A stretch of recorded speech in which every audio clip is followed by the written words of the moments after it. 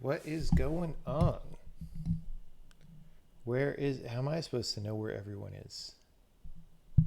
Everyone is somewhere.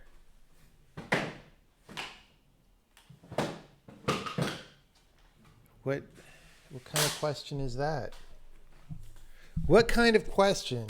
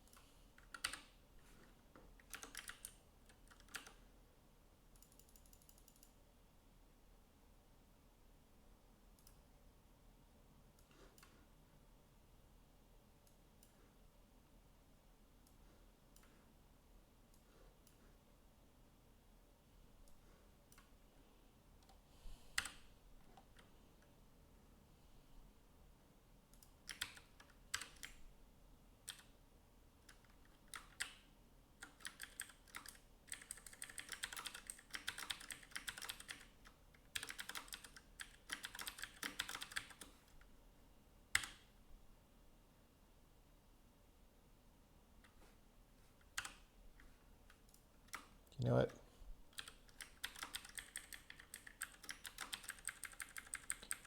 We're just going to make a really big play surface for ourselves.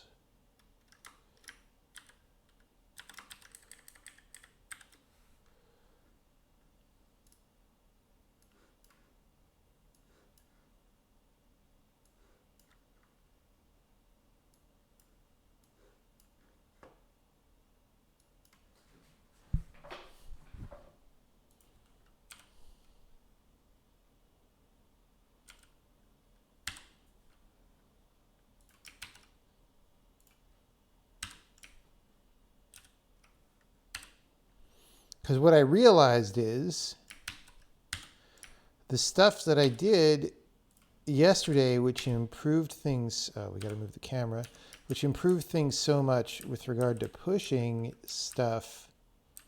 On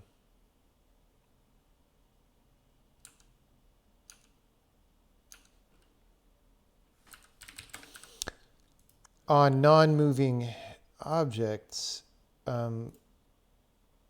it introduced a little bit of a problem in moving places when you're moving lateral to the thing. So like, let me just make this invisible for now.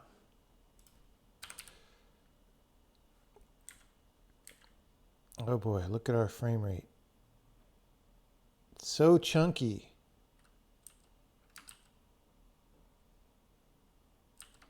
All right. But you see how it's like sliding sideways? And that's because the thing that we did, why does it start smooth and then get slower?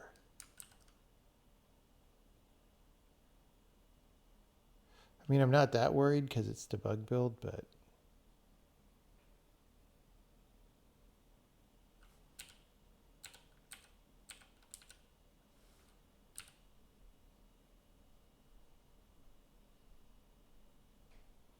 oh, we have all these frickin' particle sources on. Okay.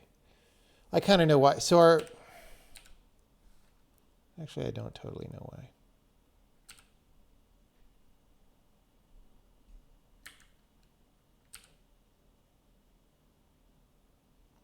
Like render entity just climbs way up.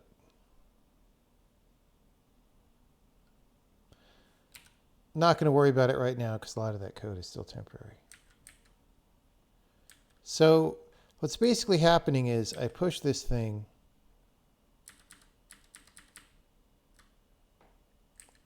See, if I push it horizontally, we're in the right place. If I push it vertically, then the code that I wrote yesterday is it's pushing relative to the starting position in world space, and the surface that we're on is moving, right? And so my inclination for now is to do a thing where we just say, hey, if I'm being supported by something, then we anchor our start position to that thing. Now the problem is, what about if you start on something and then move off of it halfway through a push? But I'm taking a very incremental approach to these things.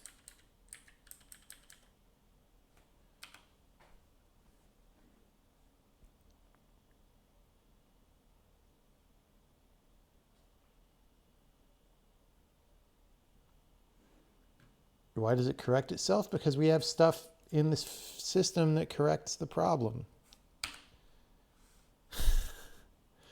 Why do you think?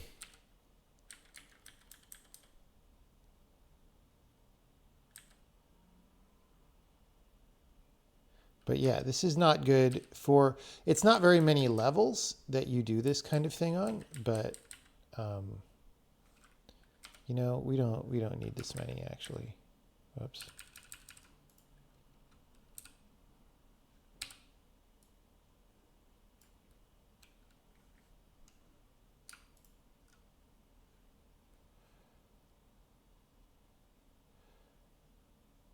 $39? Yeah. All right.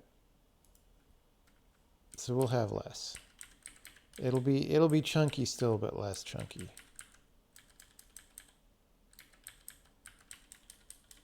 Because we really only need to go vertical.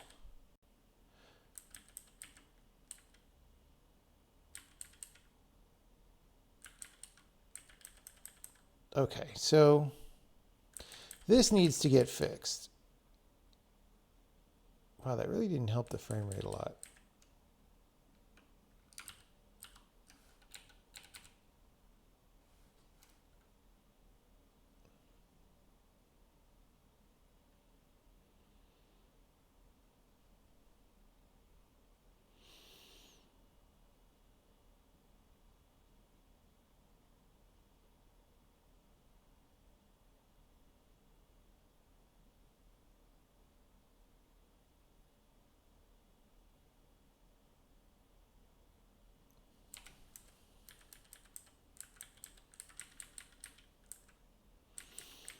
Okay, so that has to get fixed.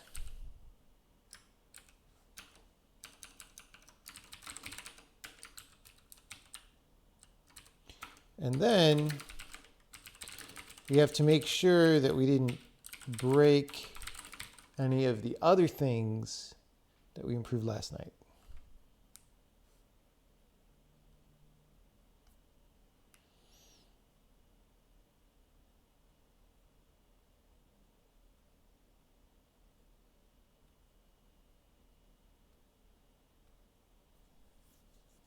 Okay.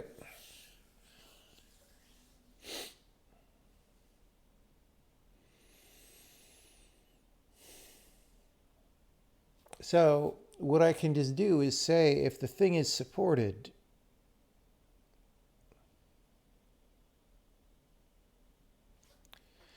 yeah, let's just see how this looks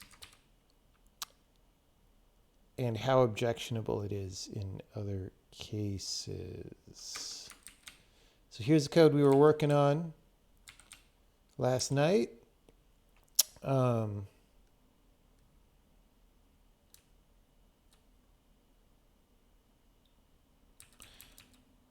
So this new position base here.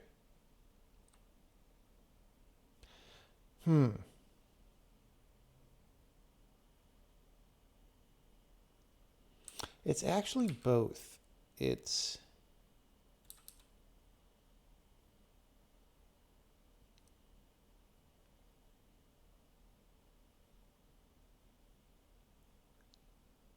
okay, so let's do this. We're going to set this to this.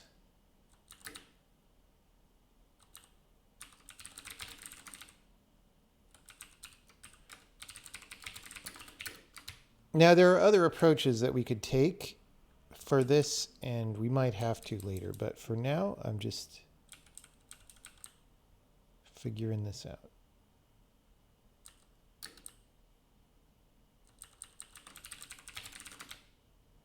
So we go there.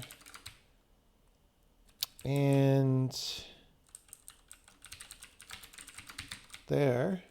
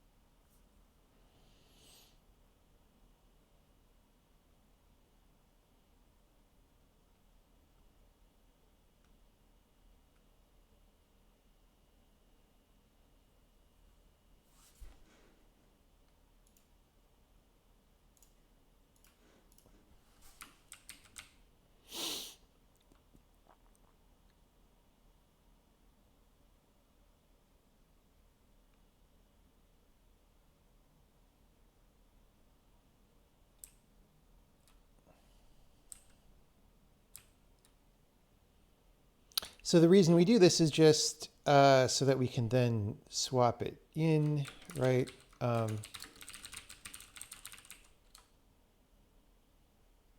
Actually, we don't need to...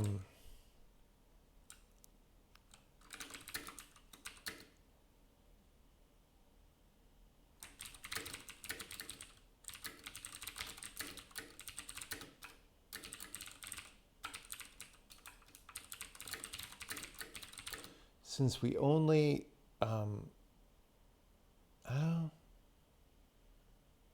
actually...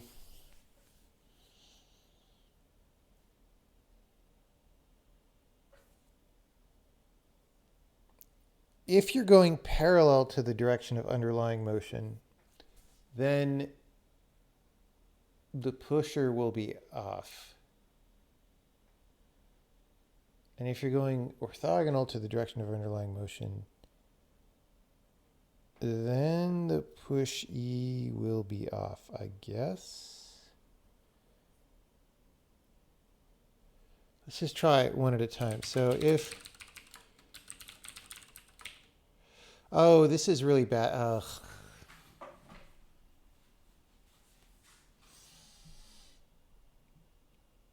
This is bad.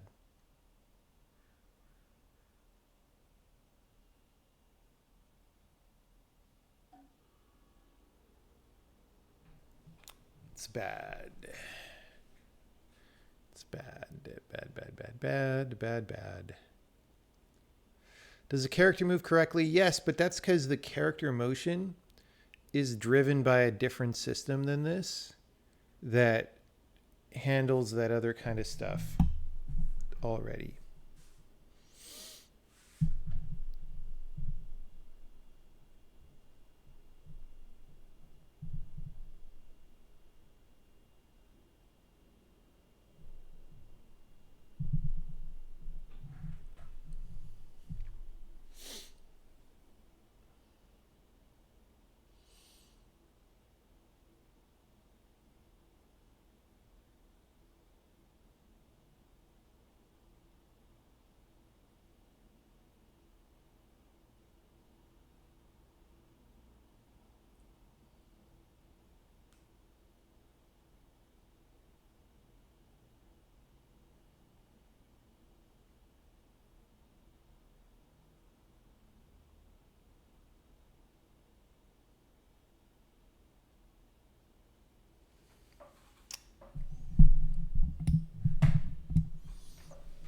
It's interesting because I thought about this a bunch of times over the course of the project, but it was always in terms of how do we do this relative to different systems, and those were usually temporary systems.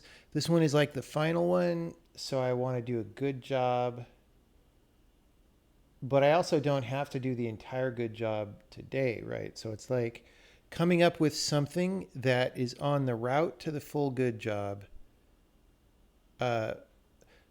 But that also just incrementally improves the results we're having today so that for our next playable milestone, they will be better. And it's not always easy to picture what that is. Not always easy.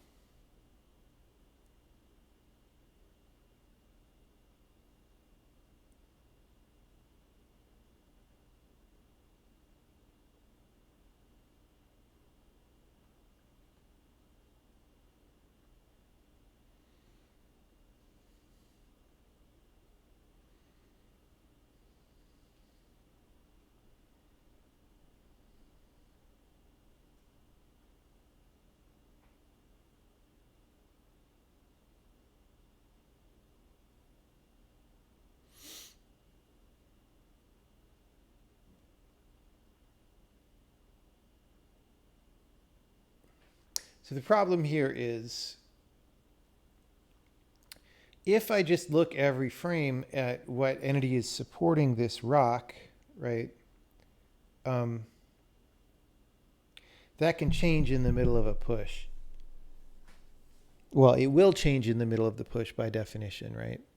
And you could try to compensate for that by only taking one dimension of it, but even that is not guaranteed to match up.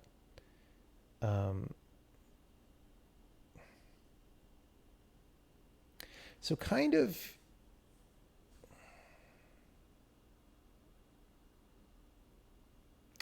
maybe what we actually want is to accumulate.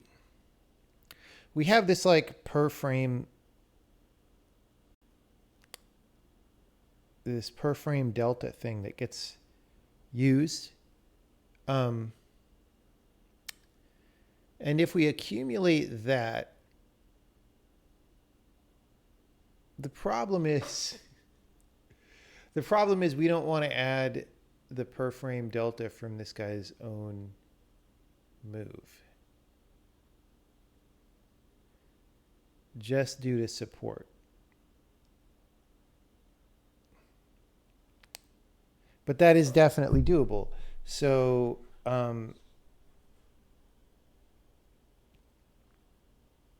we could somehow add up support deltas over time.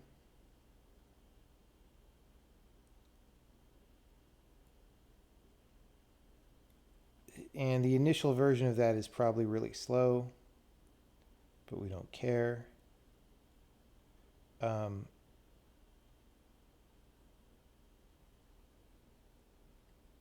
then in the end,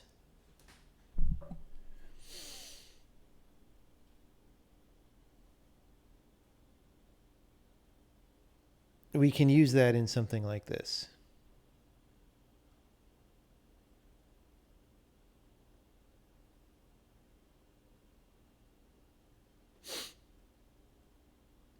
I think that is the most likely to give a good result.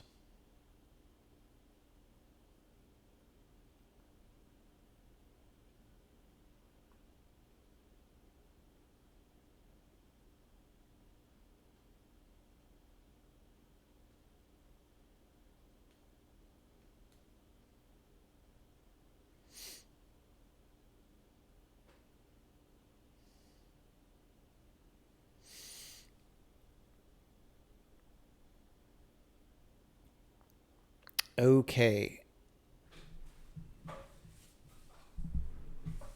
So what we could do, we can add something to the single move.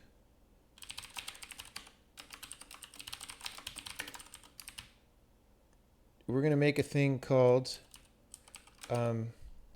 support position accumulator. And this is in version 5. And because I'm paranoid, I'm just going to run with just that. Okay, let's actually go plus pusher single dot support position accumulator. This won't actually do anything because it's going to be 0 the whole time. But, you know, you got to start somewhere. Pushy single is used before its declaration.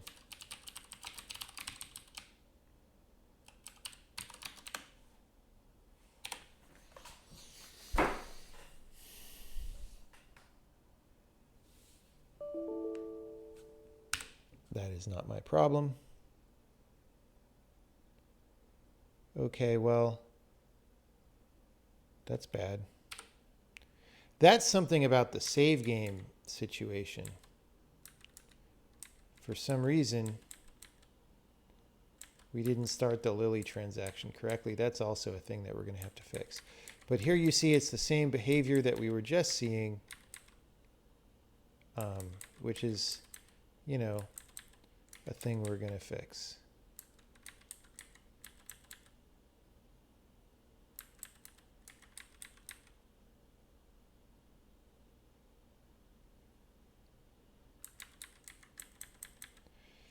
I actually want to flag these lily pads to not have the frickin' particle systems. Because our particle systems are not fast right now.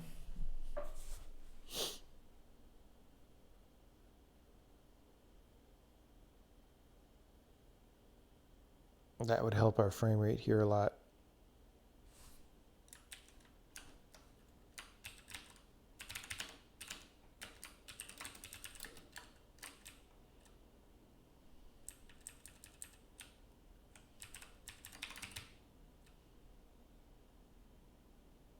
Oh, wait.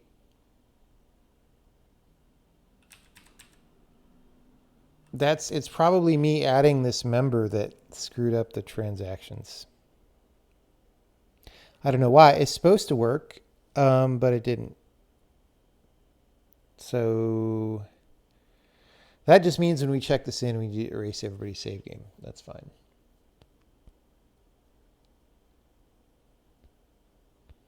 And we can look into later why that didn't do exactly what I wanted it to separately.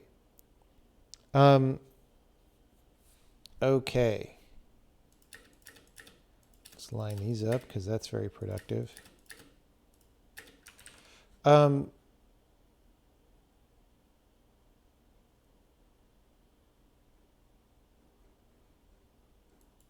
least I suspect that's what happened because this thing is a different size now, and the transaction that's saved in the save game is a bunch of these, right? Actually, we could verify that by anytime we undo, it's probably busted now. Let's see. It's again not my problem. So if I go back, no. Oh, well, these are probably in, okay. So a lot of these are from the recent save game after I reloaded. Okay, well, no. Oh, you know, I maybe reset the level, so we maybe don't have the old stuff. Okay, so skip particles. All right. Whoops.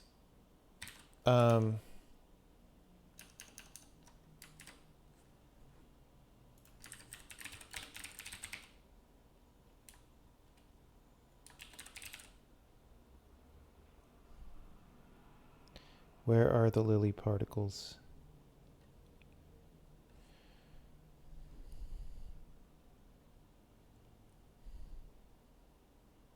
I cannot see the names.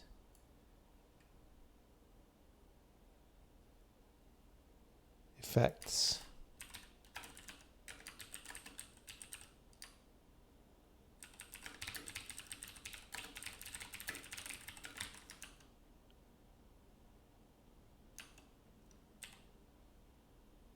Okay.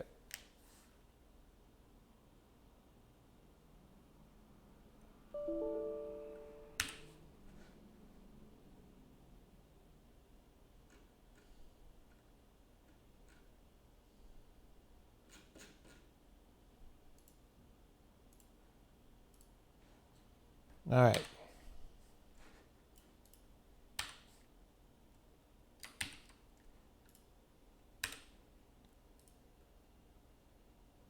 Skip particles.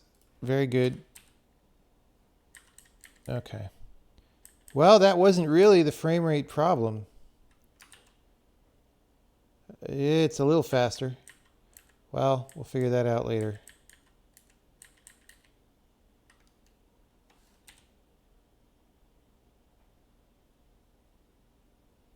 That's kind of nutty.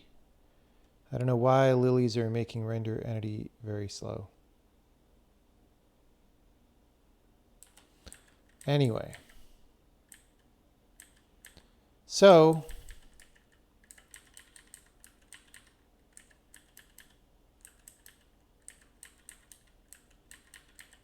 I'm actually just curious now. I don't want to like rat hole on a bunch of different things, but do we do anything for, no, we don't even do anything for lilies specifically here. I don't know what it is. It's probably just something in debug build anyway, but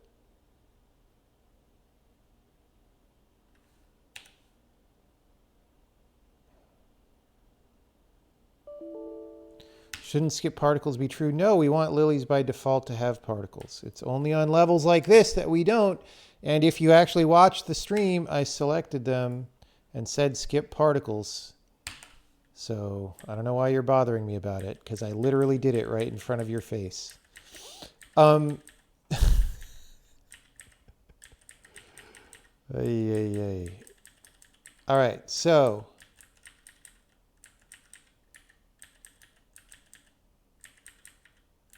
okay.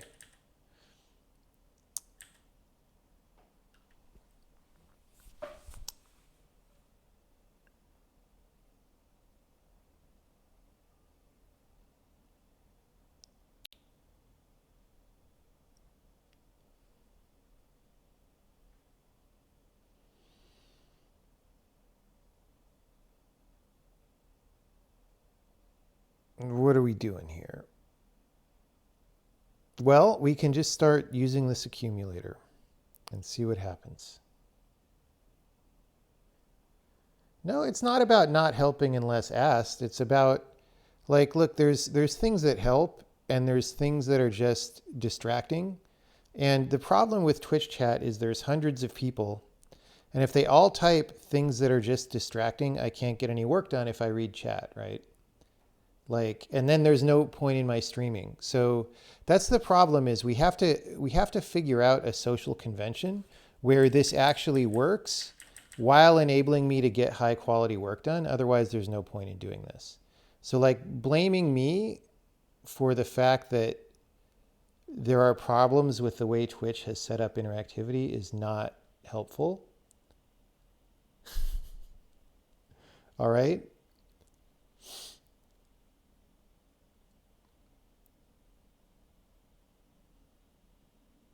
It's just high quality help is appreciated, right? Anti-help is not helpful.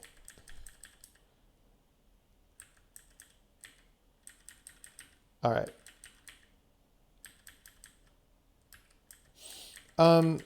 So the next step, I think, is just to put support stuff into those accumulators.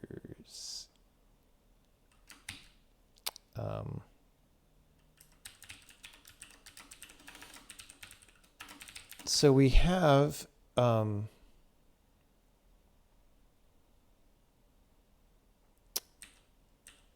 we have things that run.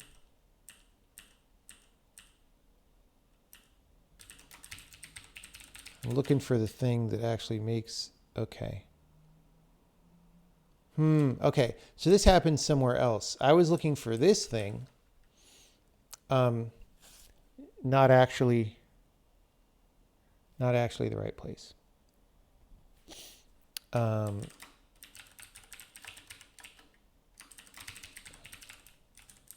got to be someone else who handles visual support.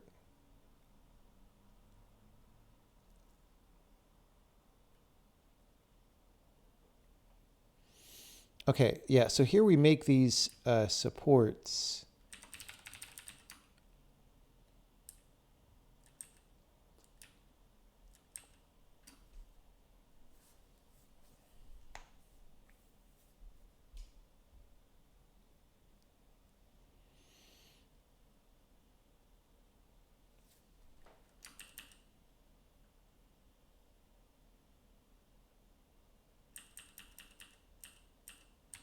Okay.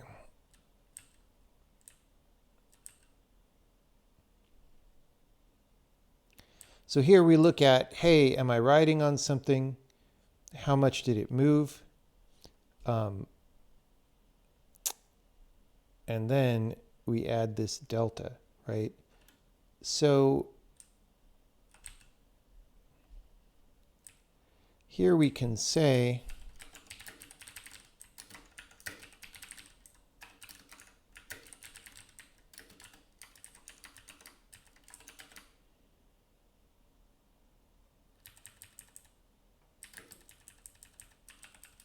so we might as well, so because I'm about to do something that's a little bit slower, I put it in an if statement, right?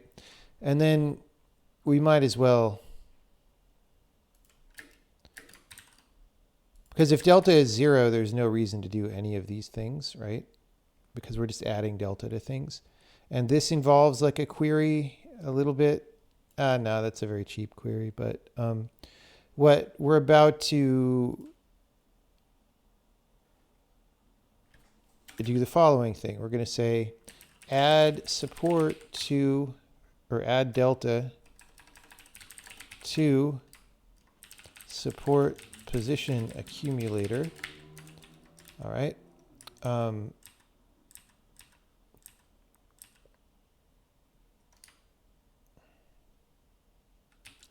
guess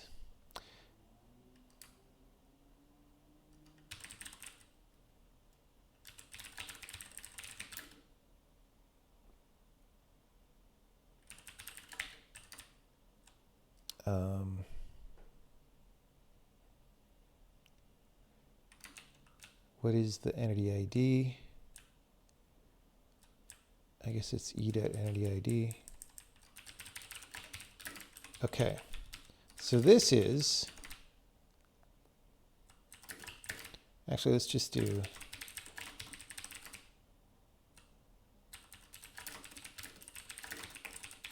this.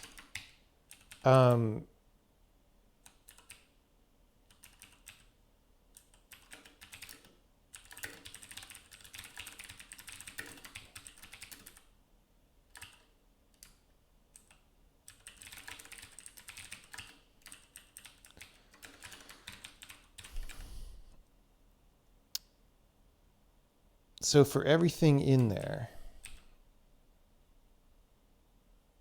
we're going to say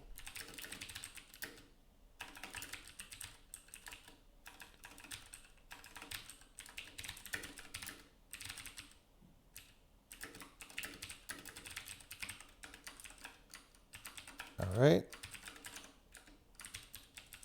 and then single dot support position accumulator plus equals delta, right? So that's kind of slow right now. Later, we could maybe add some acceleration to that if we ever care.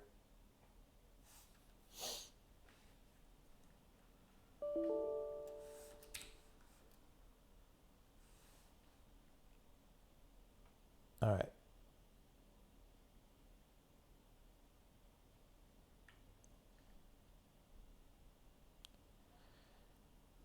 So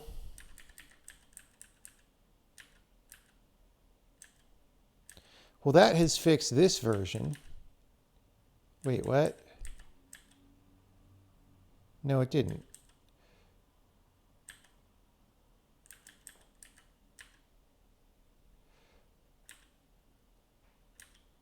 I just got lucky that one time.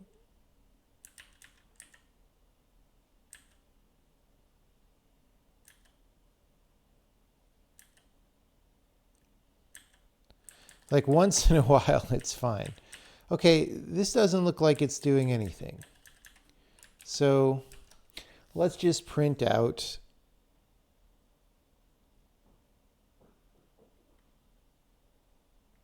let me make sure I'm doing that right.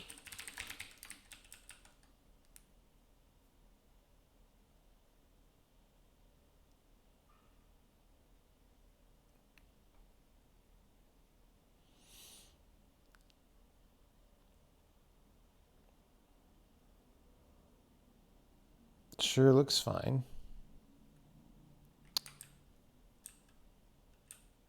So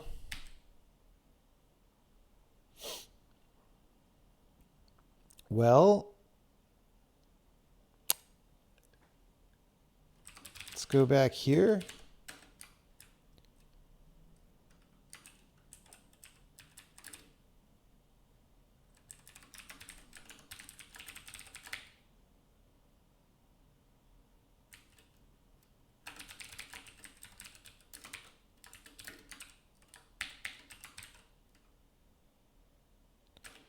So we're just going to print that out every frame, and it's probably going to be 0 for some reason.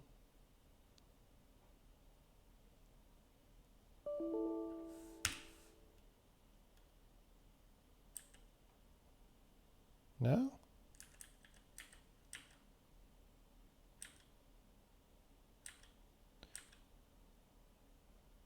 Okay, that was weird.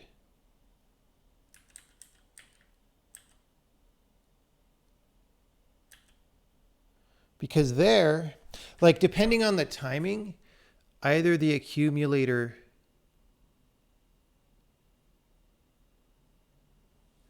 like, okay, so the code is kind of working a lot of the time. It's just sometimes, like if, why is it always 0.12375?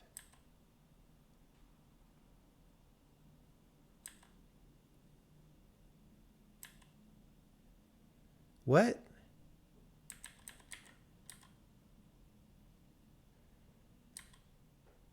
That's very weird. It's like it cuts off early for some reason. But this code that we inserted this into, as far as I know, is still the same code that's making it move, you know, normally.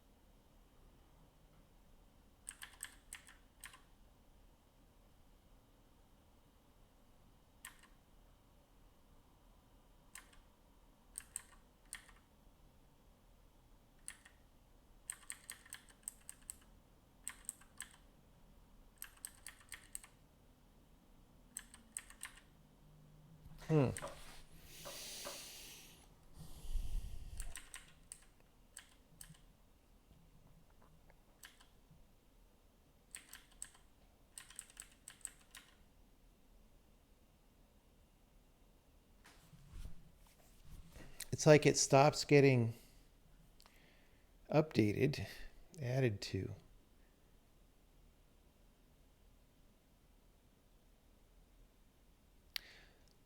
Maybe there's some old code where we turn off the visual position updating. I mean, we did just check in move transaction, right?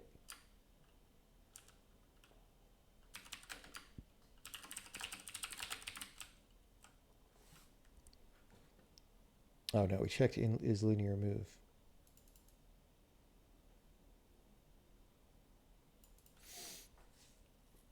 Oh, we check here. Okay, that's about clamping the vertical delta.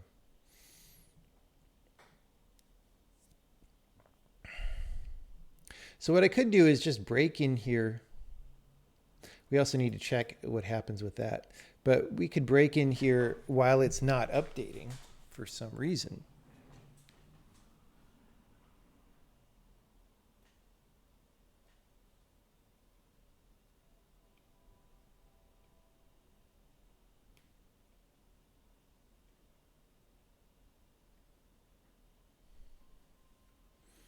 So let's do visual delta.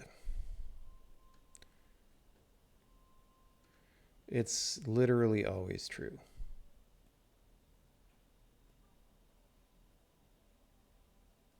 Yeah, this was...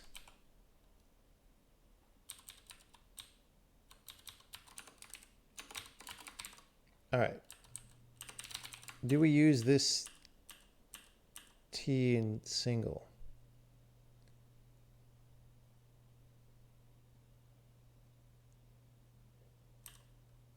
Yes.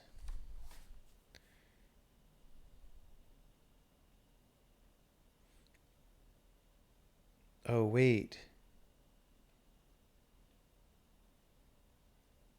We're already lying. We're already lying to the move thing about the start and end.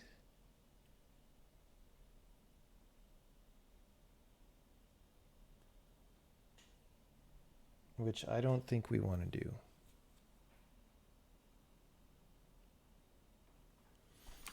Now, when we take this out, it might mess up the player motion, but one thing at a time.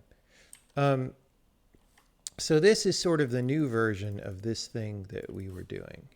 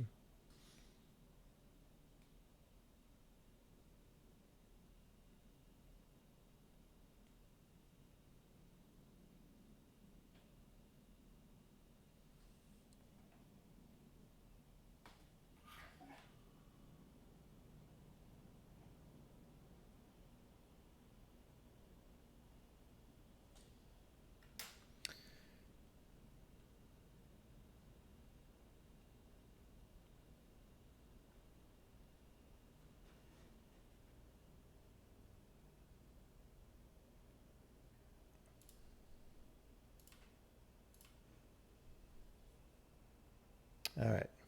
So what do we do here?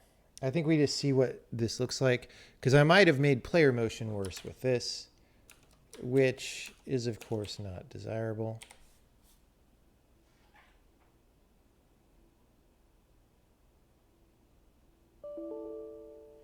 This assertion is driving. This is one of those days when there's lots of little other things going on that we're just not going to focus on because they're sort of in other people's department and or would slow us down.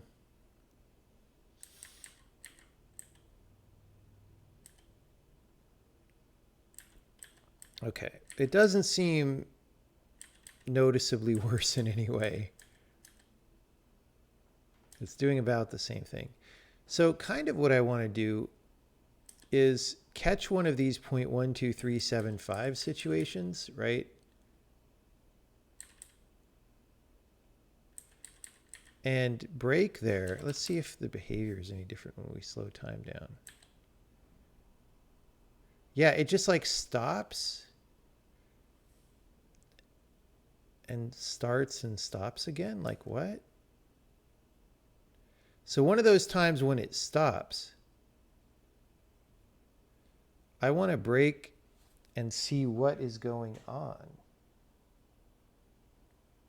right? Because that seems like not how it's supposed to work.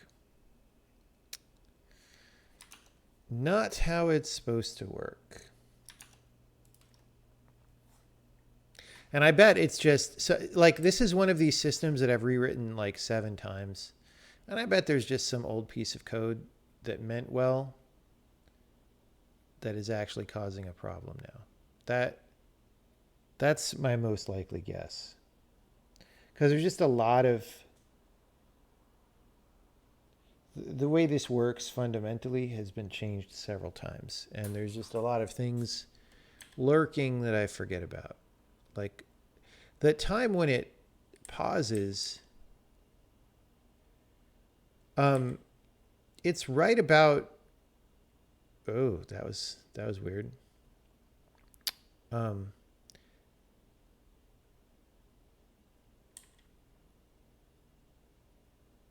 It's right about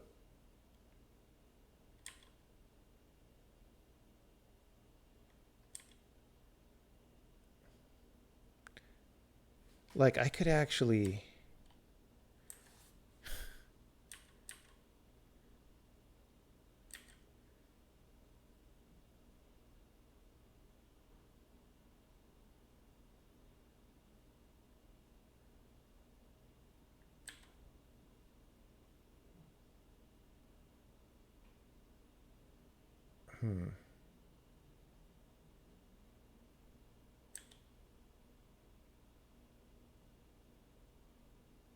No, I was going to say maybe it's when the transaction goes green or goes yellow, but it's not. It's doesn't appear related to that.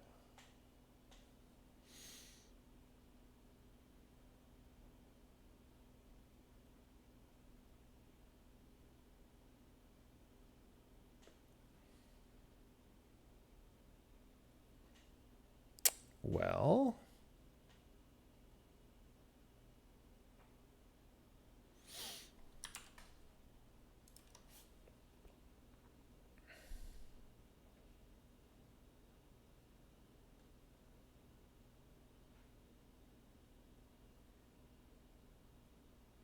why is the player character less affected? Because it's totally different movement code.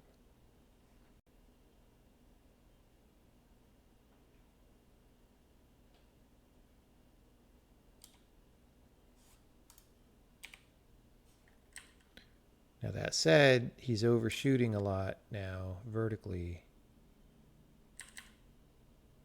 So that's like a thing that we need to worry about. That's new. He's not doing it now though, so maybe that's a timing related thing too, but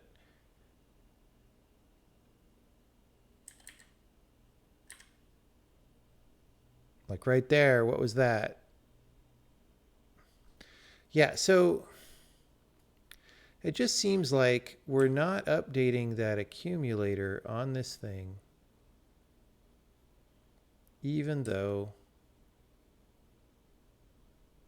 it's being, the thing it's on is being moved right there. Like we just stop. And the question is, why do we just stop?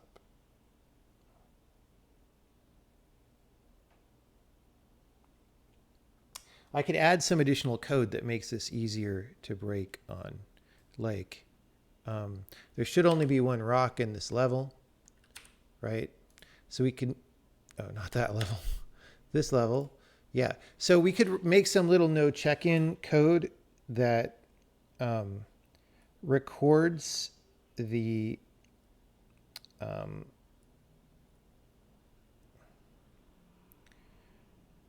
well, because we would have to search every frickin' thing. It's maybe not that simple.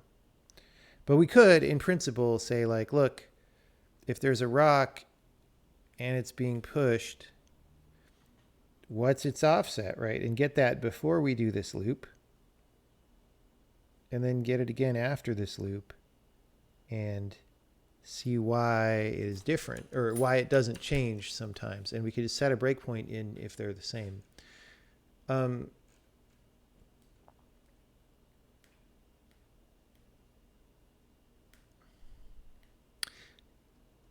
You know what?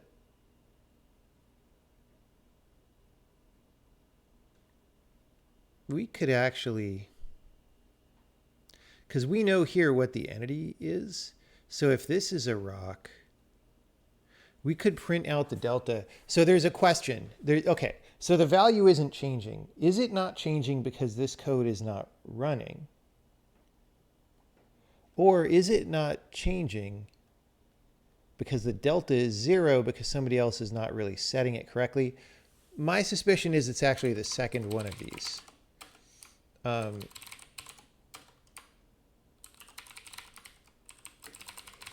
So I actually want to see, if we start ticking up and then the delta happens, right? Or the delta goes to 0, right? So I want to do this.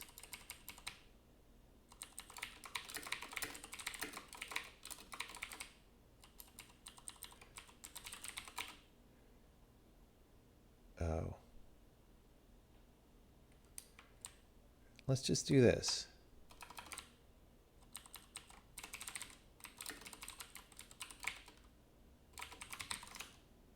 That's probably enough to tell us something about what's going on.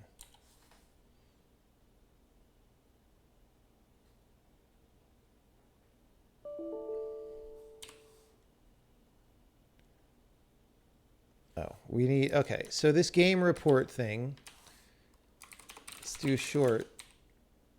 The standard game report function makes things take a long time to fade in. Come on. All right, there we go. It's still making, oh, wait. No, it's because, all right. This is not ideal. Hold on.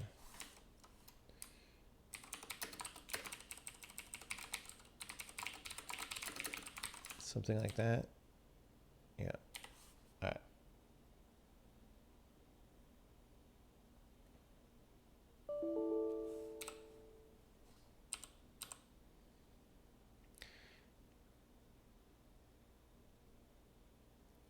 So we're getting this delta. I could have just written the delta x, right?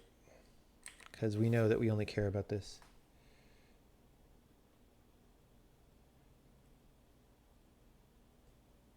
So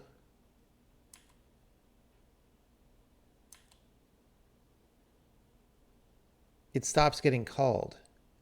Do you see that?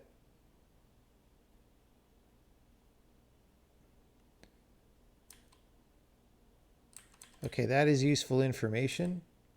Like the output just pauses there, which means we're not calling that. Why? Why not? Oh, well, actually, lol, I did this. So maybe it's just that if statement saying the delta. See, I made an if statement that makes these two things indistinguishable from each other that I'm trying to distinguish between.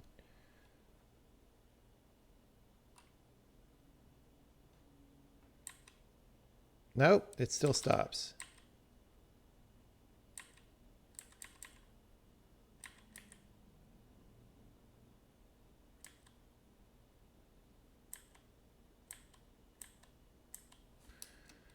Okay, so that's not good.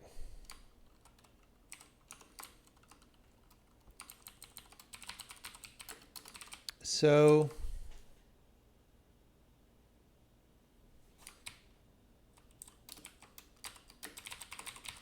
what is happening there? And then, you know what? I'm thinking about this. This old visual error number that we have that we don't really want anymore.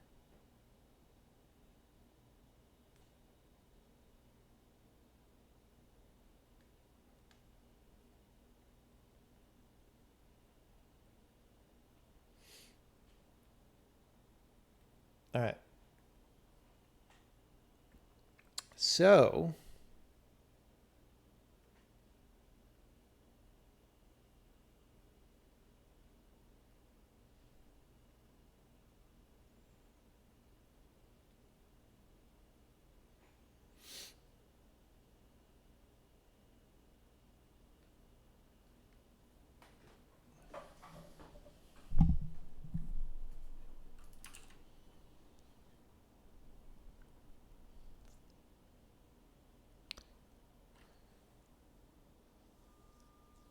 I mean, I would guess that we don't end up putting the rock into this supports list at some point. That seems bad, but let's take a look at that.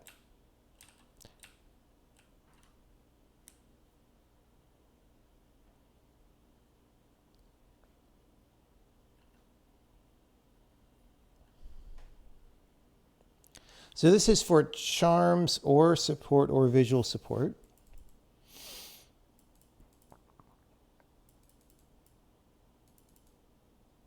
Oh, no, it's for certain kinds of charms.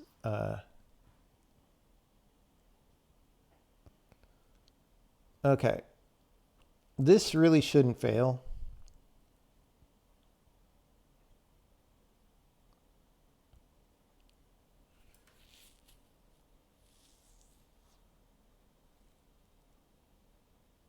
None of this should be happening. So here's what I'm going to do. Oh, sorry. If this is a rock, we're going to say, going to do this, and I want to see this every frame.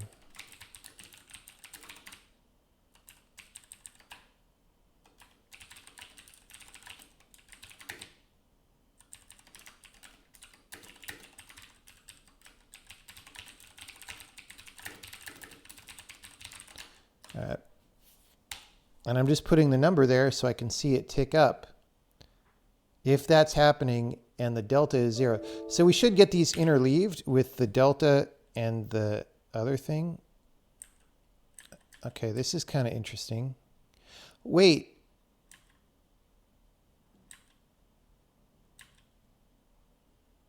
Okay, literally the rock support stops.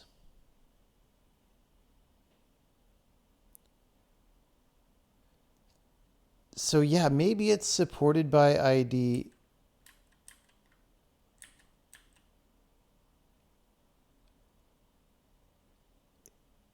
Is not 0 or is 0. Maybe it's getting cleared.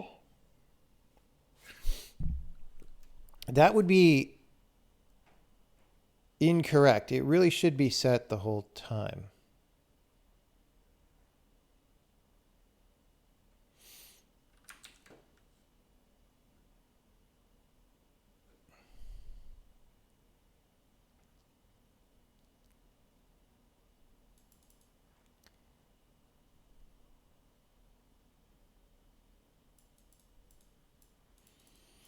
Okay, actually though, we're not looking at the rocks supported by ID. We're looking at the move infos supported by ID. All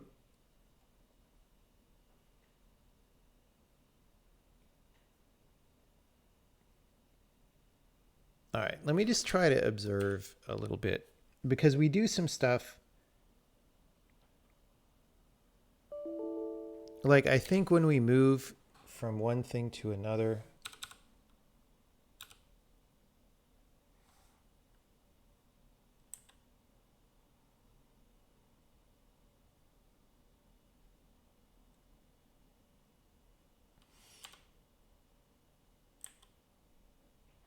problem is there's so many lily pads.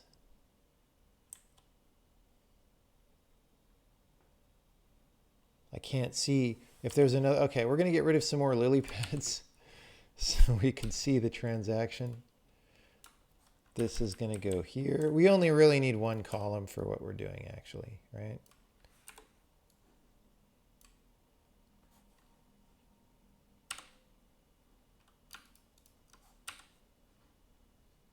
And in fact, we could even shorten it slightly. So maybe this now fits on the screen. Yeah, okay. So there's a guy with support and there's a rock with support. And when we do this, those change to visual support. And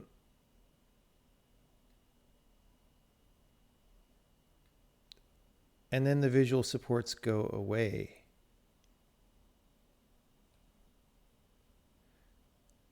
And that's the problem, is the visual supports go away.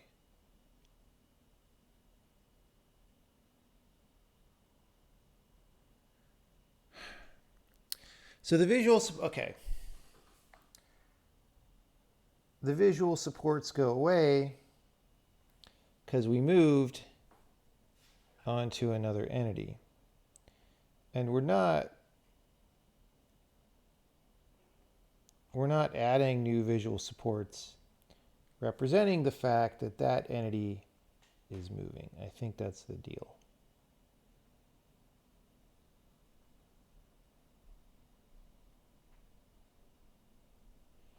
So yeah, and the reason that's happening is just, like I said, it's really old code. It was written to maybe do other things and to not care that much about the quality of results actually, because we knew it all wasn't final and the goal was just like, hey, let's do whatever we can do to get the game done. So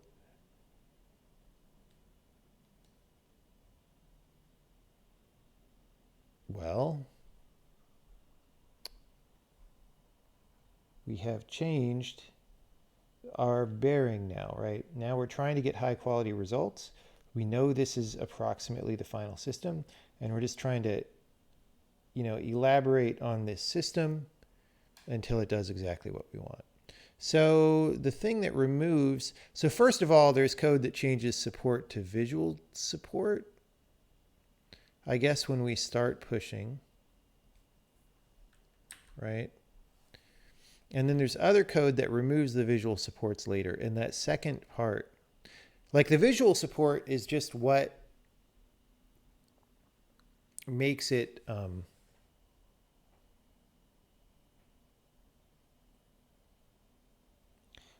move on the screen, right?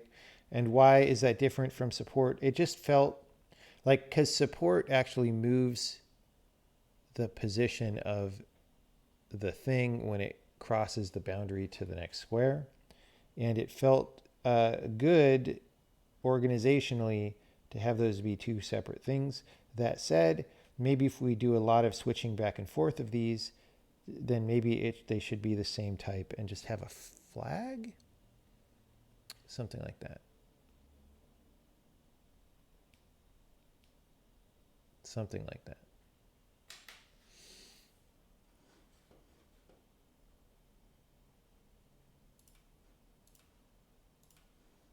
All right. So let's just look for that code that removes. I'm going to look for something called remove support moves. Hey, there it is. Maybe this is what it is. What function is this? Yeah. So do physical moves is what happens when you move from one grid square to another.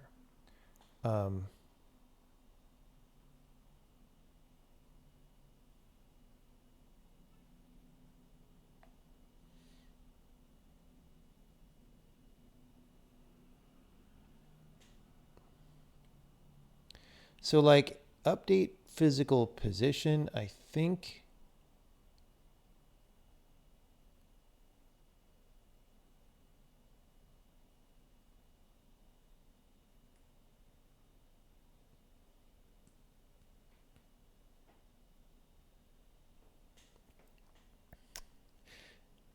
Instead of remove support moves,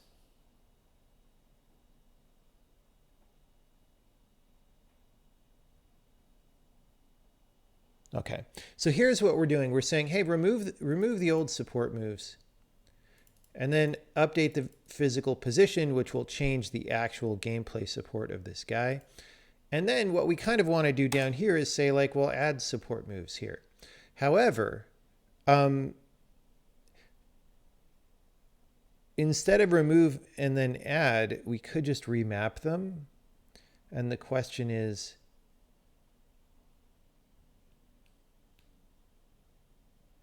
is there any benefit to that?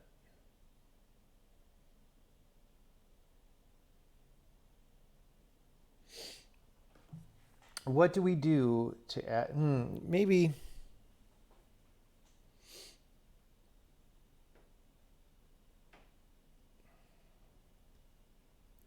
Like, I guess all we get from the support move is the per frame delta. So it like doesn't.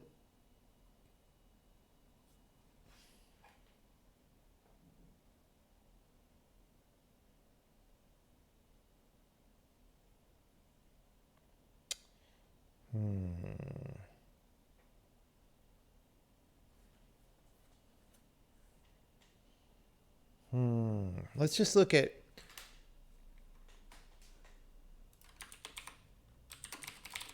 this add breadth first. Add breadth first support moves.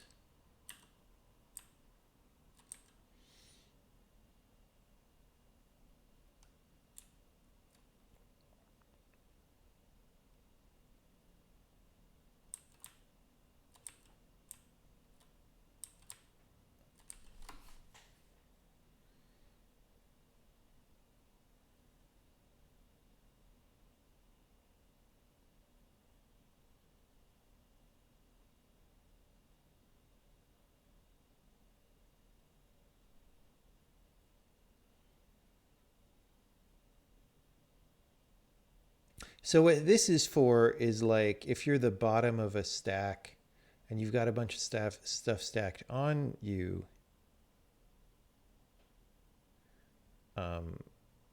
which is sort of the inverse of the direction. We're trying to go down here, right? Dude, this code is much more involved than most people would think you would need code to do this game. It's kind of nutty. Okay, so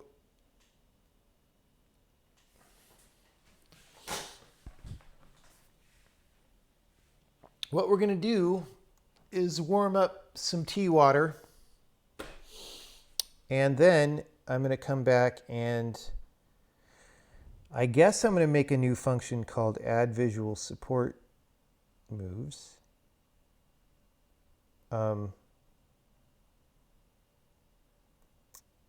If we're actually supported by a new entity, so we're going to say like if e.supported by ID,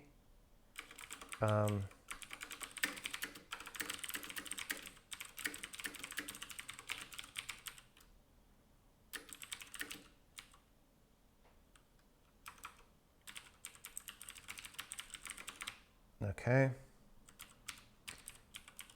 And then we'll say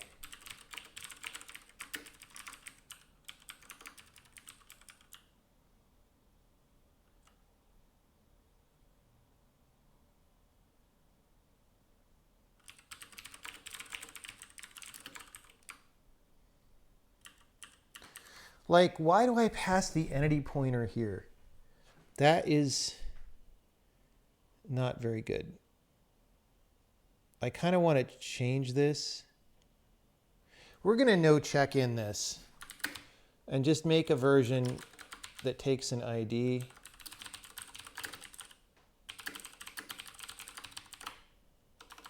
Because that's often all you have.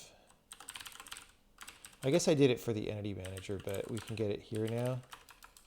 Or you could pass it. Okay, so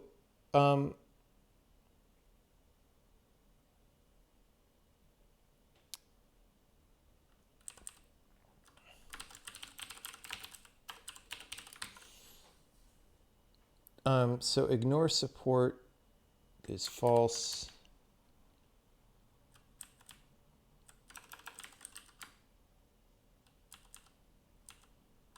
Okay.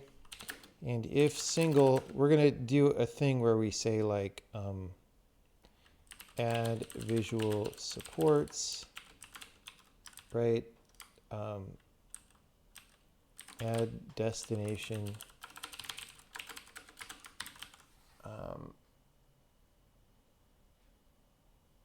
I don't want to name this tea because it shadows the other tea, even though I'm going to now drink some tea.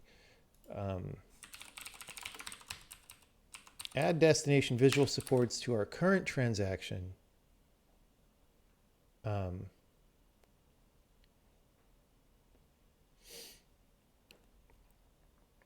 By, this is our current entity, and that's, let's call this supporter single. Okay, so we're gonna do something like that. We'll see.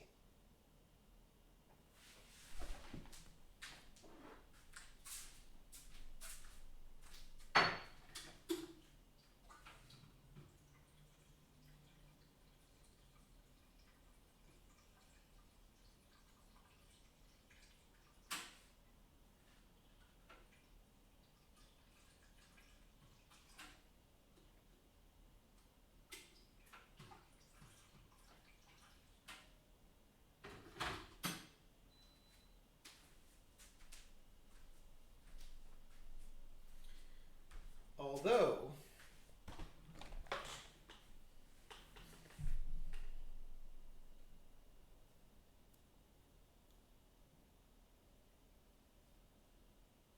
instead of requiring visual support transactions in this way,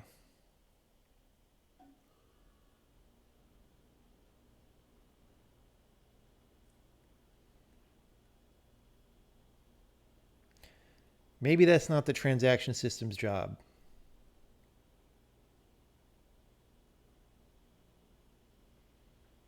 Maybe we just look at your supported by ID and see if that's moving, right?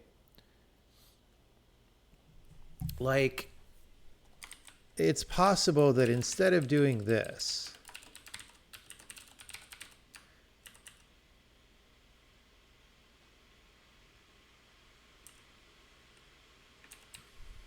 because what we're sort of doing there is doing a bunch of redundant different representations of the same information. That could be good sometimes because it helps you smooth things over, but maybe there's better ways to smooth things over. So here,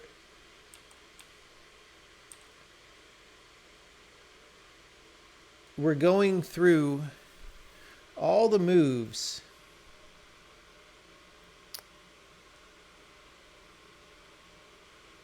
to see if there's a support transaction. Then we look at the supporter ID.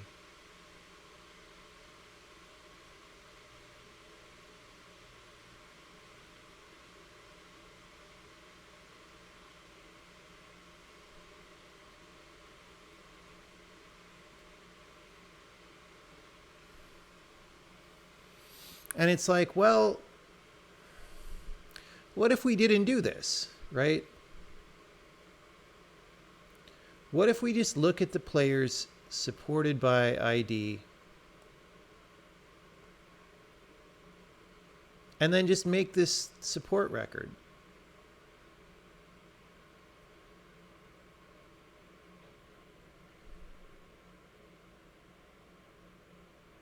We might break this. Like, the thing I'm scared of is this. But again, we could no check in this whole thing. Because again, you know, we're doing the thing where we upgrade this system to be the system that produces high quality results. So this was sort of fit into a system that existed previously to do a certain kind of thing for charming.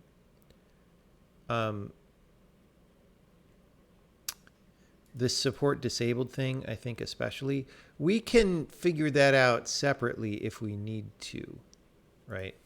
So I'm just going to do an experiment here.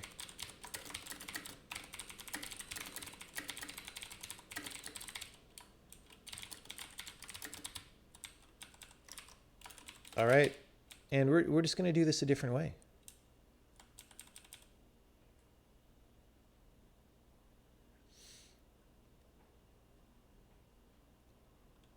We're going to say, okay, for anybody in a transaction,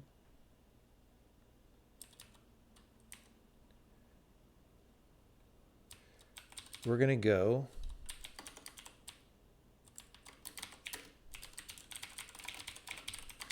and you know what? This here, this can go up here.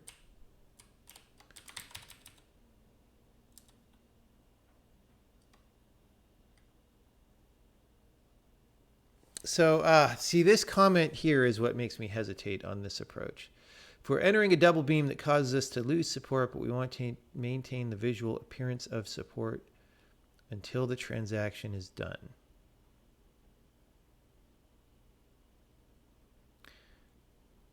But maybe that's a thing we should do a different way too.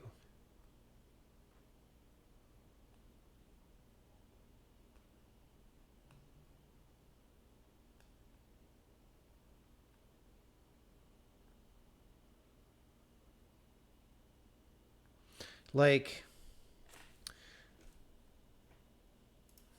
also the double beam thing. This is why you should comment in your code what things are for, because it allows you to go change it later.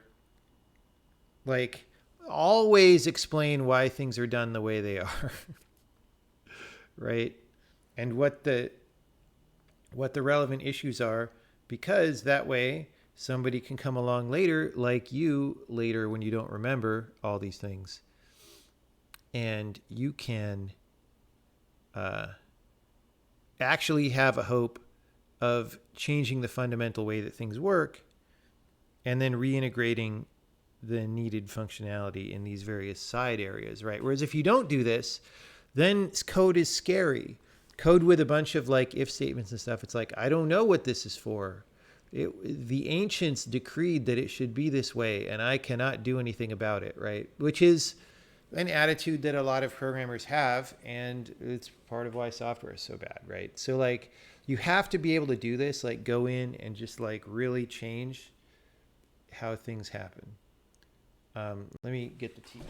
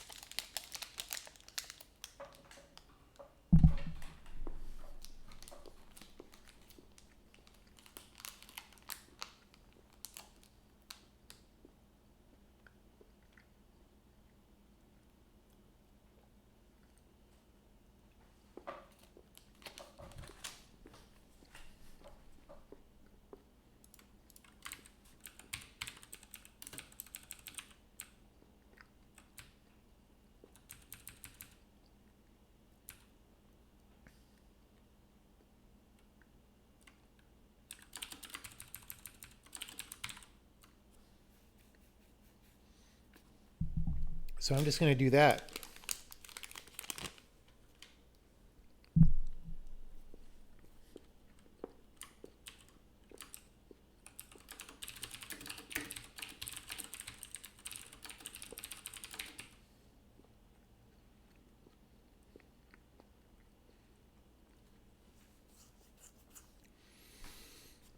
Okay, the problem here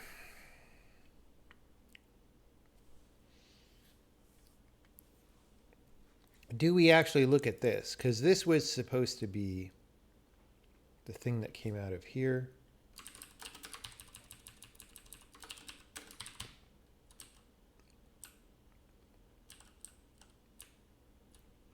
Anyway.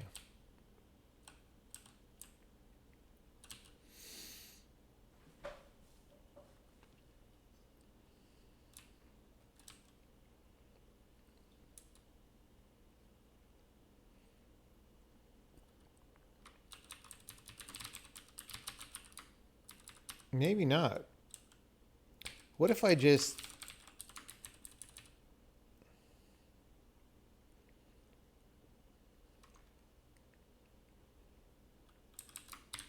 Do we really need that anymore? Who's using that?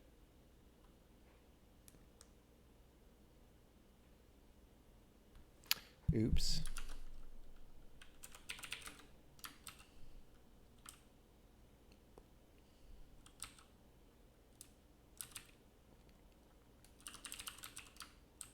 I see. I did this.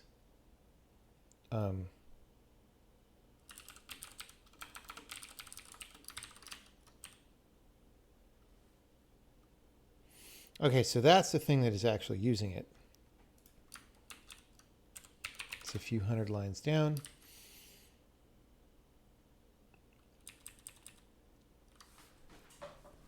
So, if there's a charm info, we're not going to worry about this yet. Because again, we'll re-implement this once it's fresh in my mind what it needs to do.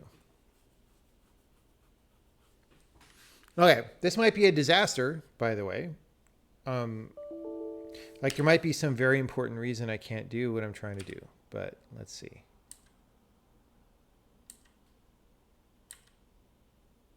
Well, it's still not like working.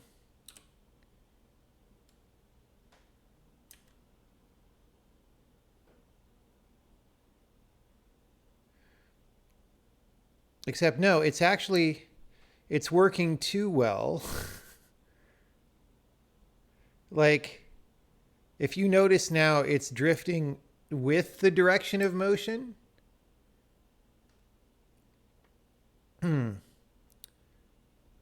Not like against the direction of motion.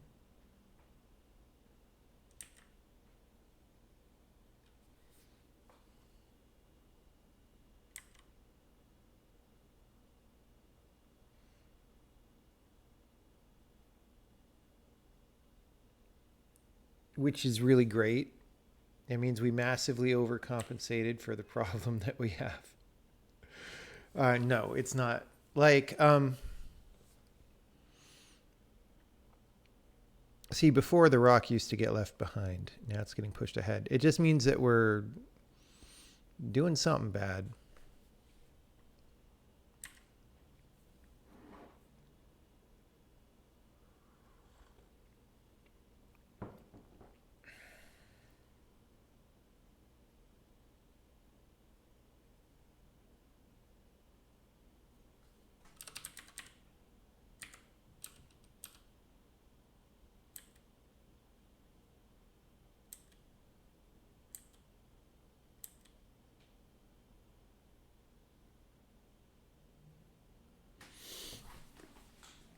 So,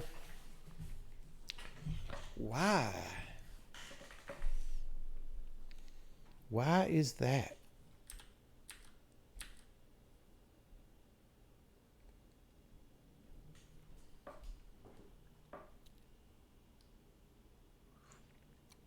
Why is my tea so hot?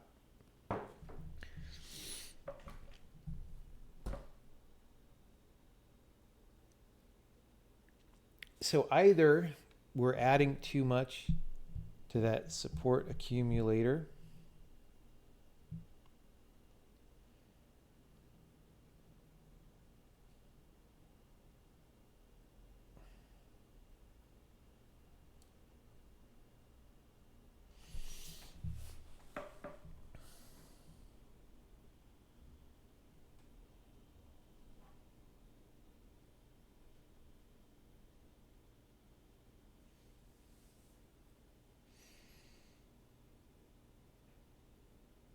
it is a little bit confusing because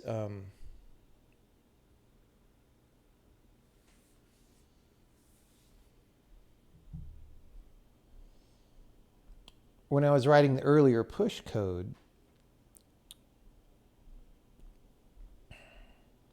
and adding that accumulator thing, I wasn't aware of the fact that that accumulation shut off at some point during the move, which is why it behaved unexpectedly. But now that we've removed that part, I'm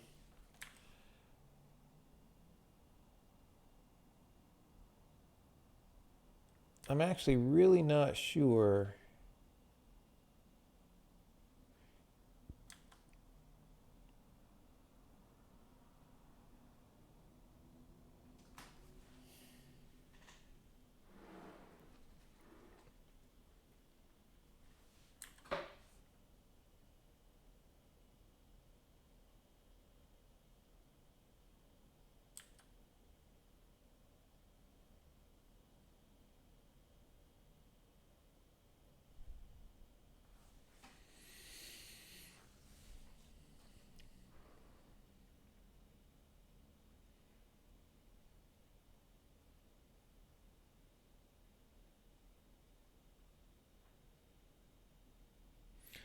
not quite sure what to do.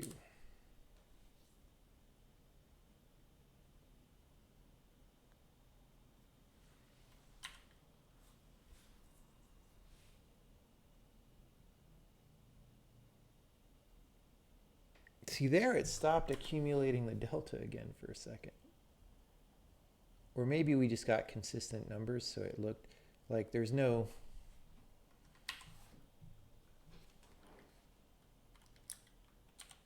All right, let's go back to this.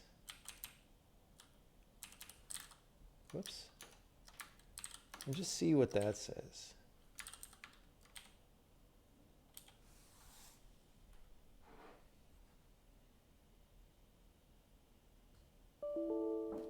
Come on, assertion.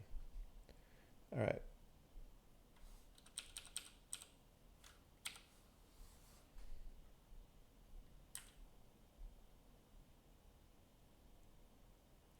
Oh, we're not really...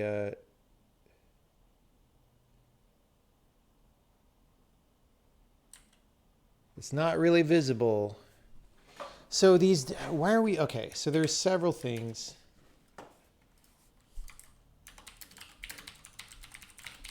I forgot this was before we started doing that.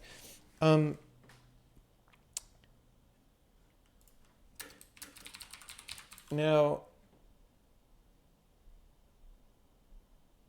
the delta printing thing,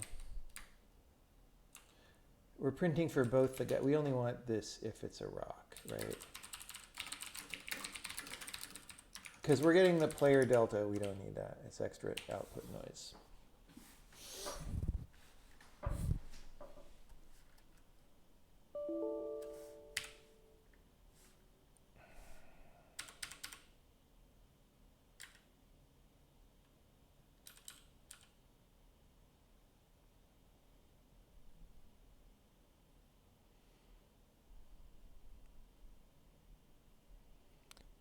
I mean, it seems plausible that that accumulator is the right number.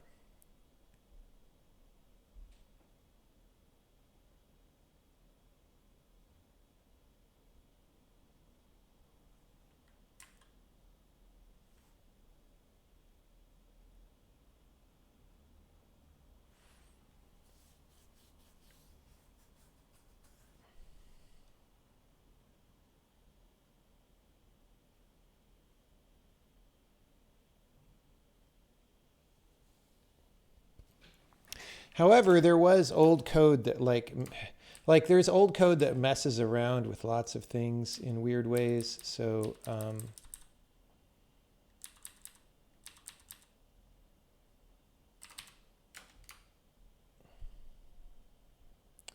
okay, this is actually, I realize now, this is totally wrong, by the way.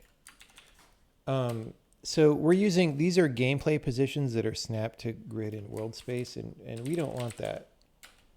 I actually kind of don't know why that's not resulting in a more obvious discontinuity. But I guess we're like using that and then subtracting things and re-adding, so I guess I get it. But we actually want, I think, to use these. Now that said, like this visual start, I just want to make sure nobody goes through and modifies that, because we used to lie and modify a visual start. This is where it gets initialized. That's fine. Okay, it doesn't look like we do that. Who knows? So we're going to use this.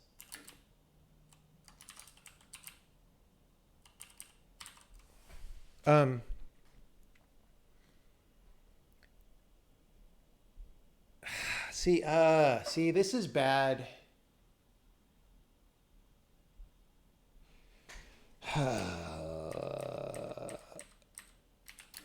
This is bad in other ways.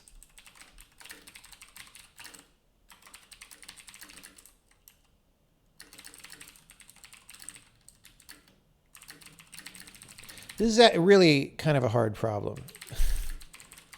It doesn't seem like it should be, and maybe I'm missing something that makes it a lot easier, but it's just kind of nuts how hard this problem has been.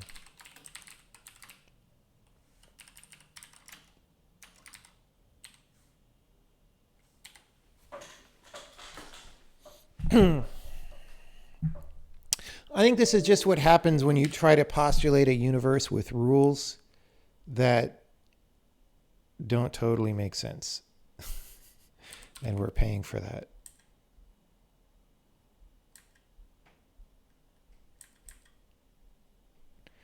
Not really any discernible I mean, maybe it looks a little better somehow, but not really. It's still drifting about, it's maybe drifting less.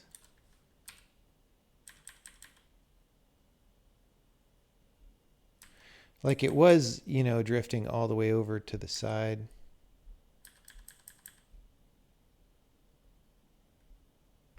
Now it's only going about halfway.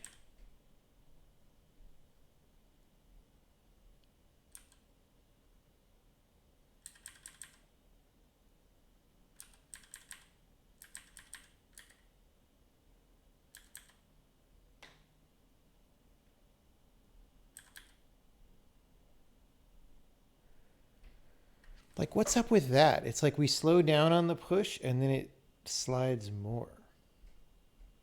What is happening there? I do not know.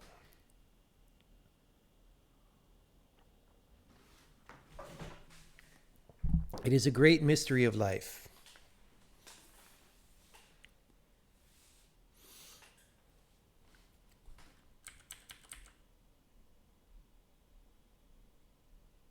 I also don't know why that guy overshoots sometimes. That's a weird one. But that, again, like we haven't gone back and looked at the player motion code in a while. Like I want to get this pushing thing solid and then we can go back and look at that.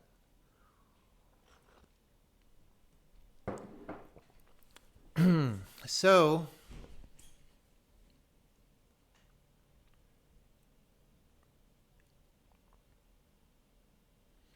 we're taking the visual start, we're adding the offset.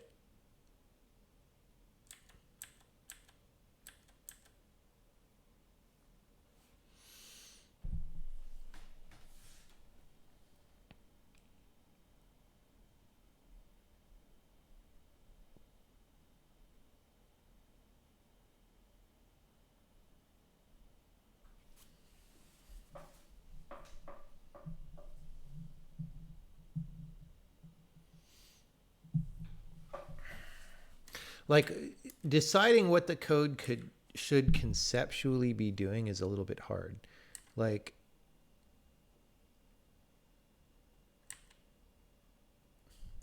I guess the idea is, okay, the motion is being taken care of in the background.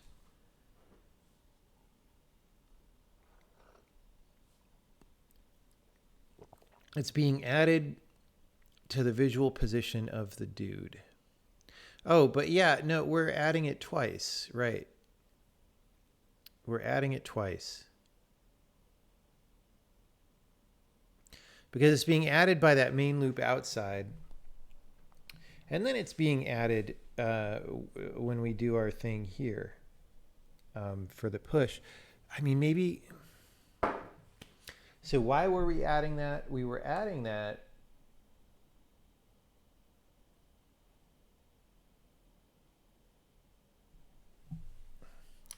because we felt like we needed to, but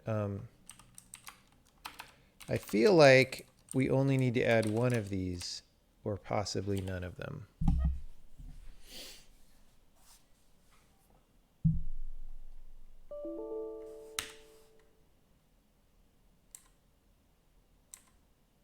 Well, that's now it doesn't really look any different. I mean, that's interesting information in and of itself, right?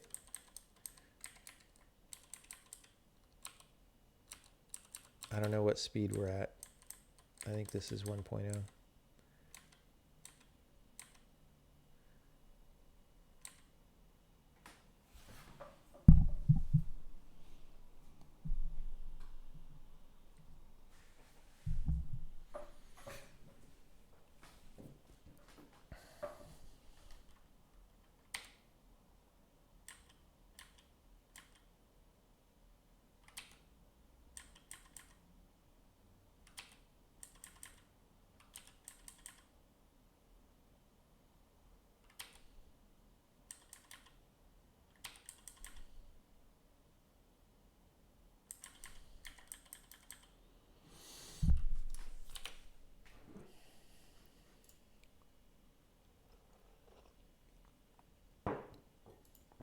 So why is this not even mattering is a mystery.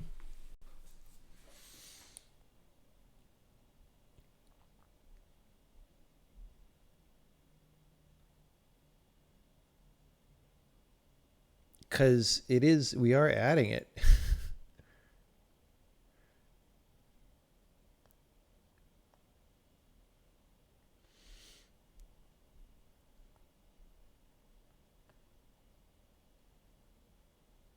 Like, regardless of it mattering or not mattering.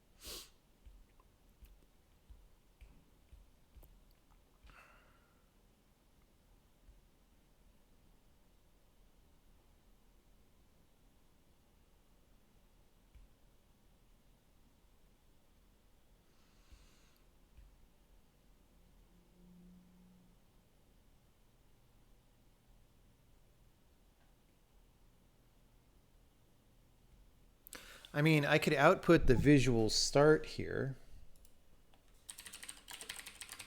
just to make sure nobody's lying and changing it. I suspect that's not happening.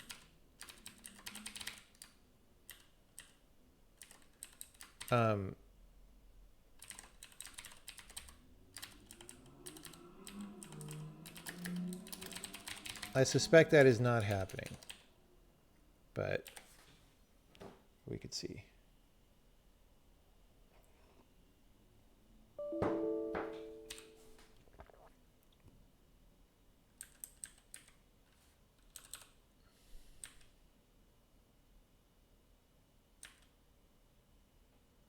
Wait.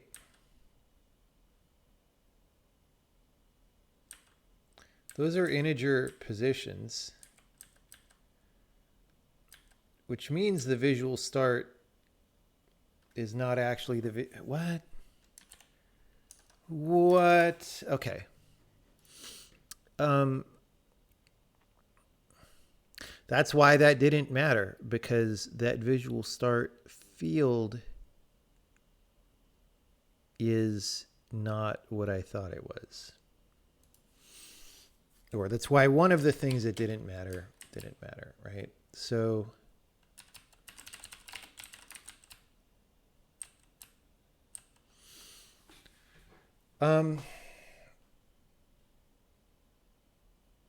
okay. Here we are literally setting this to the moveinfo.start position.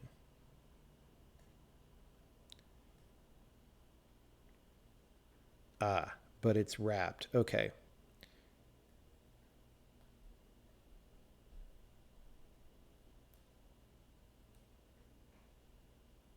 So we actually want this, I guess.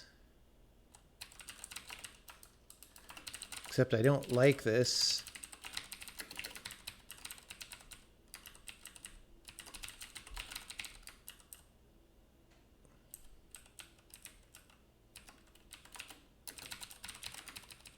We have so many no check-ins.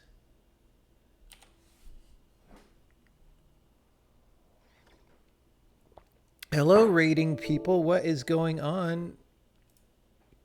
Things are happening in the world, I guess. Okay, hey, look. Oh, nope. Nope. Still bad. Still bad. Okay, we're not really drawing the right thing now, right?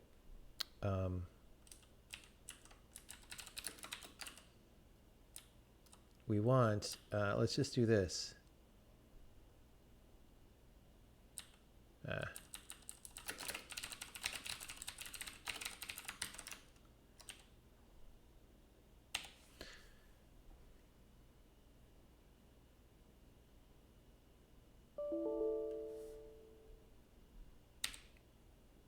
Is it possible to construct programming language as Python having same performance capacity as C++?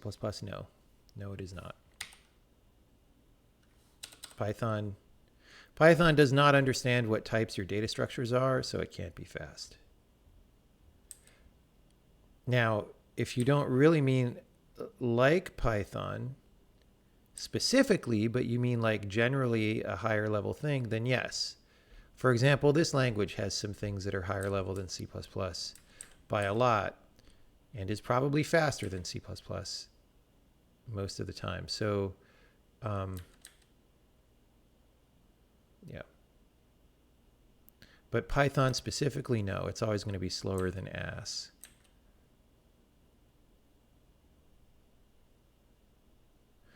Why do we have...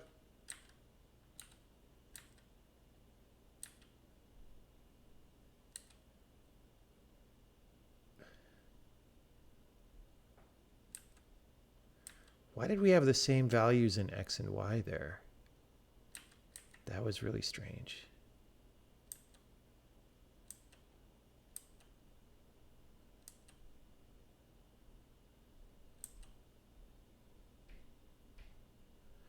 Oh, I guess that's just where I was on the map.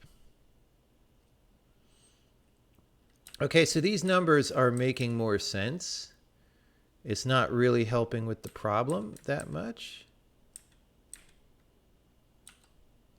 Maybe a little. It's hard to tell, you know. But we want it to be perfect. We want it to be completely perfect.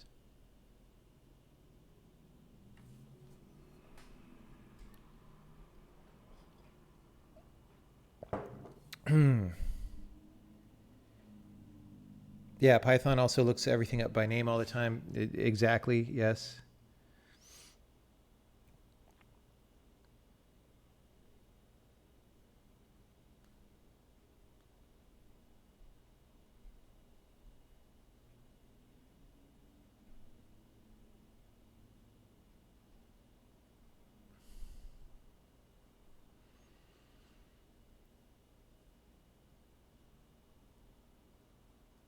Why not use a visual debug error for moving? How is that going to help? That's not the problem. The problem is what the code is doing. Like, the motion here is incredibly simple.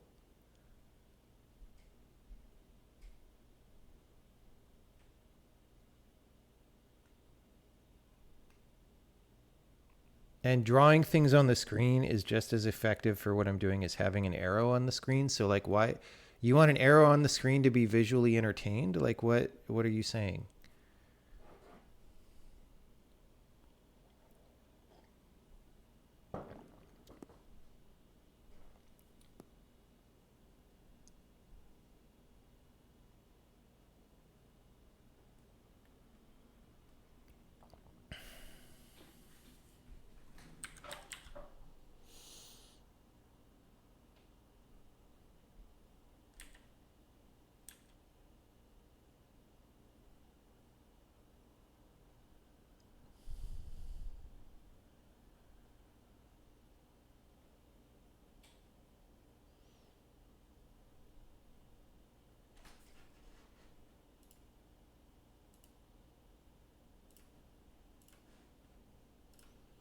All right.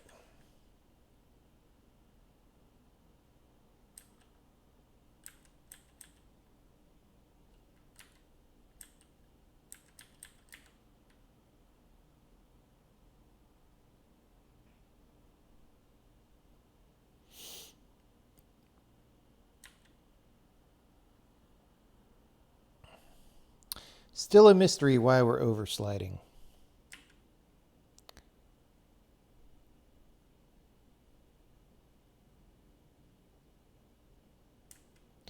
But that was happening. So again, that was happening even when we removed this part.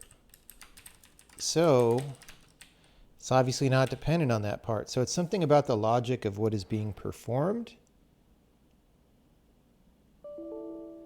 which I wouldn't think is the case.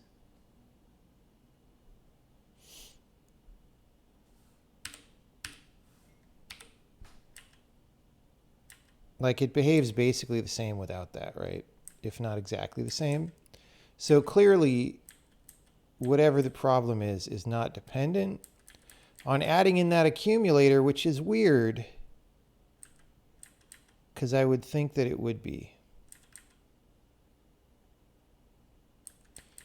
And again, my primary guess at a culprit is just probably some code that's 3 years old that thinks it's helping, that really is not helping, right?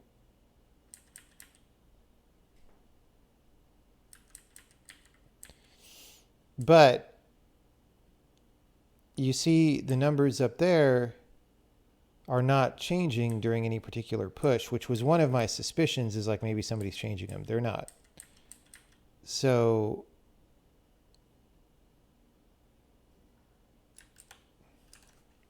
let's look at the thing. Okay.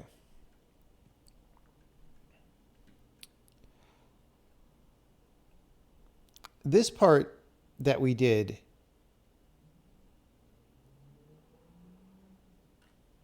this canceled when pushed, I feel like is the most sus thing.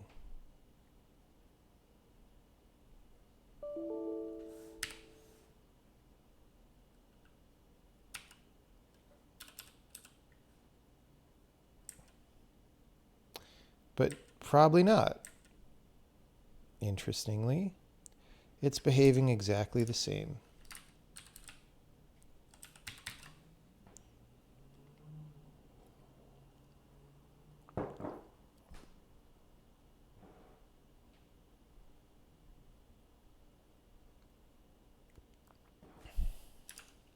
So what do we do? What do we do? I mean, okay, well, we can just keep commenting things out. As it gets simpler and simpler,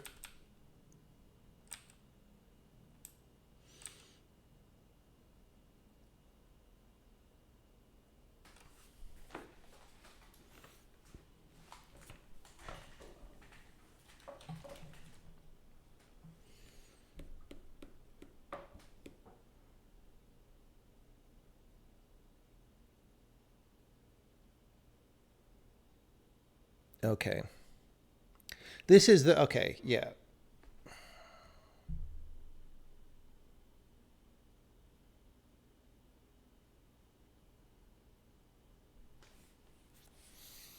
We're sort of here when we get pushy delta, we're sort of getting the position lateral to that line.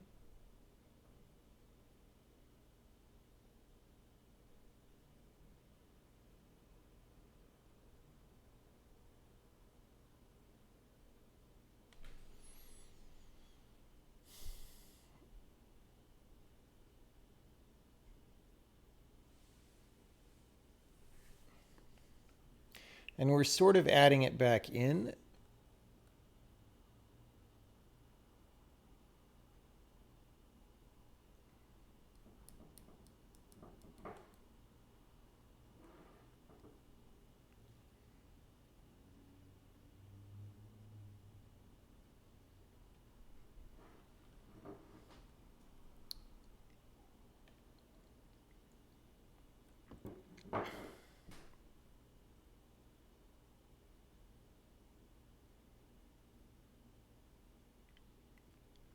I don't know.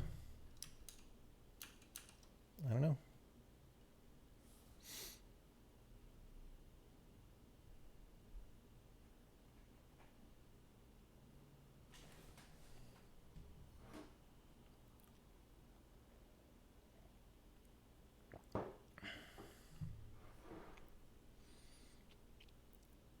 Like it really, like the problem is right in here, I'm pretty sure.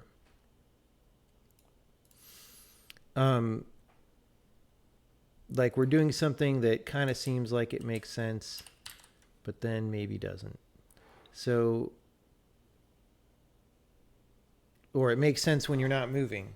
Because the thing is this, okay, so first of all, this visual position is now moving every frame. Pushy base is not.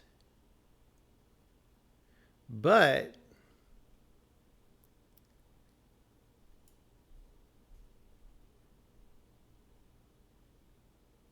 well, except it sort of is, like it is or it isn't based on whether we added this stuff, right? But the visual position is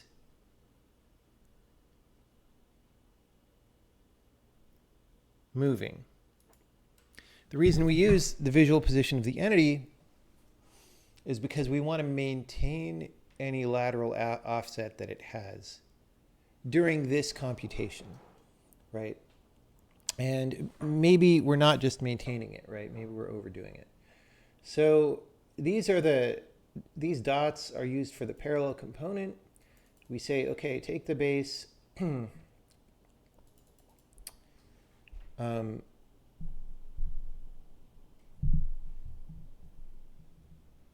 This is the parallel part of where we want the thing to end up. This is the orthogonal part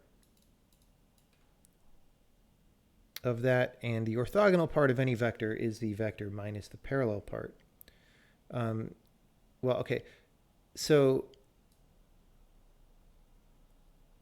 this is the part of pushy delta that is parallel to pushdir. So this is the part that is orthogonal.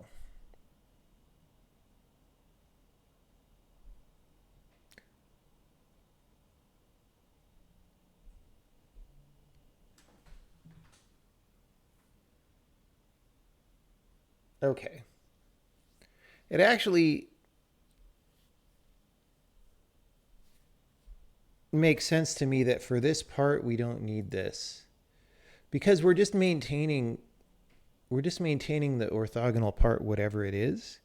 So if that orthogonal part is increasing over time, this piece of code in theory doesn't care.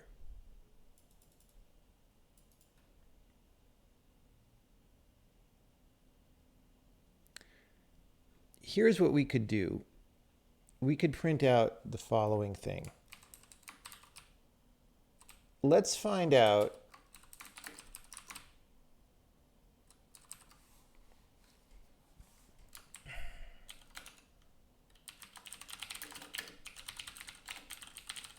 we're going to record this, right? And then we're going to go VX after.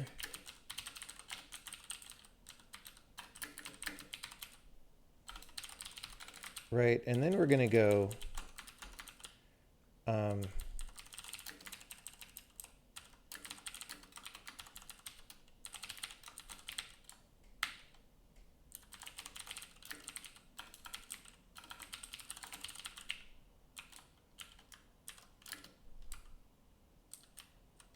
it.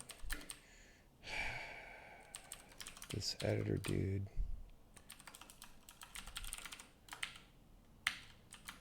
All right, we're going to print that. It's not called trailing digits. What is it called? Trailing width. Probably should be called digits.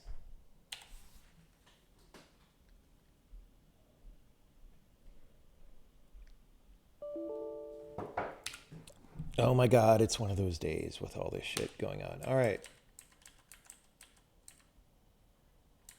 So here you see it's printing out the same number every time in before is after, which means the x offset of this entity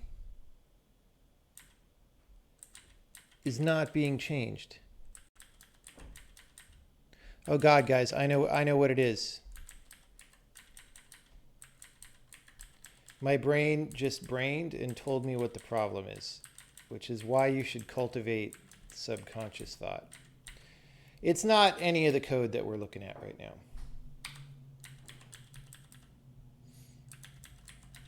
It is not any of the code. Okay.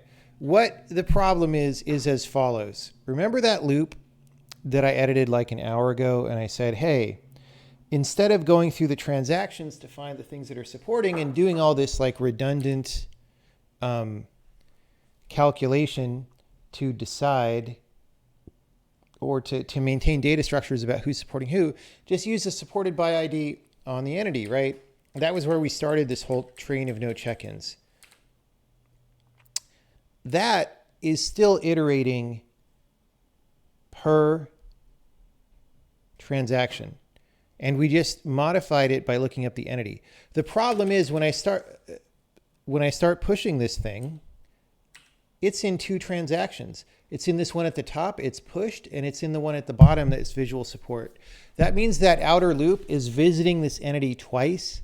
It's putting it in the support list twice, which means we're updating it twice.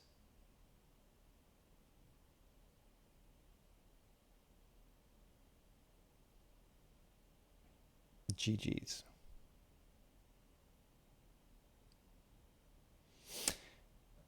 All right, so I'm going to do a really stupid fix for that. See, your brain is really good at thinking about things sometimes, even though you don't think you're thinking about them. Okay, so remember this was the old version of the loop, and we went down here and we're going to figure this out later. This was some debugging thing that we put in. This is iterating over every transaction.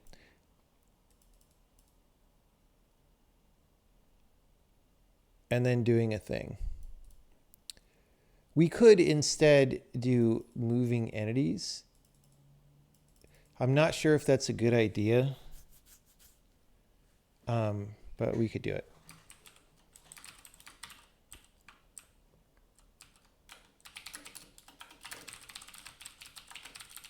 Is it moving entities? What's it called? Yeah.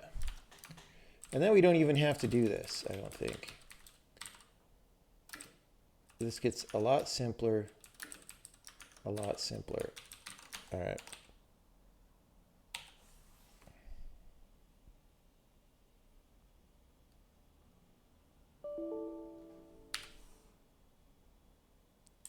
Hey, look.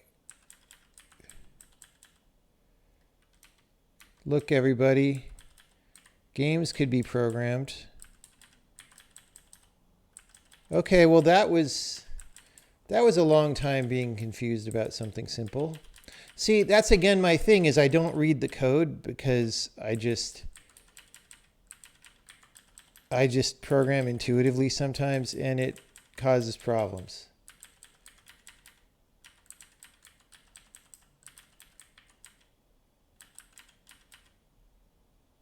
Okay.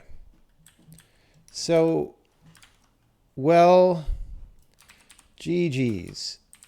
Let's put this back. Let's get rid of this.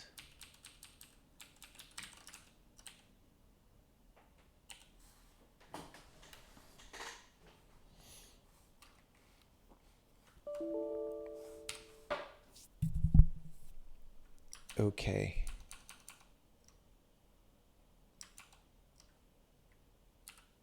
Let's change this level start configuration so we have one more square to deal with. Actually, let's do this. Let's do this too, because we like going north and south here. Okay. Do.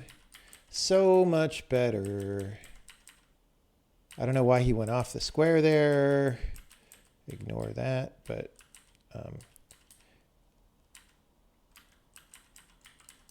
then if I go this way, it was actually pretty good. And if I go this way, it's actually pretty good. I don't know if it's completely perfect, but it's well close enough for perfect for the current purposes. The current porpoises that we need. Okay. Well, that's sure a lot better. But the problem is, as you saw, I disabled that stuff about charms. Oh, that overslid a little bit, but that's like a different problem that we have at low frame rate. Yeah, like once in a while, we just go bananas. I think that's like sometimes if you happen to be moving really fast, we overshoot by 1 frame worth of distance and it happens to be like a whole square.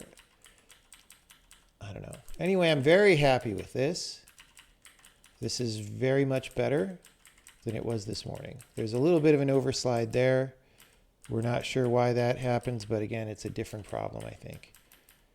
I think that's a problem in the push controller because we move the object by the amount that the character moves, and we don't clamp the maximum. And the character is moving with like acceleration, deceleration across the squares. So, you know, there's something going on there.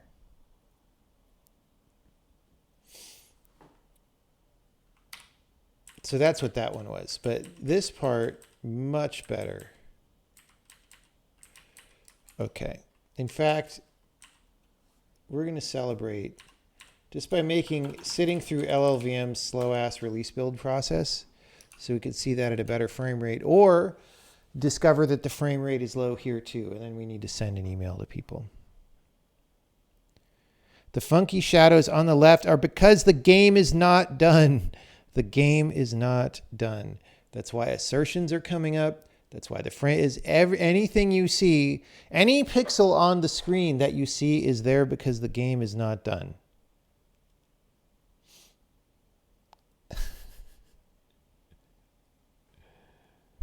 The game is not done.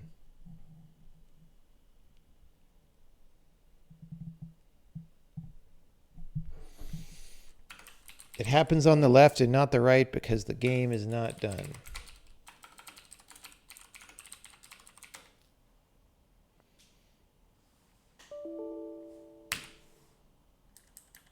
Okay. Frame rate is still honestly not good. It's a lot better than it was, but like, holy cow, dude.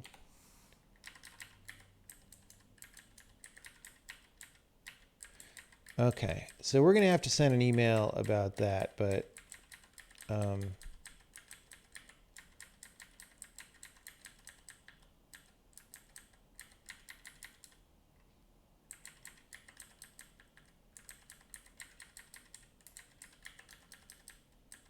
very much more smooth and nice.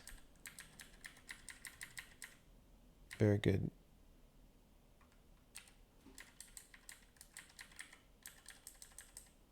Very good.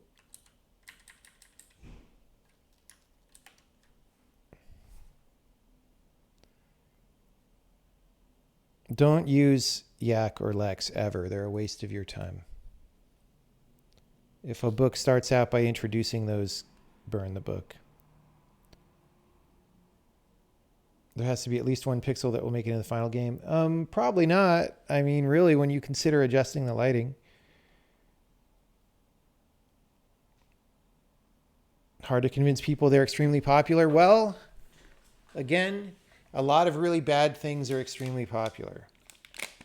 But that particular one is not that hard because you look at any serious compiler for any trendy language, pretty much 0 of them use Lex and Yak. Pretty much 0. Like Clang doesn't, GCC doesn't, Rust doesn't. I'm pretty sure Rust doesn't. Like Python probably doesn't. JavaScript definitely doesn't. Like nobody fucking uses these things, but people think that they're good for some reason.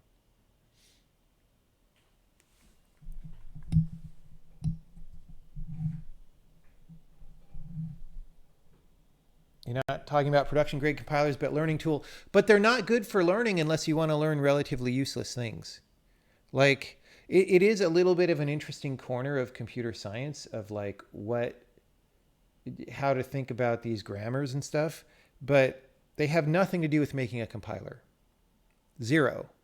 Well, very close to zero. It's a waste of your time if you're interested in making a programming language.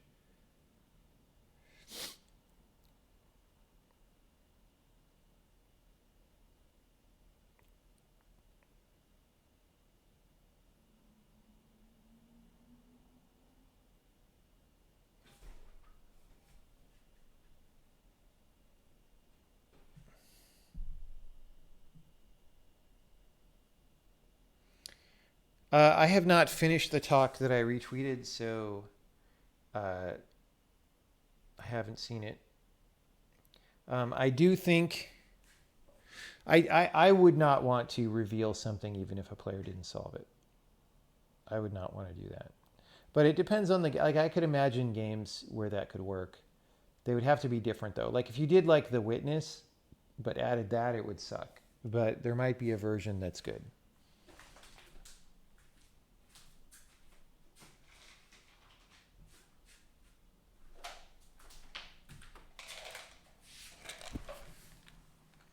Do I think parser combinators are equally useless? Yes. Yes, they are equally useless.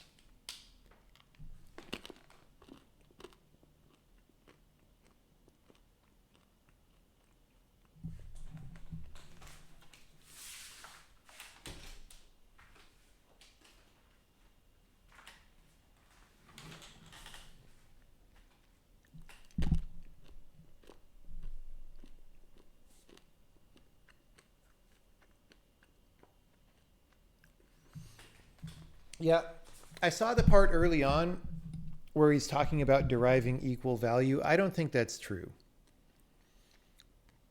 I mean, this might also be a pen and paper game versus computer game difference, but I don't think so. Like, I don't agree that it's equal. I think it's diminished if you're told or shown.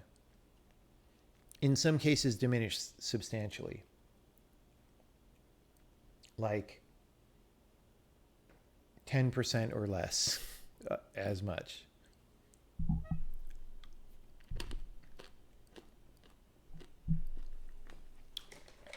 But I do agree that you get something out of it. It's just, if you think about the strongest experiences that you've had in any of these games, I don't think you can get that if someone just shows you the thing. It's not how it works. But yeah, you can get something.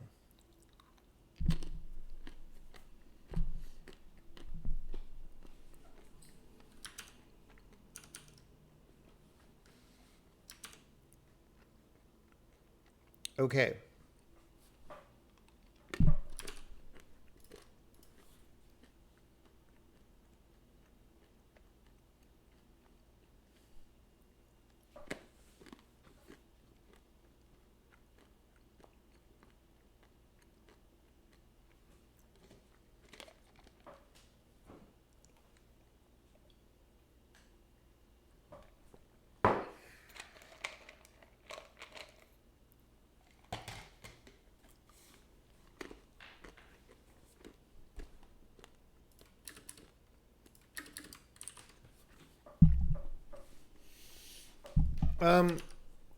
Let's go back and see if we messed up the promised stuff. I don't think I did, but maybe.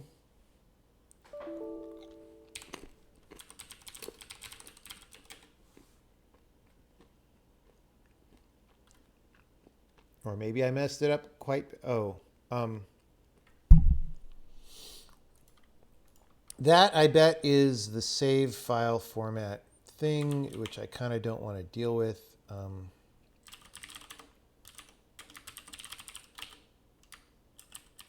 We're just going to bump this.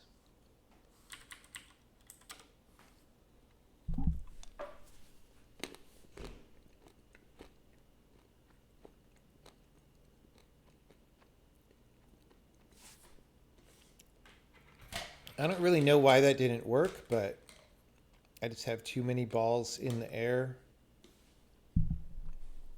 to stop and think about it.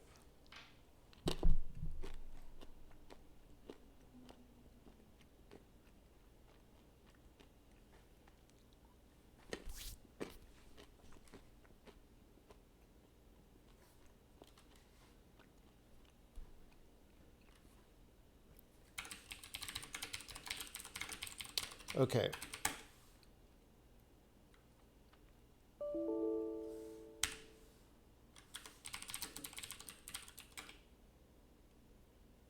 No, that wasn't the problem. Maybe I'm doing something in the new code that we don't like. Let's find out.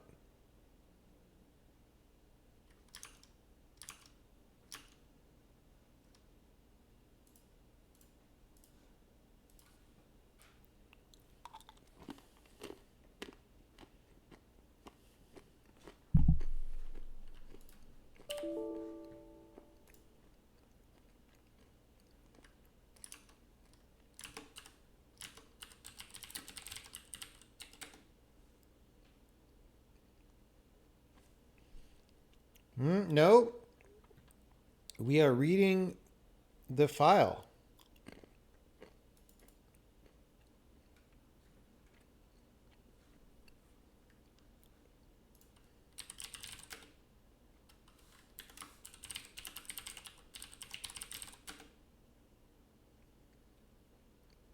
Oh, right. Okay.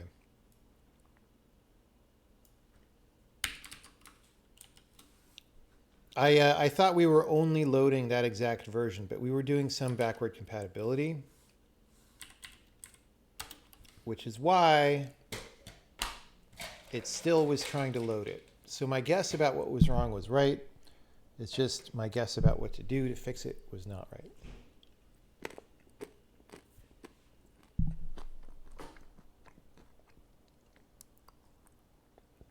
Is being obsessed with feedback, is that a millennial thing or a Zoomer thing? Like, I don't get it.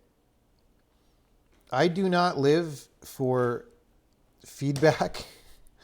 And people ask this question. It's a common question, so I don't mean to dig on the particular questioner in this case, but people ask me this all the time. And like, I don't understand the mindset. Like,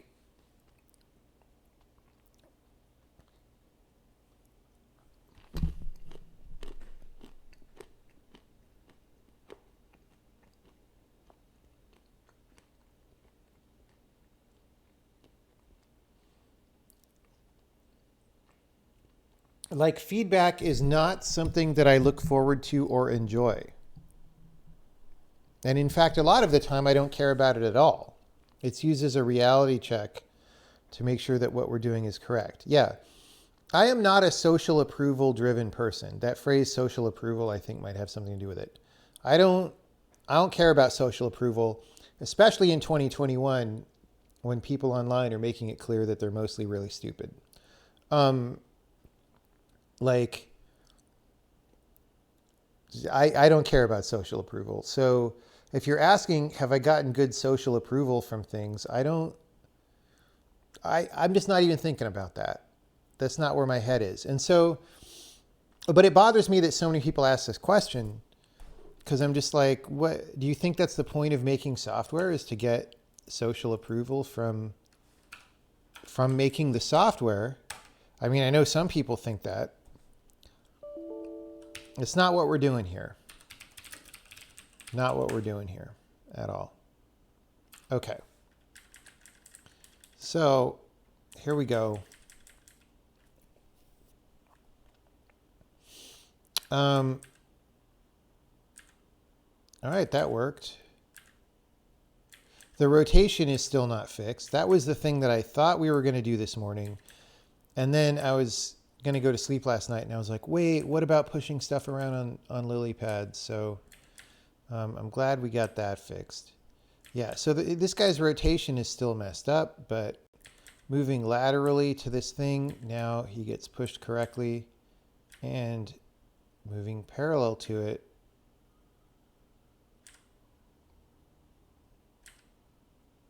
still works as well.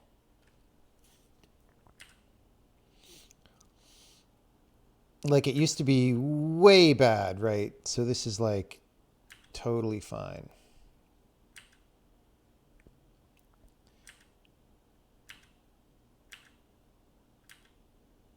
Yep.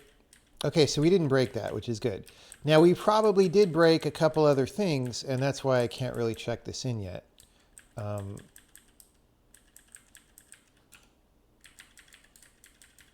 want to go get the map.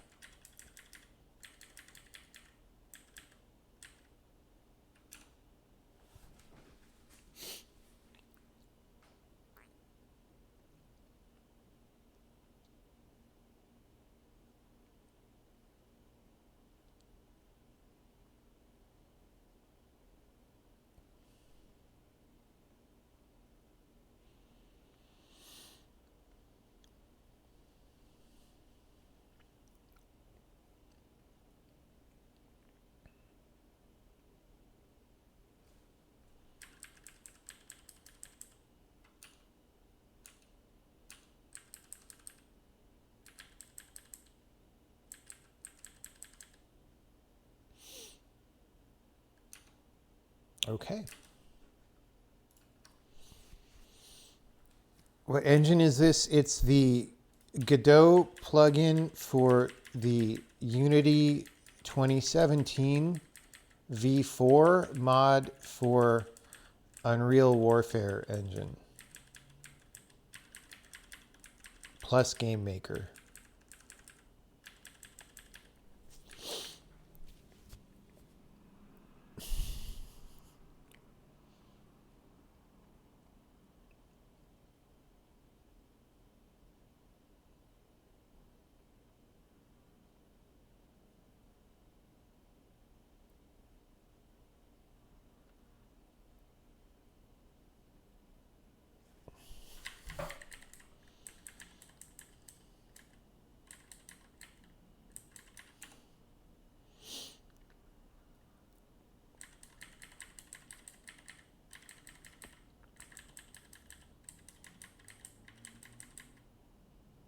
All right, so this part is fine.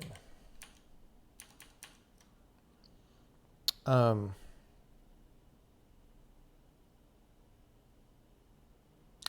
kind of,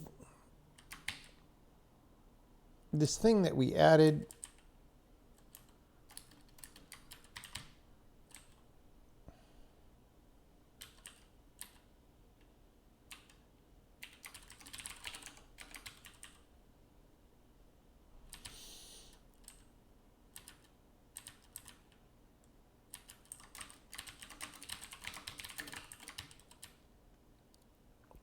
so we added this thing, we said version 5. Apparently we don't respect that correctly. In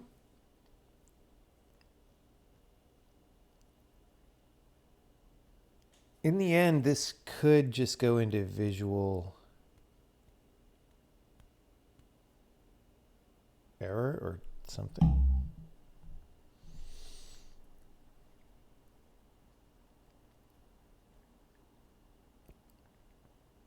Like, I don't know. The amount of information here could probably be cut down. Actually, move info is probably especially thick.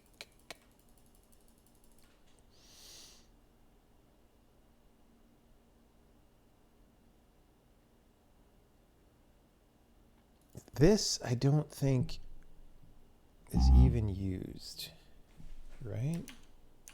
It can't be, can it? I guess it is. Oh, but is there one on the transaction?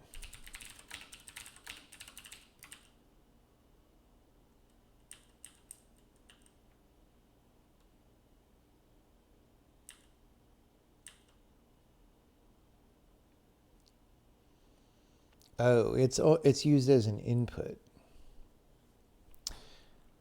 And then we set for the transaction based on that, I think.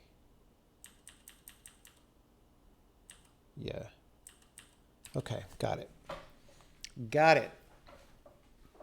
It's an input, which maybe means we shouldn't serialize it, right?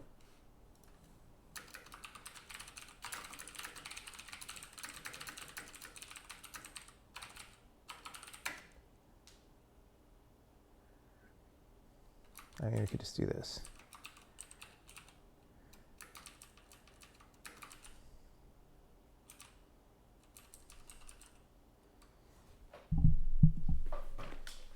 I'll do that later because I'll do that after I figure out why the version's not being respected correctly. Has no impact after what was I about to say? After the transaction is closed and it can only be serialized after that time. Okay. Yes, there's a video where I talk with Sean for 5 hours about how this whole system works.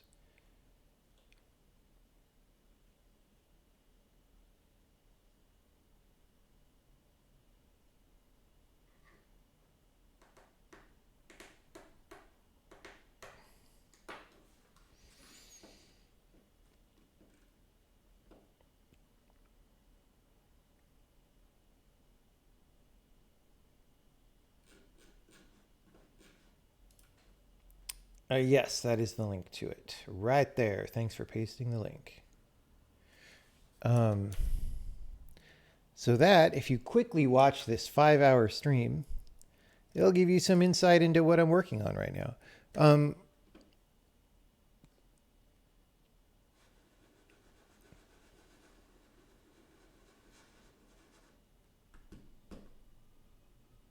Yeah, I need to do just a full pass through here and clean the things out at some point.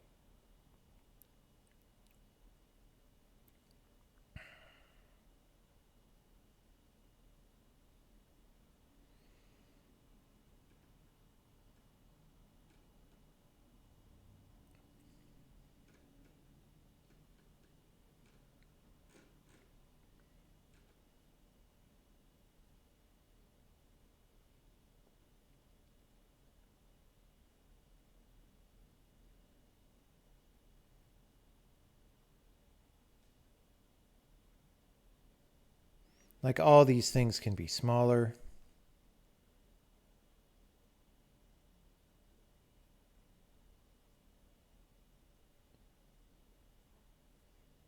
And so forth. Maybe we don't even need this anymore because we're using the main entity. Okay, so the deal is we have a lot of no check-ins before I can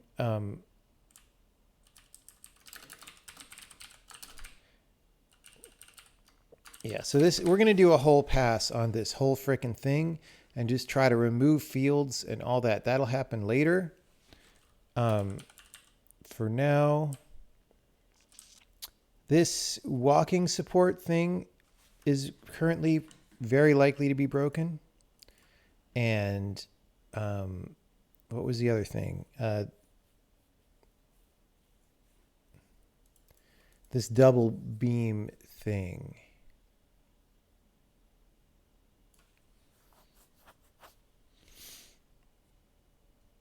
But I don't see what that has to do with this loop.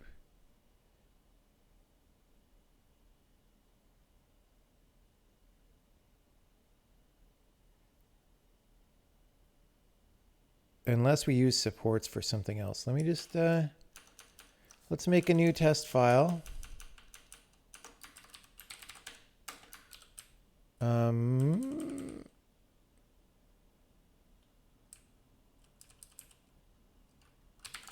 Call it MT test.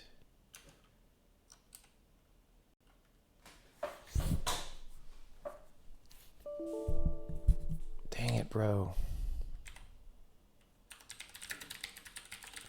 Go to character test. MT test. Great. Let's get rid of literally almost everyone. Get rid of all these dudes. We'll go, whoops.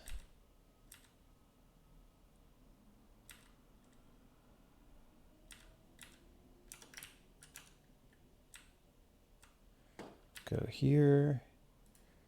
Make that a nice different color. Put this guy up here. And then I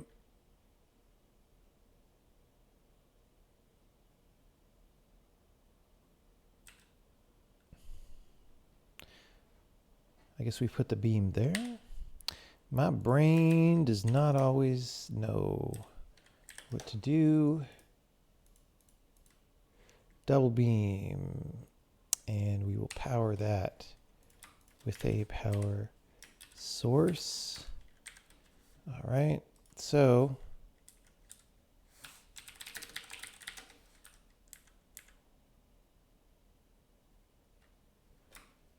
and I guess the question is that fine? I don't know what's the weird shadow under him right now, but oh man, we don't know about this camera mode. All right. Let's just do this.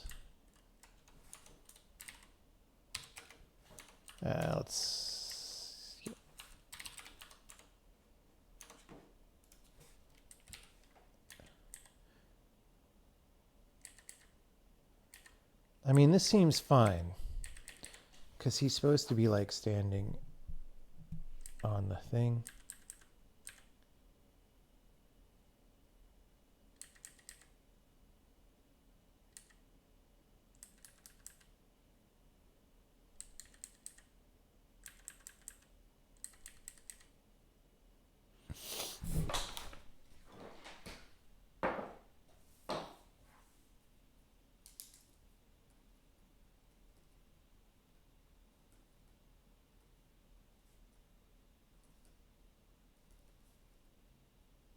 I really don't know which code is drawing this little flat version of him that's in that beam there. Like what? We must be projecting Z down to 0 for some reason. I don't really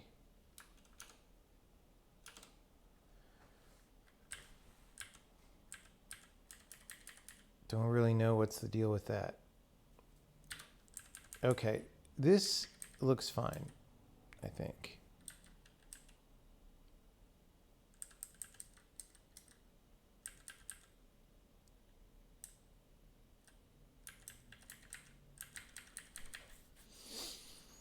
So, boop, boop, boop, boop. So it's really just the charmed thing.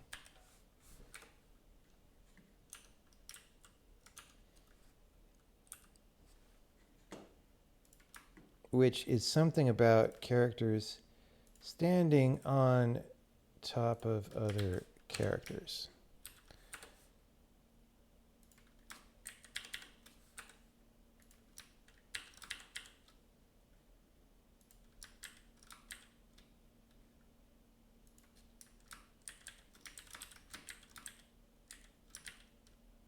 Okay.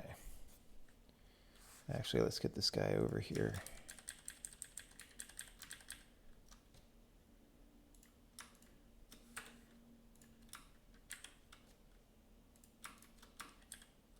Okay.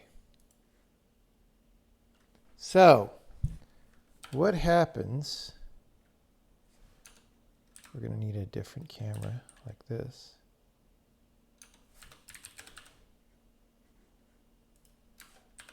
All right. So,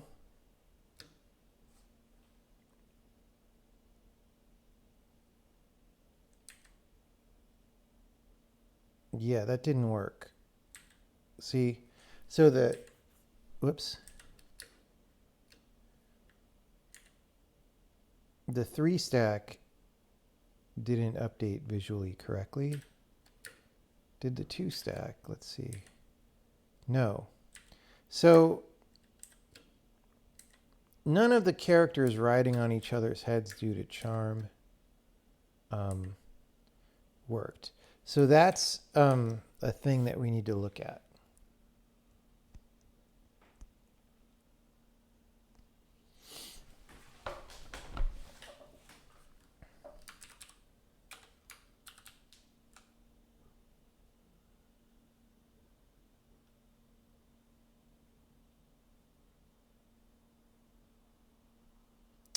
What we could do is just duplicate this entire code.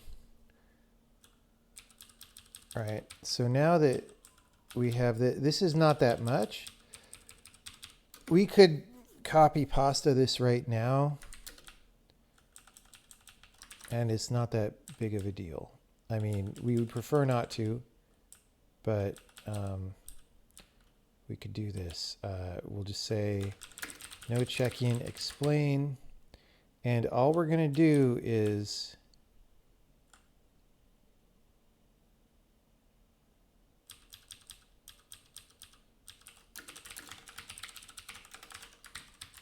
we're just not going to do any of this other stuff.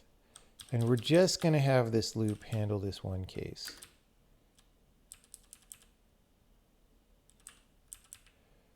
In fact,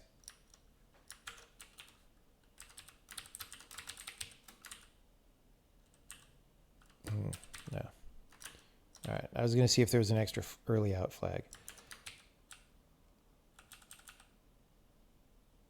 Okay, this part, yeah, that goes.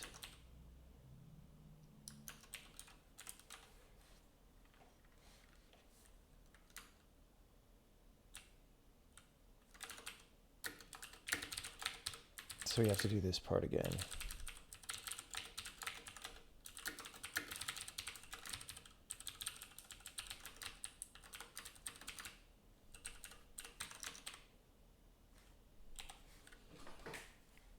Now, that might not be the reason this is broken. This might have been broken already for, oh, come on, oh, yeah.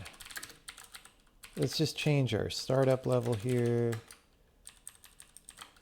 to this. All right, so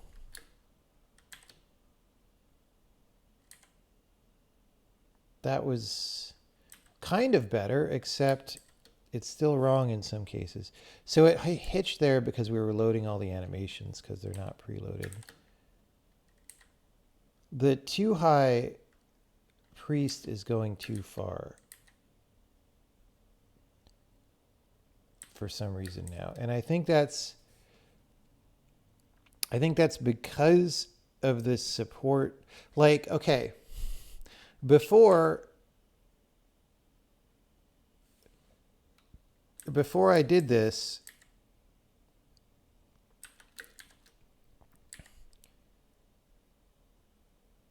this would have caused us not to make support records for these guys. At least for that transaction. But now we're updating the visual position every frame based on the supporter's motion.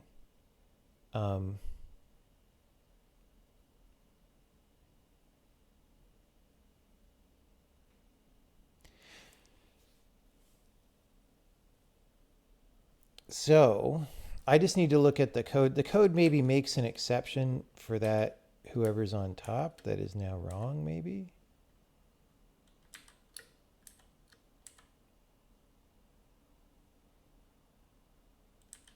We'll just have to go look at how that is set up.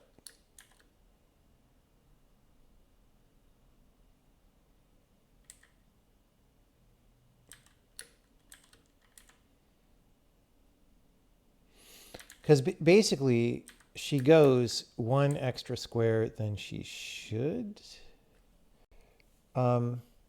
Which sort of implies that, yeah, she's getting her support motion added and then adding 2 squares worth of where she's trying to go. But I kind of don't understand why that doesn't sabotage everybody else.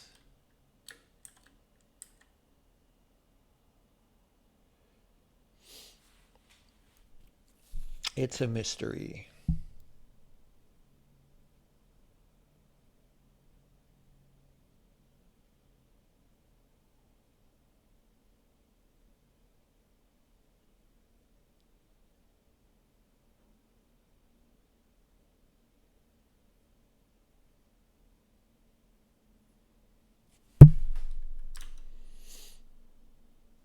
Why do I have so many windows?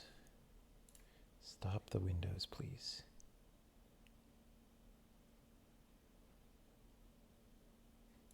We'll close this because we're not working on the compiler right now. Okay, better.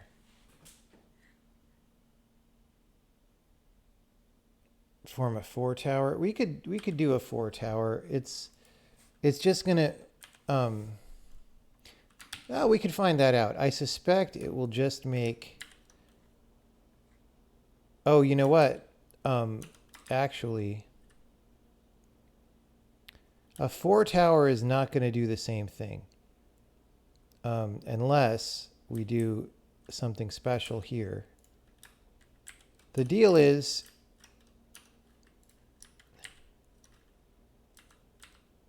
if I add another person on top, that person will be out of range of the charm effect and won't be charmed and should just ride. So we have to do this and put people closer in. So now, there we go. And, oh, no, it's okay. So it's like literally everybody's getting one sort of, we have to look at what the code's trying to do, right? So the higher up you go, the more extra you're getting. But people that are 1 stacked, or just the top person in a 2 stack, I mean, they don't seem to be getting extra. So like, there's probably some difference in how we're setting these flags and stuff.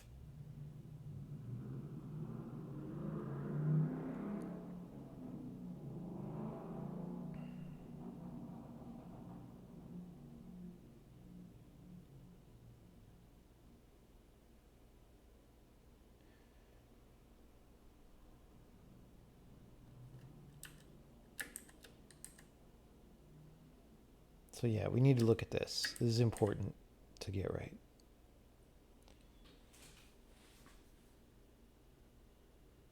No, it's not multiplying by 2. It's just, it's adding the regular support move for the person whose head they're standing on.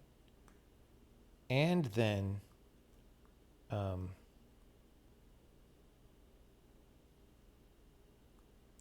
know what we could do? I mean, since we really don't care about speed right now, instead of going back to the old code, we can just make this work by the following. Oh,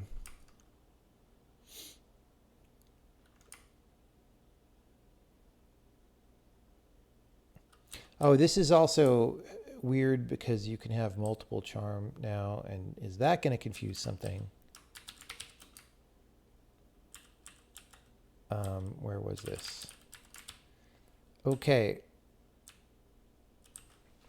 So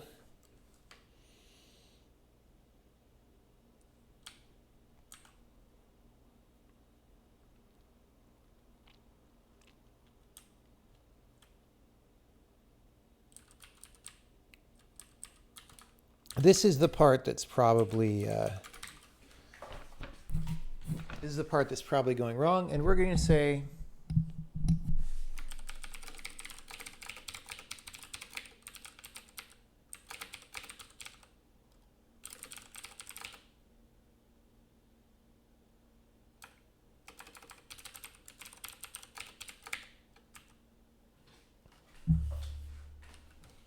all right, so we're going to say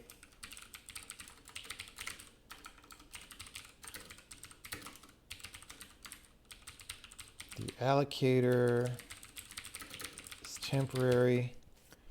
And here we're just going to say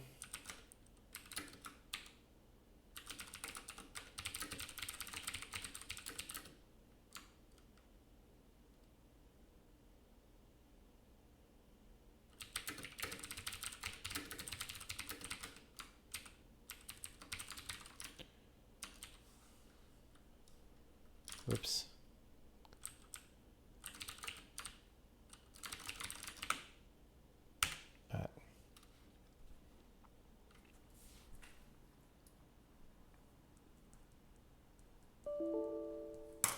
Come on, bro.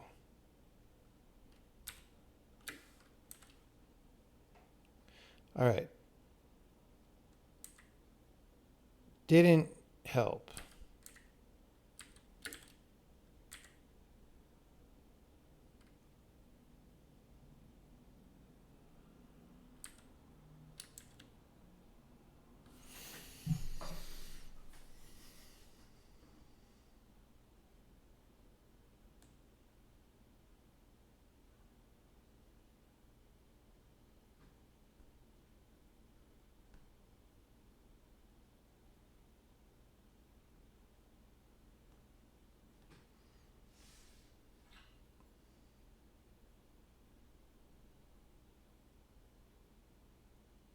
Oh, you know, that's actually not that surprising because um,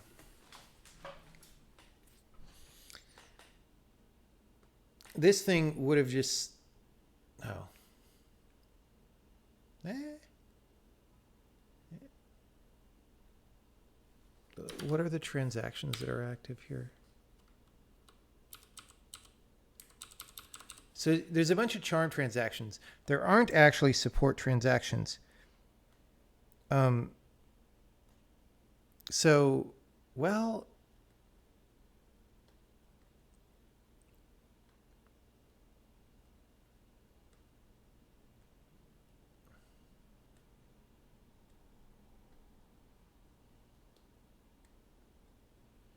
okay, hang on.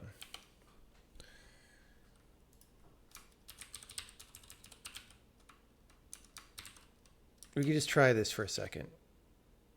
I think that'll maybe fix it, but it's still not quite right.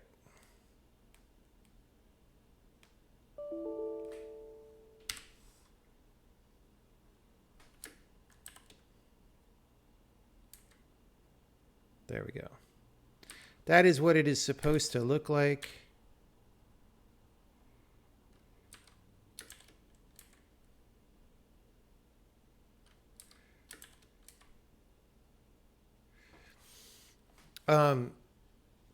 The problem is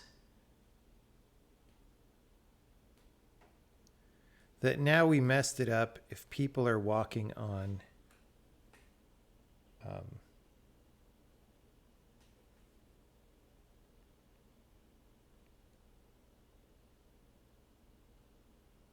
other things than this, right? Because we just said don't do any support for them. So if we did that on the moving lily pads, for example, it would mess up. So what we need to do is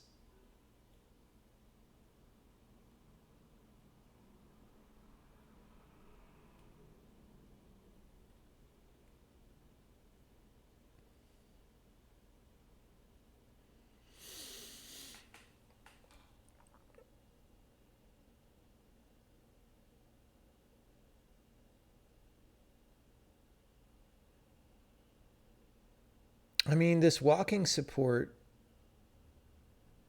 Actually, no, because we're only doing this if walking support is true. So I actually think maybe we're fine.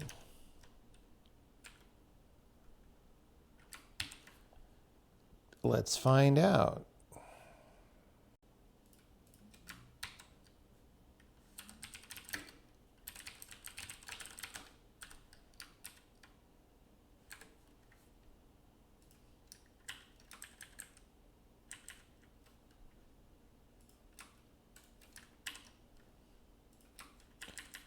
I mean, this is kind of asking for it, honestly, but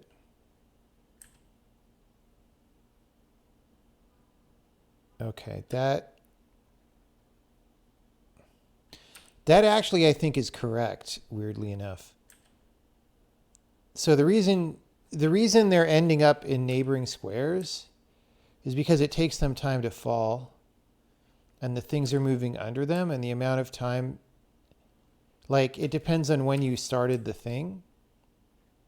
But like, if you just look at where they end up, they're going straight out in a line correctly. And then they're falling down and the things are moving out from under them while they're falling, which is actually, even though that looks like the kind of problems we were having with the rocks, it's actually correct here. the problem we are having is actually the main lady there. She's like swooping out like the Rock did.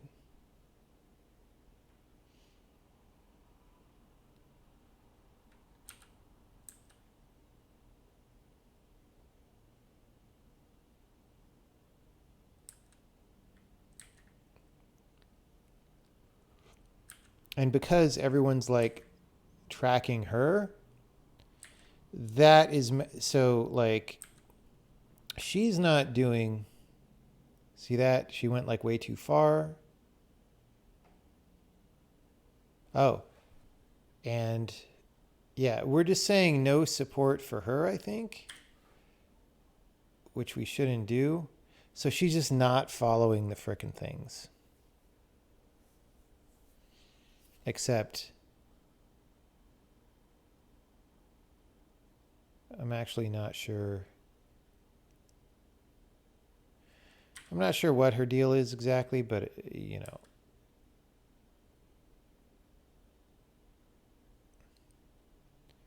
Like, why is it when we just go left like that she stops tracking? Like, gameplay wise, they're still physically on the right square, but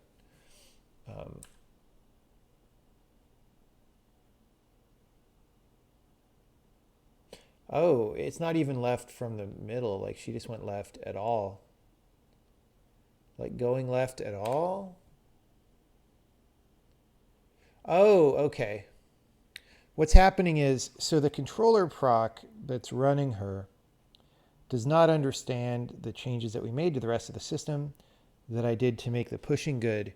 And so it's like still fighting to get back to where it's trying to be. So it's not ending. And because that transaction is not ending, and because we're doing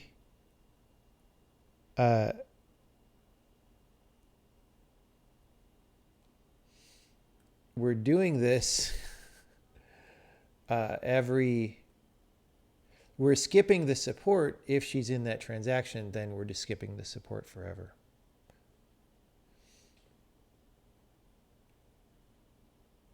Okay, so I'm going to get some warm liquid. Any serious on-topic questions by people who have been watching long enough to know what's going on? Because if your question is, please re-explain everything from scratch, we just can't do that. We would never be able to do any work. But, so the thing that we're going to do next, after I have some more tea, is figure out why she has that walking support flag set, which I don't think it should be, and or maybe just verify that that's only set in this case and then just make it do what we really need it to do as opposed to whatever it's doing right now. Because I don't think we actually...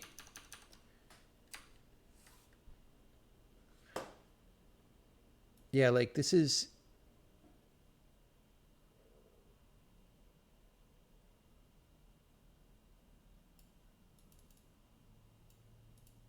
I mean, I guess we could move this up here.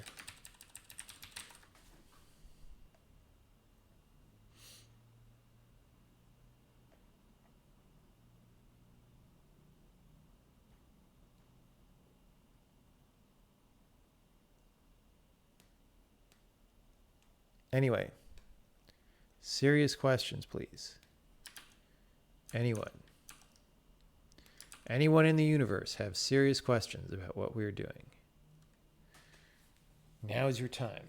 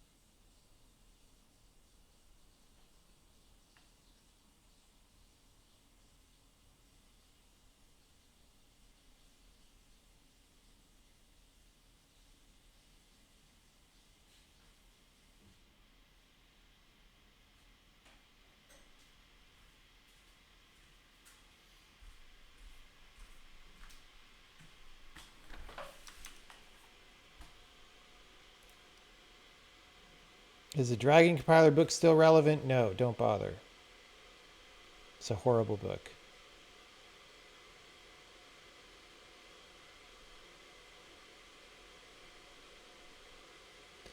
We need a condensed explanation of the system and how it interacts.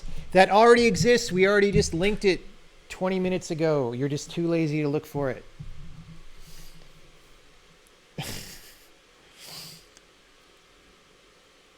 Is there a specific order in grid space?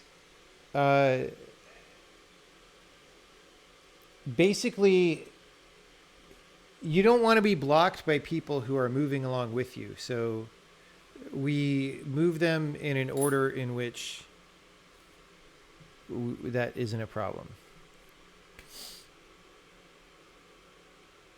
How do I decide to work on the compiler of the game? It's whatever I feel like. That's the great thing about the world, is you can be free and you can do the things that you want to do. Sometimes that's working on the compiler. Sometimes it's working on the game.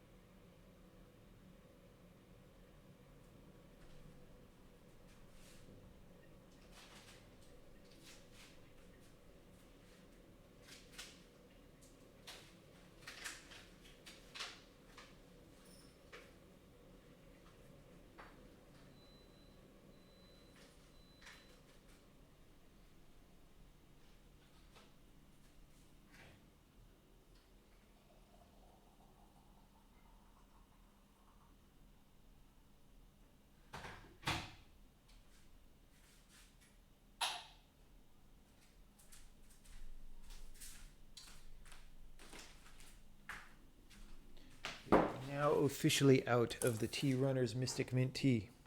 Do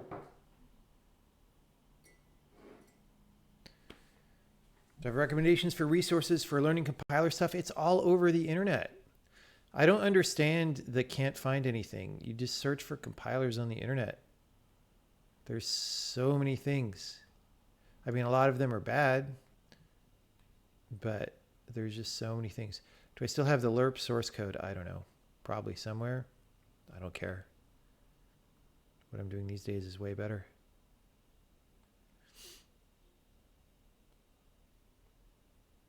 Because I say that 70% of it, more than 70% of it is bad. But like saying you can't find anything is, I just don't understand that. There's tons of stuff.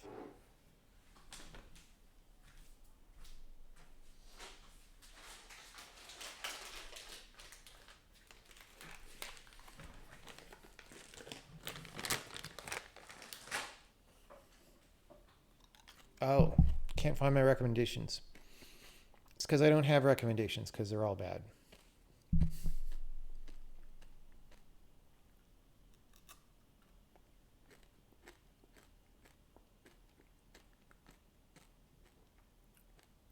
It's true, Google search became a lot worse lately, but it's better than what I had when I was learning, which is nothing. So what do you want? What do you want?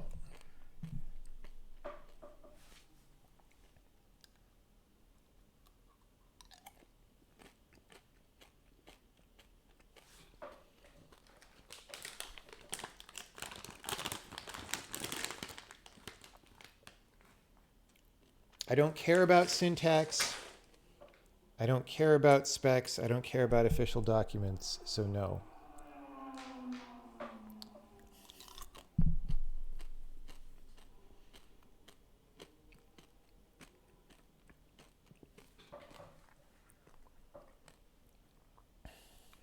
Yeah, YouTube recommendations are super garbage. Like, that is for sure. You were just interested. I mean, the thing is, my best recommendation is don't care about syntax. Syntax is a very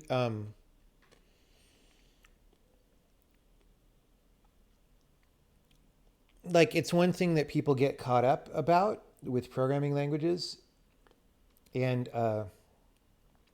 it's like not the important part of how programs work. So if you focus on it very much, you're ignoring the deeper parts of the language and of how software works. And so I just don't recommend paying very much attention to syntax. Obviously, if you want to program in a language, you need to know the syntax so you can type it in. But that is about the extent of its importance.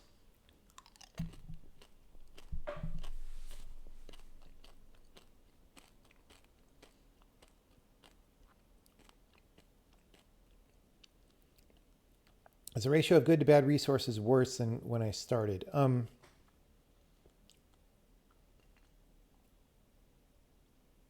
That's a difficult question.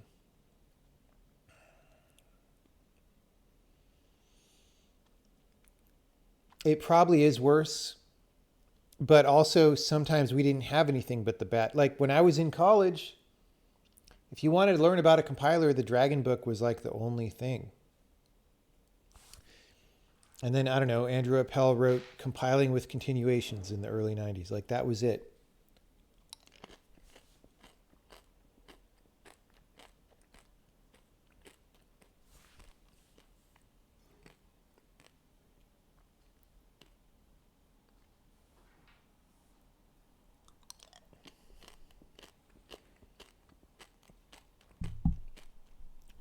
We don't have a spec. The language is changing. If something is changing, there's no spec for it, because the spec implies that things are tied down and not changing.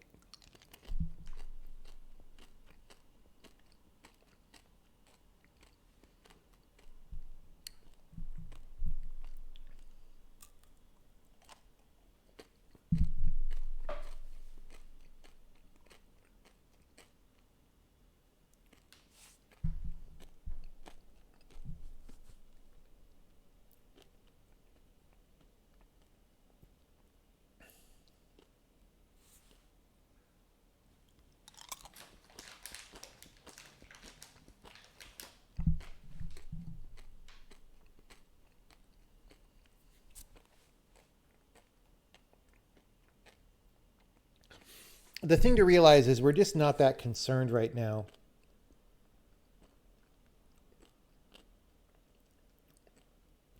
We're just not concerned that right now with communicating to the public about this programming language is really what's going on. Like, if we were, we probably still wouldn't have a spec that we publish, but we might publish something, right? But what's really going on is we're just focusing internally for a while with our beta testers while we focus stuff, and we're iterating based on that. And then sometime later, we'll release some public information that is up to date and that gives people a good picture of how things are.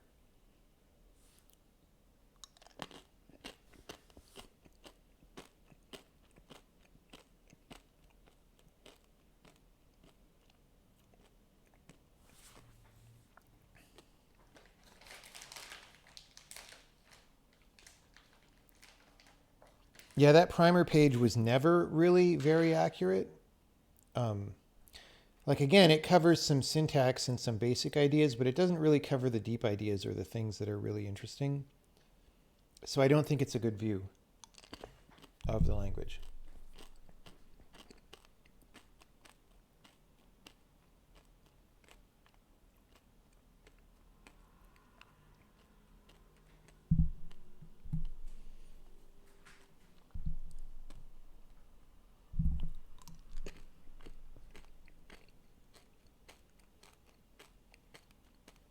Okay.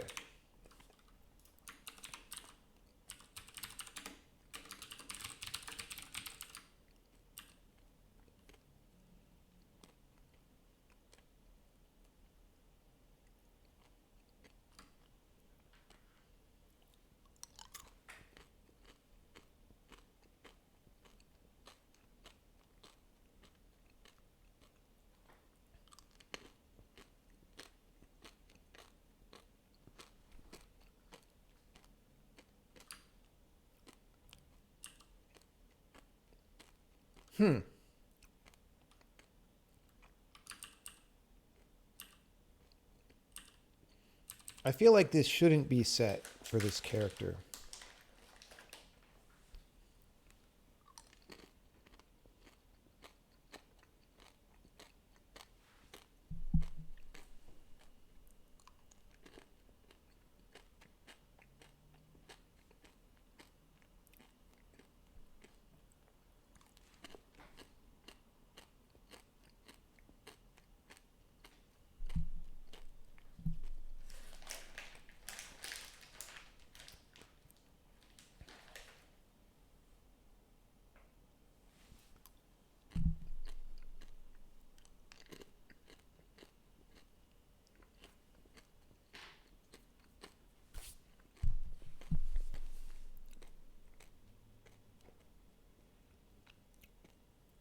This is a mystery to me.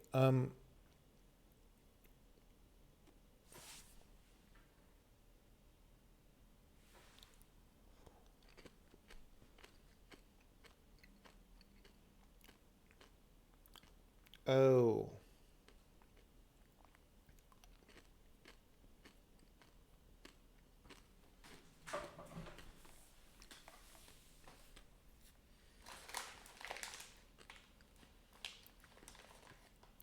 No, I don't know.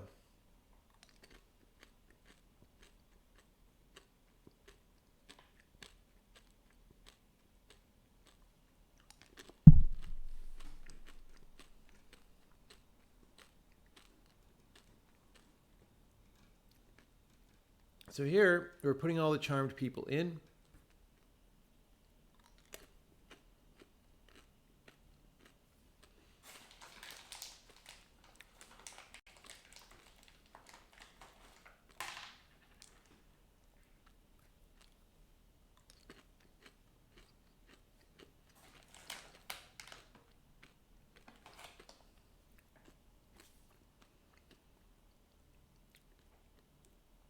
No, we took constructors and destructors out, and we're going to stay that way.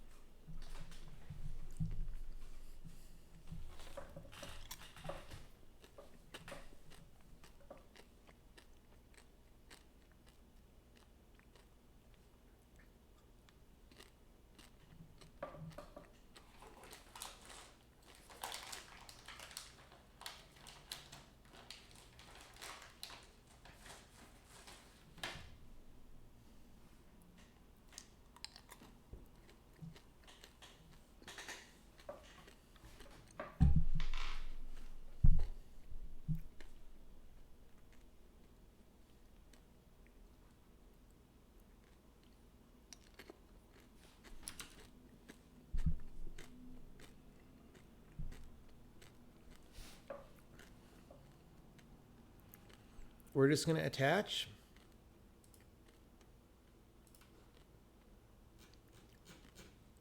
And break right there.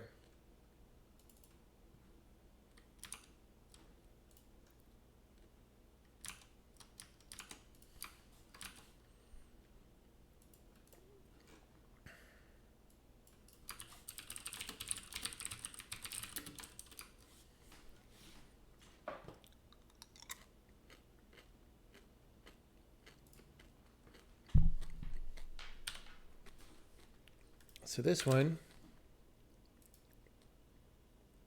has 3 moves, which means it's this one with the 2 charms.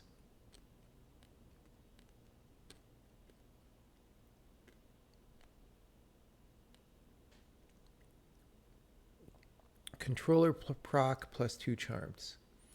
So we're going to see what happens. This should be the controller proc move.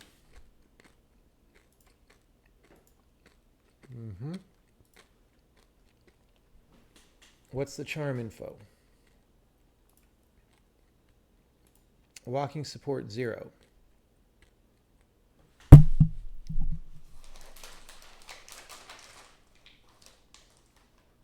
Okay. So we skipped that one.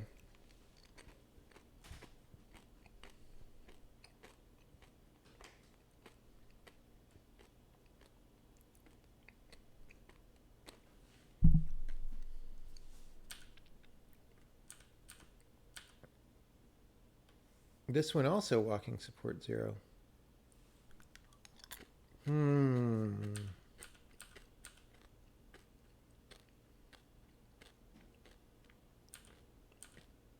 Which makes sense because they were all standing on lily pads when I was moving around.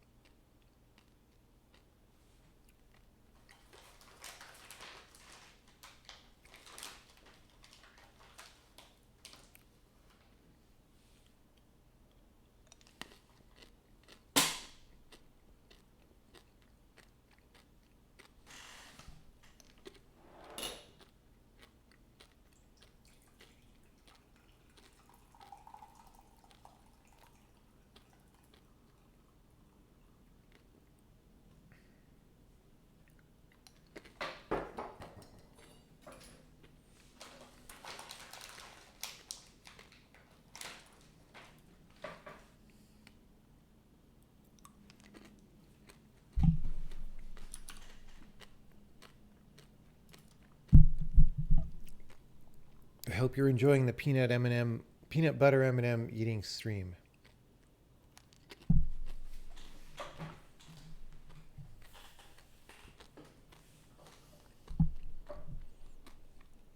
Okay.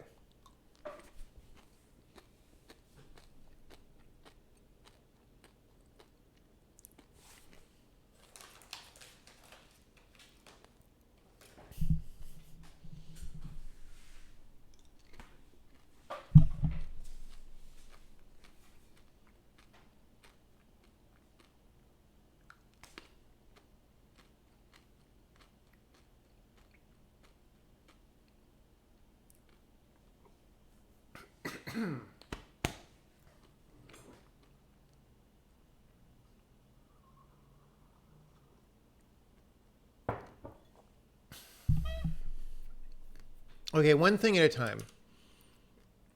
I don't know why this is behaving differently in terms of drifting off the lily pad than when the dude was pushing stuff around, but that's in that separate controller proc area that we were going to go look at later anyway.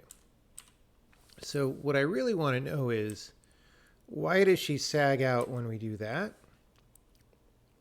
Because that's like what... All right. So like... Oh, hold on. Yeah, so we have a 4-bagger first. Okay.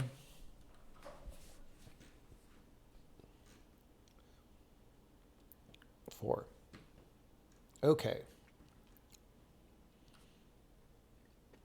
So again, we have a charmed, a controller proc, and 2 other charmed. So continue. Continue.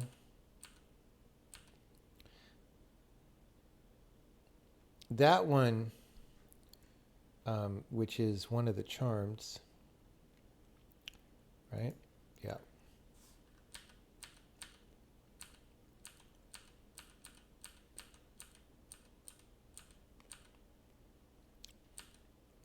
Two of the charms.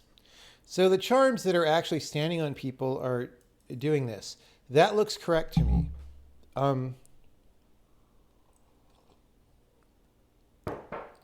the controller proc looks like it's not having any change. So I feel like maybe this is all fine. So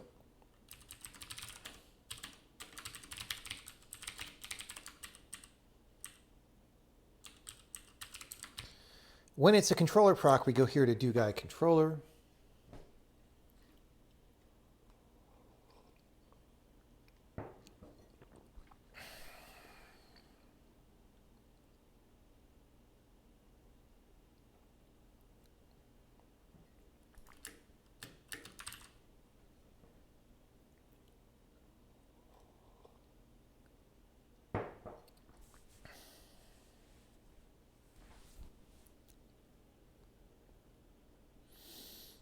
So I can just look here to see if it does anything different depending on the transact. I don't think it would.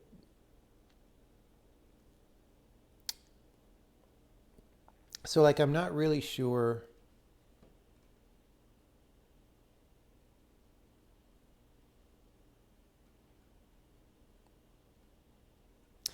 We just have to figure out what Chunky's deal is.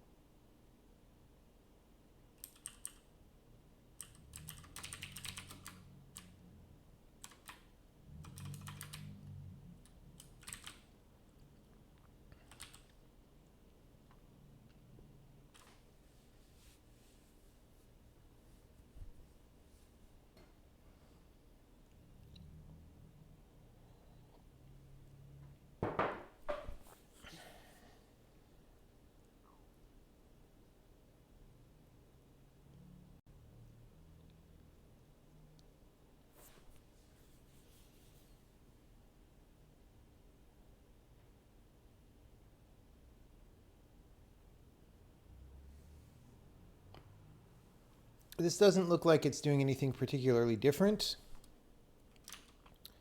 for these two characters. However, it really is evident that something different is happening.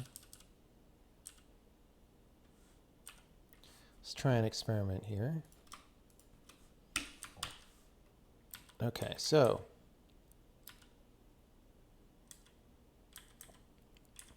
she's walking up and down. She's staying in the right place as this occurs. As soon as she charms the dude, now that's not true. WTF.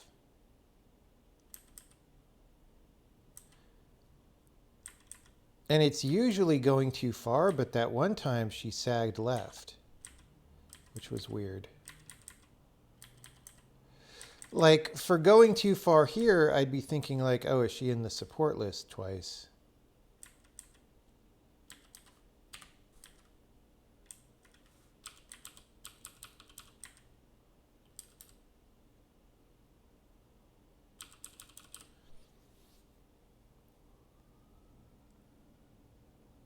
So she has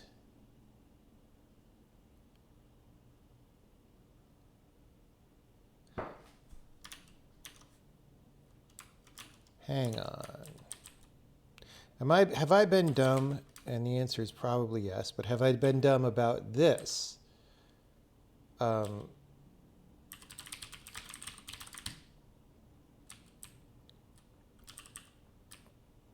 Where is this thing? I'm in the wrong file.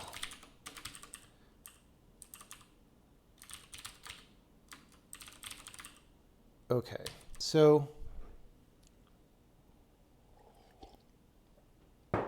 yeah, no, I'm really dumb, if I'm being honest.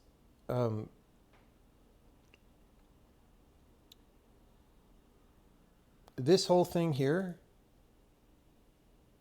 we don't.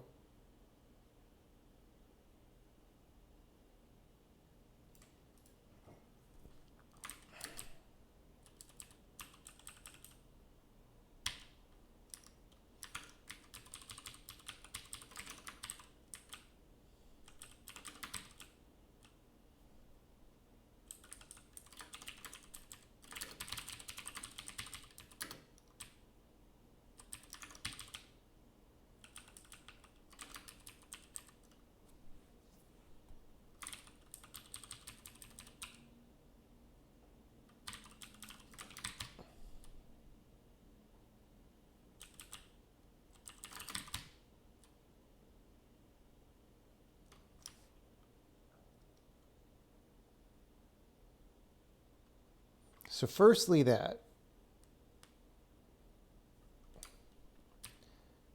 Secondly,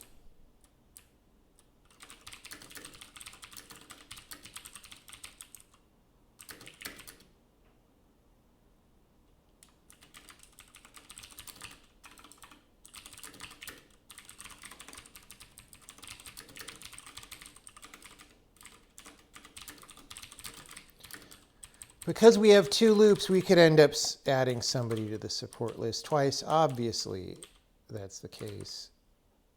Bro, like, do you even lift?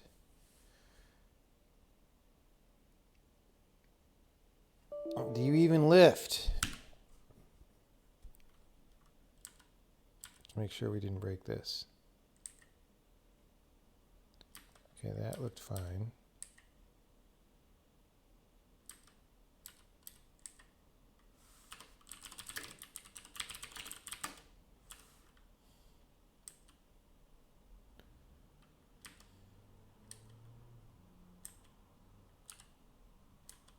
That still looks messed up.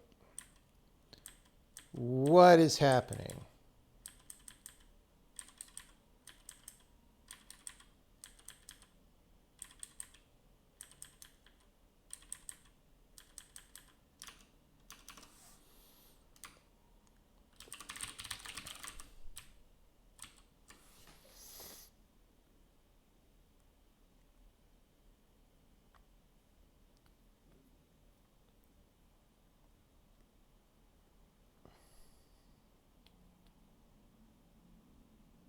We don't even need this right now, bro. Oh! I forgot this whole thing.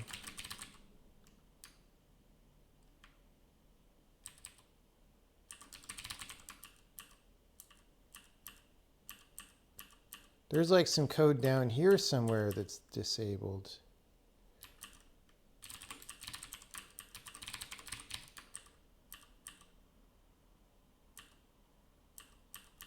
Among the many. This thing. What was this about?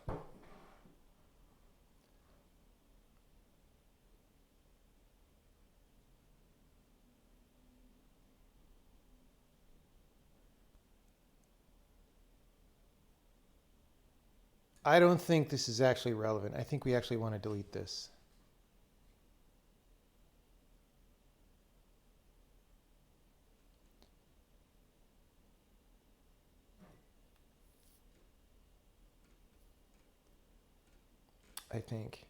I think that was just added because charmed movement was really messed up, and I was like, let me get it under control.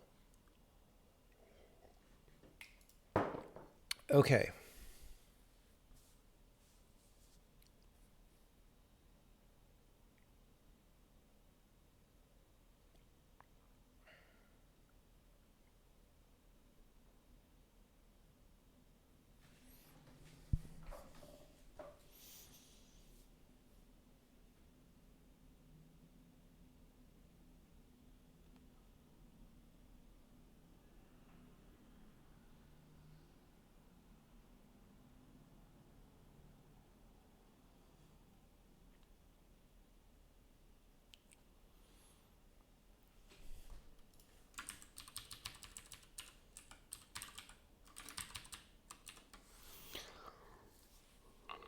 So,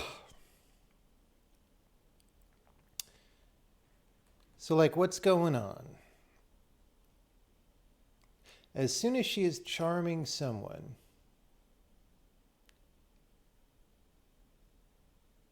this is weird. As soon as she is charming someone, she behaves differently. But we actually know that that's not about this at all, because she shouldn't fire in this. In fact, neither of these.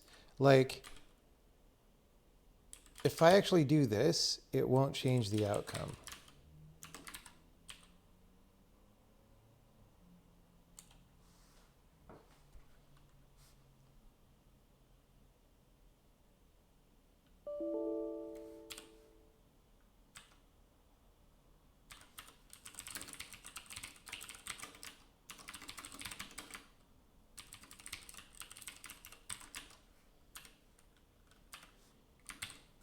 So, like, it's just as long as she is charming someone at all.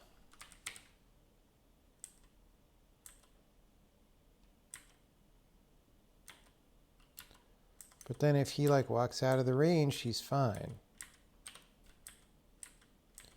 Right? And it's the same controller proc move in either case. It's just whether someone is also charmed. I kind of don't get it.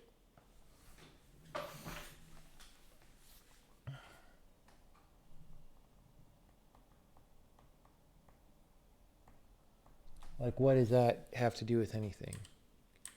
It also means it was already broken before the stuff that we did today, I think.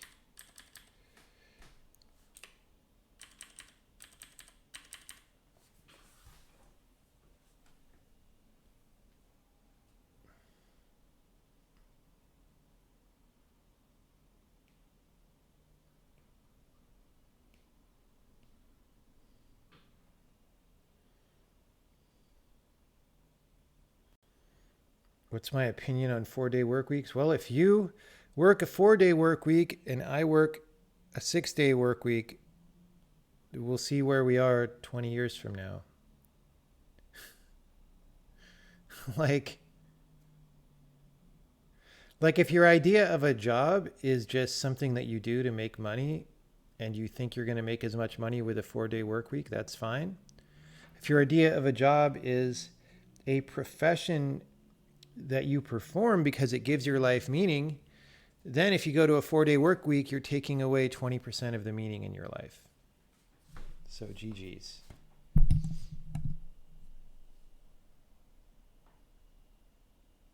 %20 of the meaning from that source. But it depends. Like, again, if you're one of these, like, very left-wing economics people who only sees a job as a way to give the workers money or whatever, then a 4-day work week makes sense. You know, 1-day work week where you get paid $10 million for your 1 day makes sense, right? But, like,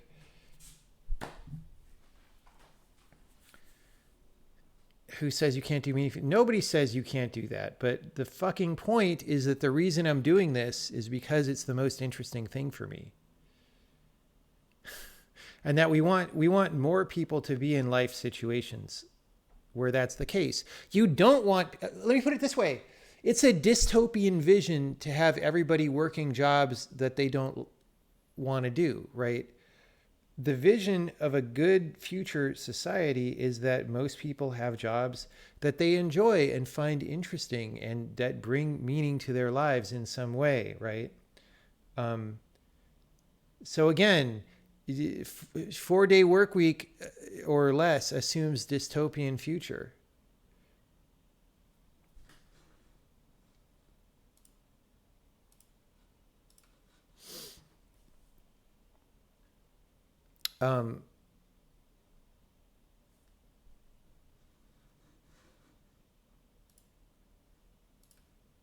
So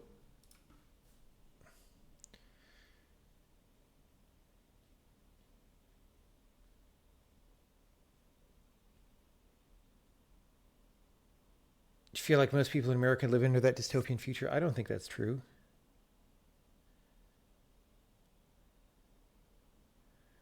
I mean, it depends on your definition of most.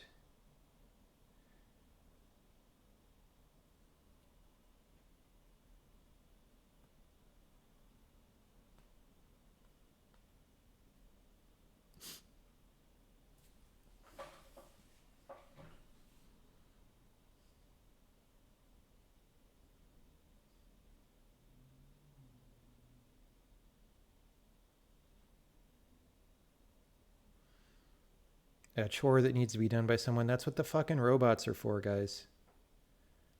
Like, have you not thought it? Are you objecting to what I'm saying based on not having thought about this at all until this very second? We still have this particles problem.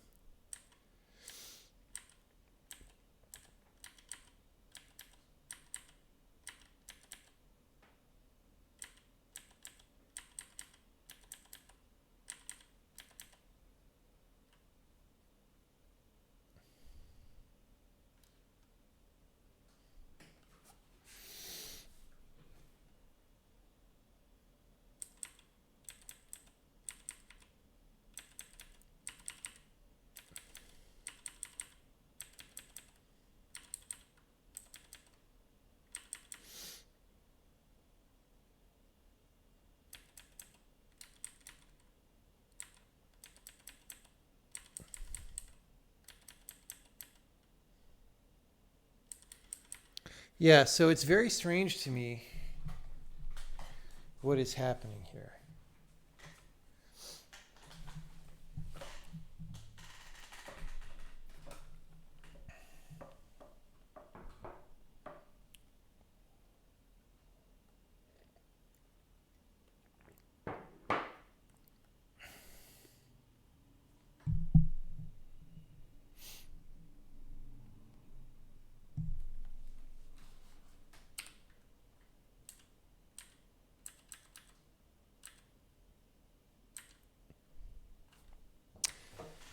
The fact that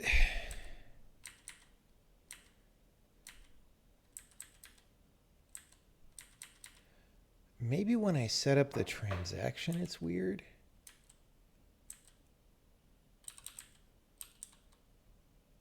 But it doesn't look like it.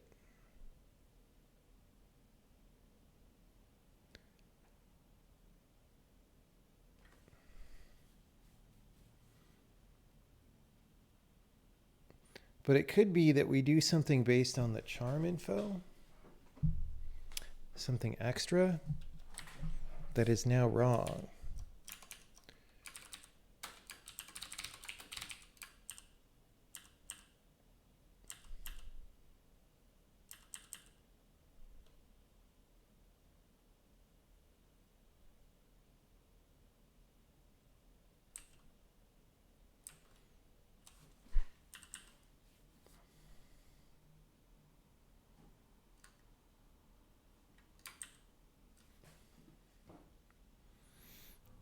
Is controller proc for Bard's different? No, not that I could see. I looked into that about 10 minutes ago.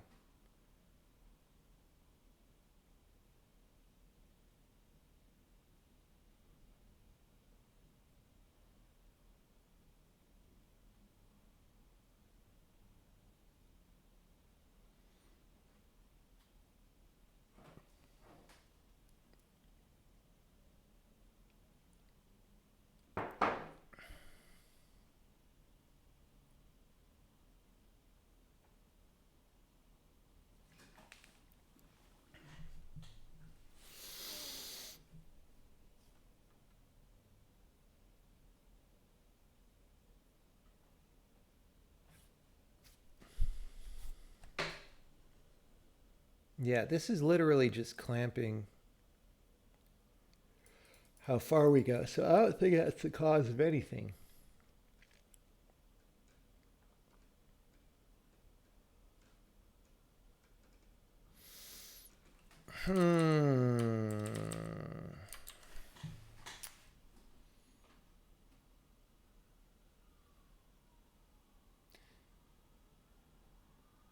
I mean, I almost want to get a very controlled experiment where we do exactly the same move from the same position. Once charmed, and once not charmed and just see what the difference is. But that seems like enough of a hassle to set up that I don't want to do it unless I go a long time not being able to figure it out by some other way.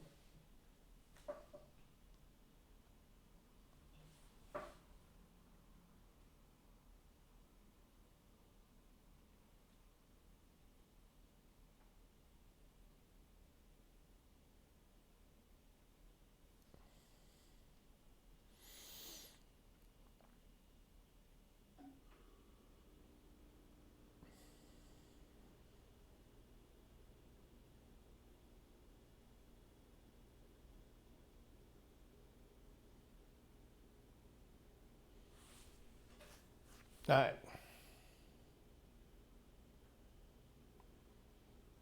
What do I do? I would like to nail this down and then take a stream break, right?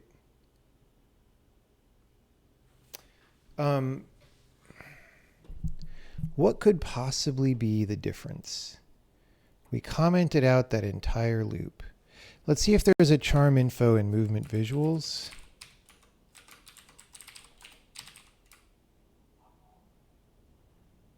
That's for charmed.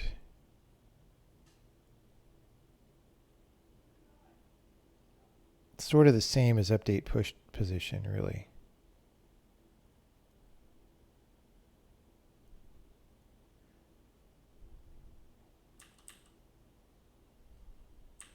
That's the only thing that looks at charm info here.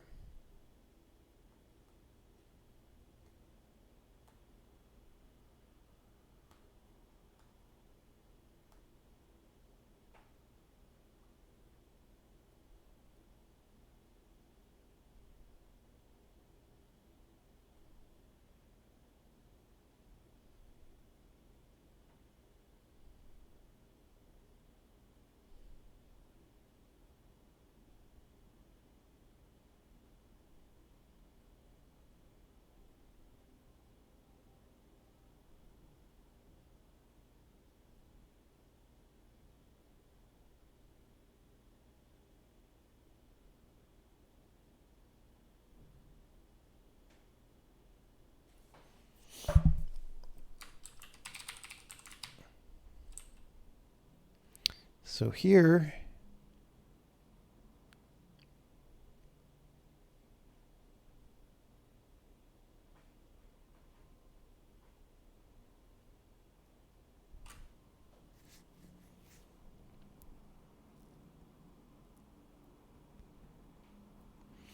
I really don't see anything weird here. So the question is, when we make the charm transaction, do we do something weird?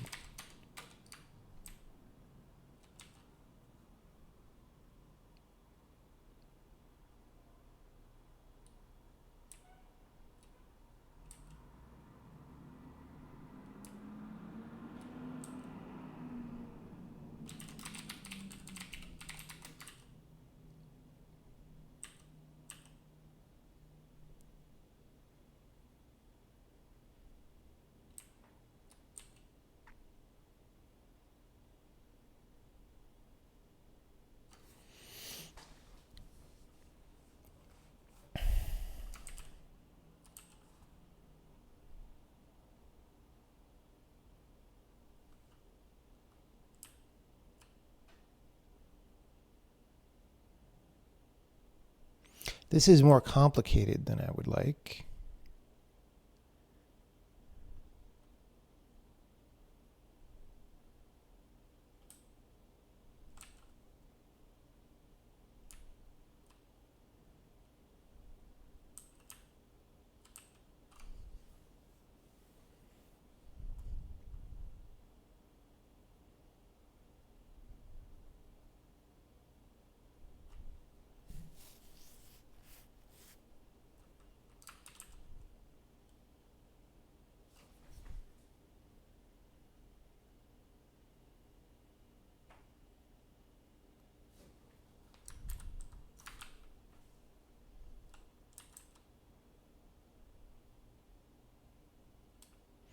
So added guy due to charm is going to be true, I think.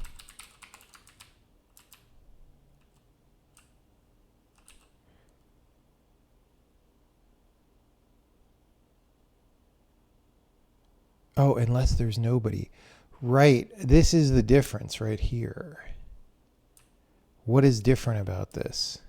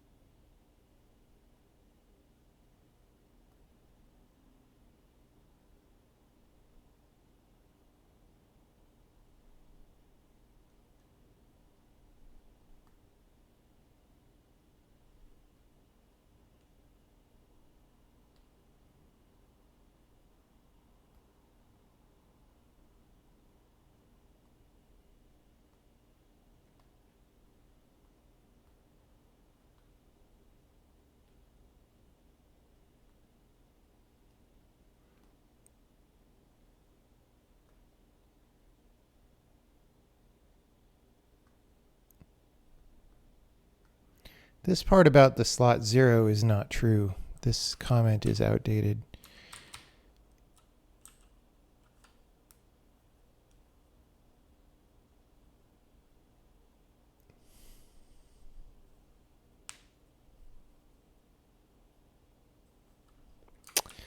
I don't know what to do here.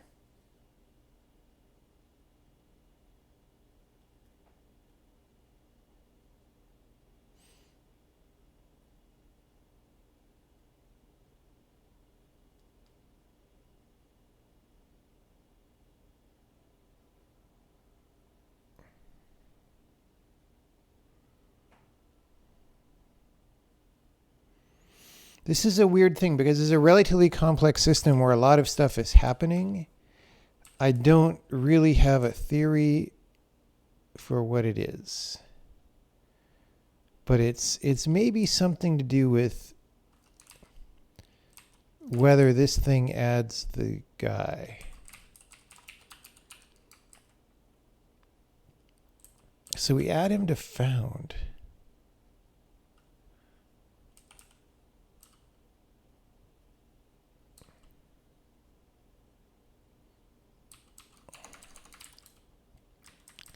Actually, let's keep this here for a second. So we add him to found. What do we do in here?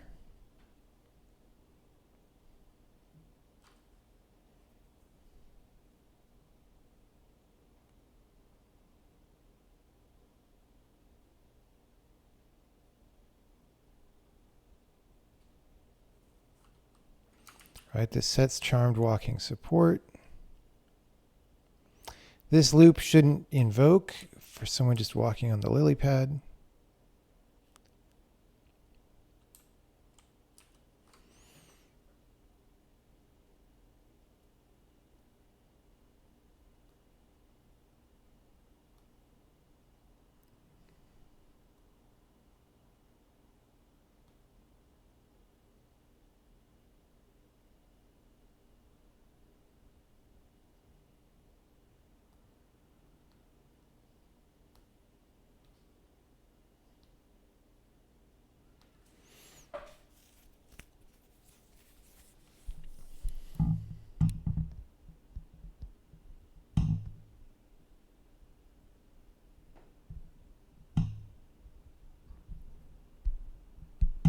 So I feel like it's this right here.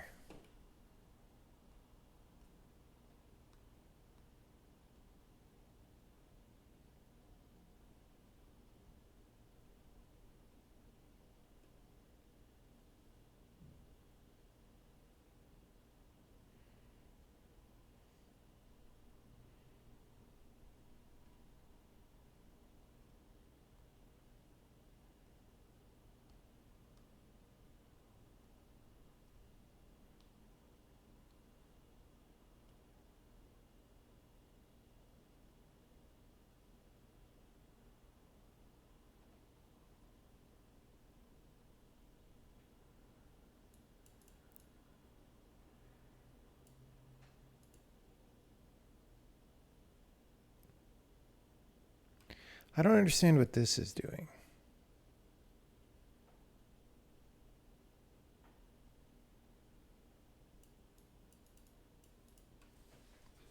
Like, is this literally the line that is causing us pain? I don't know what that's for, and I didn't comment it because I am bad.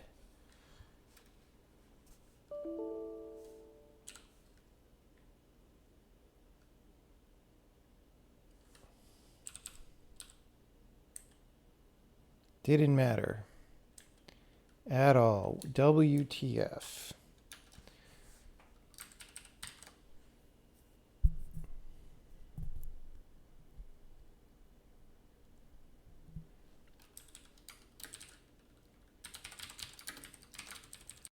This also looks sus.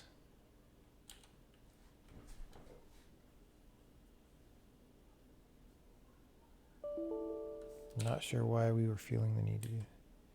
Didn't matter.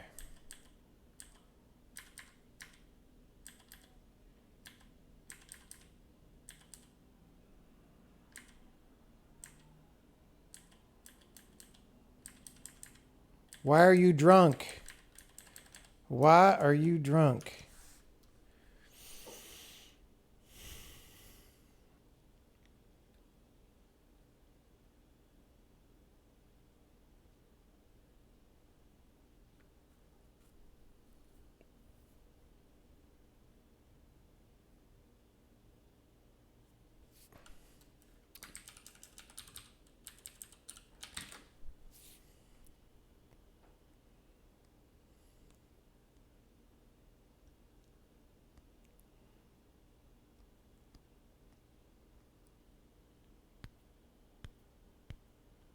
Wait, is this in the middle of 4?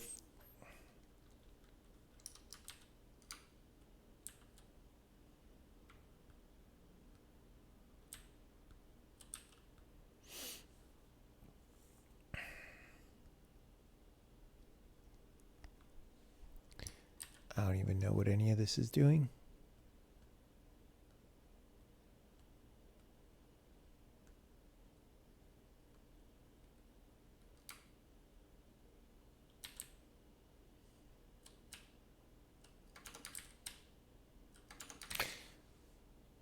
Actually, I kind of do.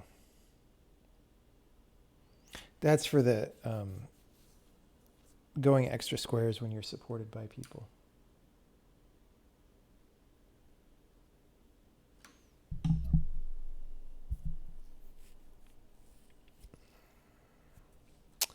Today's been a slow day so far, I gotta say, but we're handling like really tweaky things, so you know? You know what I'm saying?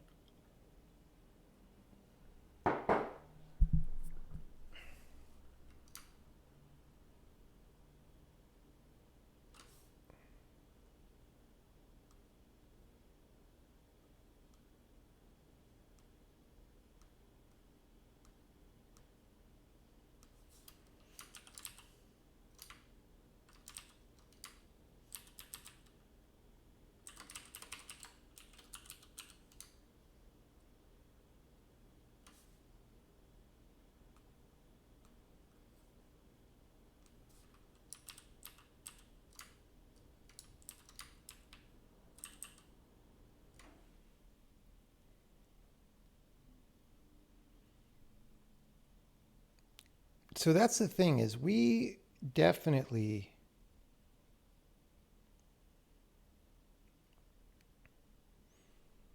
add the guy if, let's just,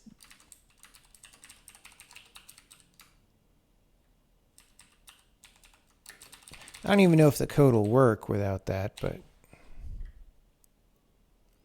the only reason we add the charming character to the transaction is if that charming character is walking on someone's head. All right, well now she's not moving at all.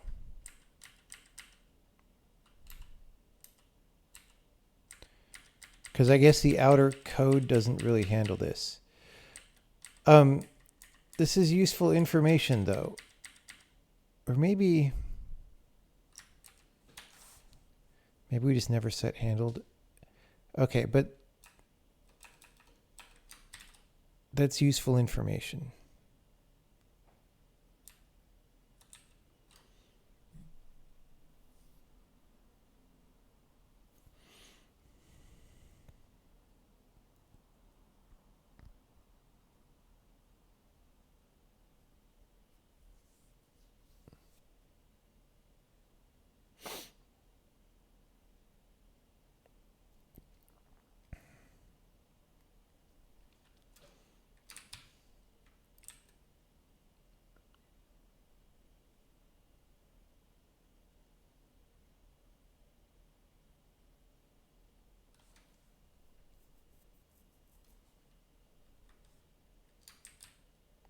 So we set handled in here when you're walking on someone's head.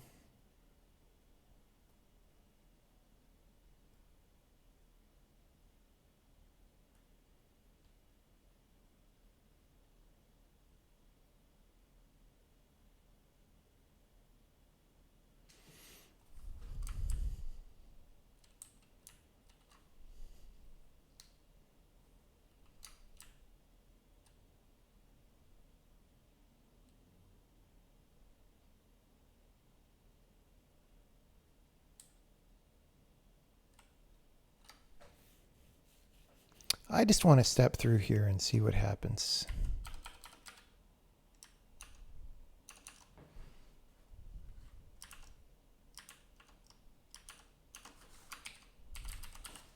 All right. So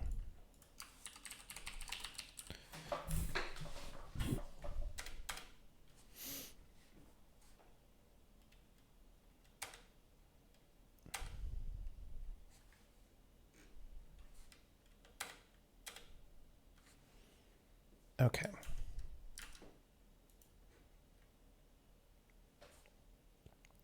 So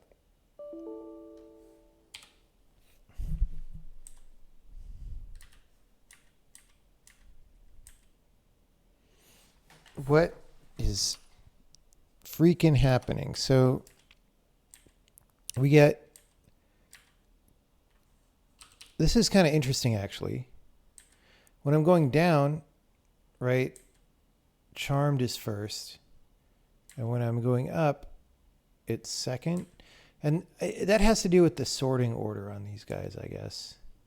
In principle, shouldn't matter to anything but may. So we'll just note when we go down, after we sort, this first one is going to be the bard.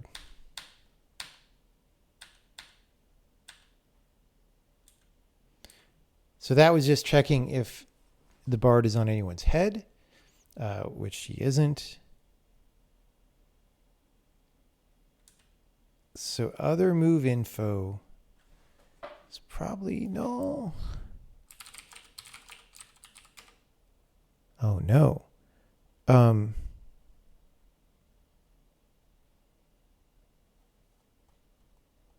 Oh, sorry. That's get move info. Okay. I got confused. I thought we were querying, is this character already moving? But we're not. We're saying, what does the move info struct look like if we start at this position, go in this direction, and all this stuff? So that's fine. Never mind. So target mobile supporter ID is being set.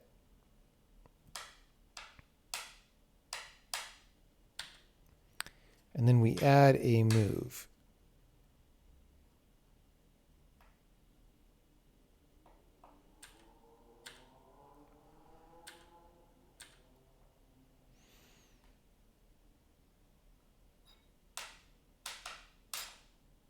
I bet it might be this. It might be the manipulator ID. Probably not.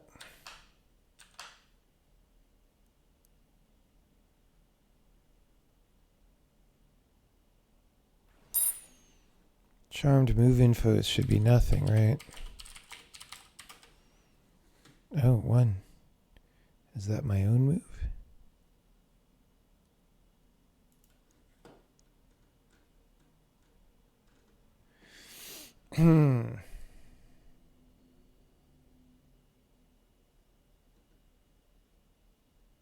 So I could try disabling parts of this and see if that causes the thing to stop happening. But what if it's that we're not enabling things that we should be? So this is going to be the warrior here. He has 0 charmed move infos.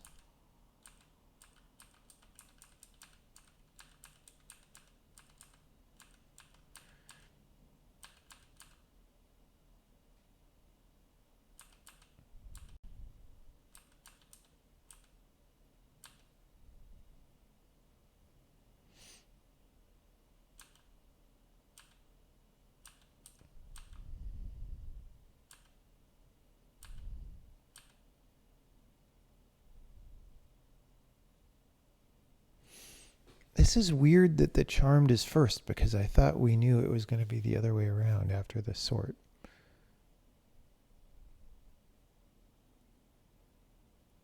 Now I'm confused.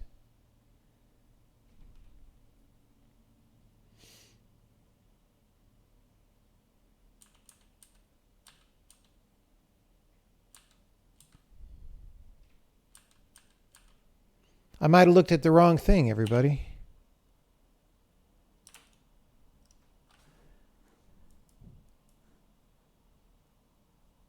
But then it says it's first. Maybe that gets sorted again later. I don't remember. We had a thing that sorts things, but... Oh, no. Charmed was... right. Controller proc second. I was looking at the wrong thing.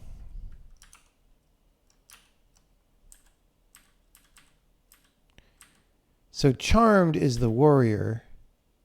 Controller proc is the bard who's drunk. So we actually want to look at the second one, actually.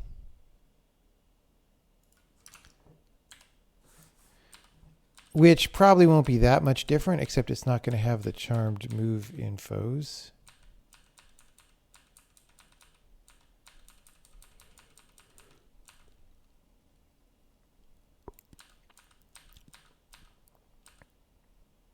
Okay, this is the bard. Not on someone's head.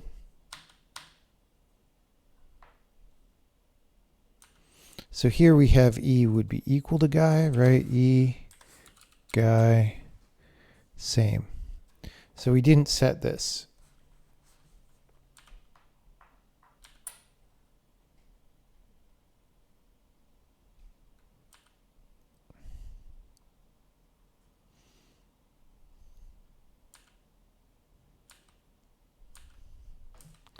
So we do all this stuff except charmed move infos.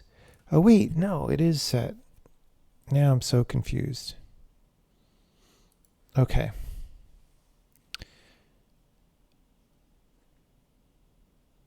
My initial idea is just to clear some of these.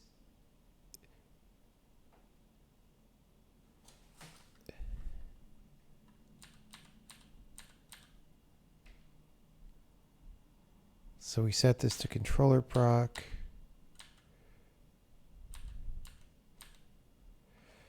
Okay, we could also set that to something besides controller proc, by the way.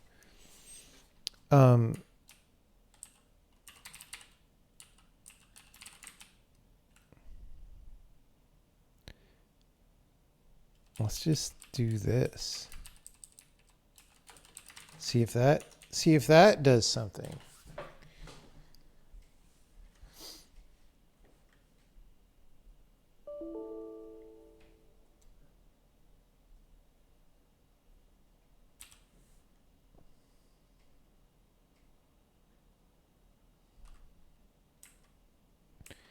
Didn't do anything.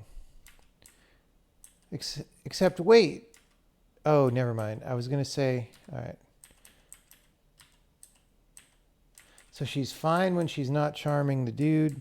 As soon as she is, she just flies all over the place. Okay. So that's a problem.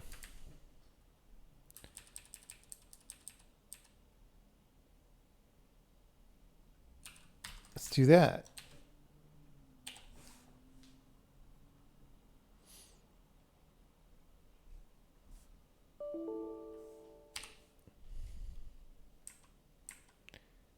super drifting, way worse than ever before,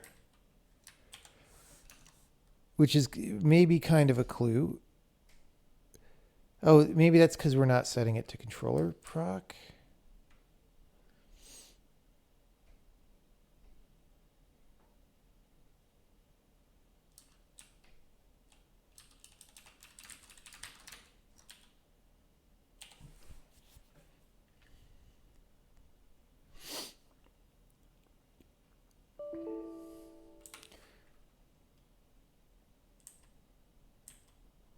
WTF.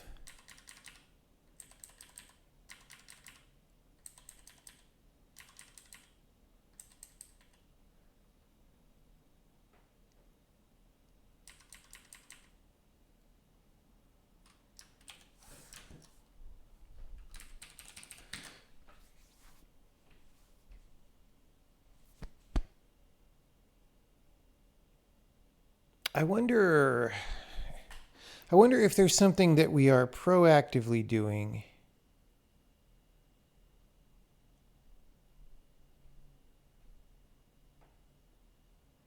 I mean, I could just dump the whole struct.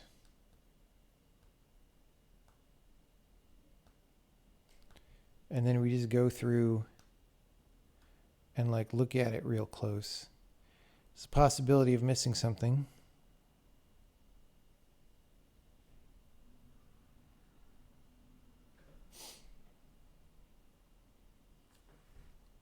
Because apart from that, I'm just not sure. So there, we have a very clear difference. So we have a repro, which is like half the battle actually, which is why I'm surprised I'm slacking so hard on getting the rest of it.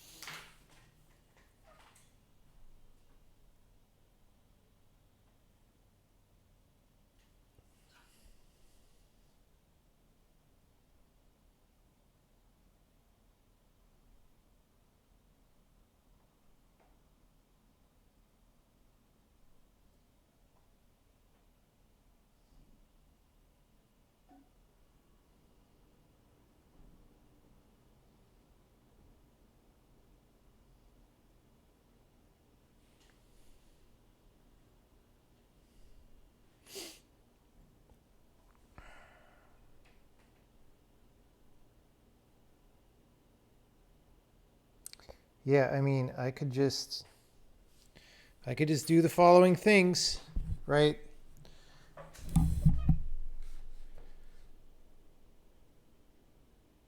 We could just say when we close with a controller proc,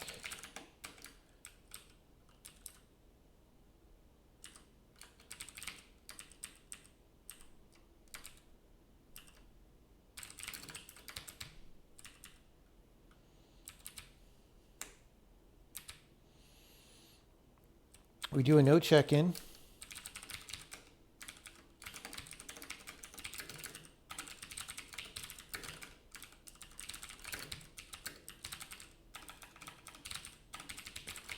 The move type is equal to that controller proc. We're just going to print it out.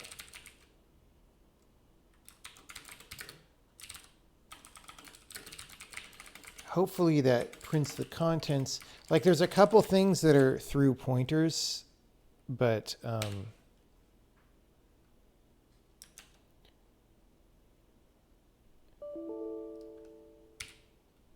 right. So now we want her to be in exactly the same square and everything, right? Okay, this is actually fine. So she's going to start here. First, we're going to have the normal one. Okay, so she's going to start here and go south one. Totally normal and good. Totally normal and good. I kind of feel like I need to see more info than that, but whatever. Okay, so now we actually put the dude in range. Reset. Boom. Totally bad. All right. Why do we... Ugh. Okay. Well, some of these differences we already looked at, but like those flag differences we commented out. But anyway, we're gonna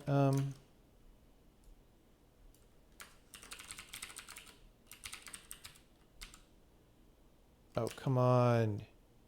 Do you not flush?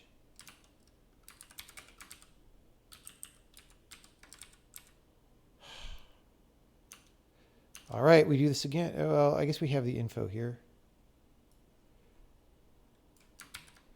I just hate trying to copy stuff from terminals because apparently that's an unsolved problem in computer science. All right, so entity ID, same. Manipulator ID, different already, but we commented that out.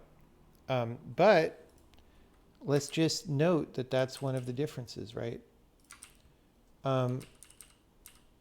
In fact,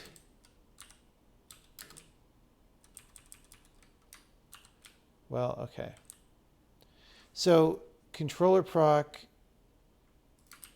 delta start position target doubles endpoints duration accel time initial speed target mobile supporter ID is different, which is weird. I thought this was supposed to set that. Okay.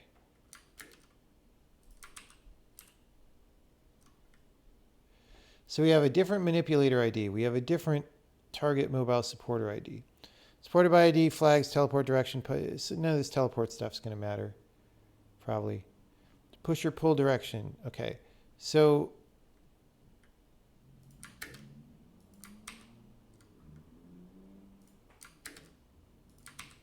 okay. Duration, visual start, visual end, visual error is different, but that's actually expected because we did these at different times. This is the portion of the move, you know, it's the portion of the move that's how far between squares we are. We'll put that down as different because it is different, but I don't think that's the cause of any kind of problem. Added by charm, player initiated, turning, is pusher or puller. So let's just remove these because these are the same. Just note that I deleted those. So these are flags that are set that were not set in the other one. Visual delta due to controller proc only 0. Theta start 0, minus 90.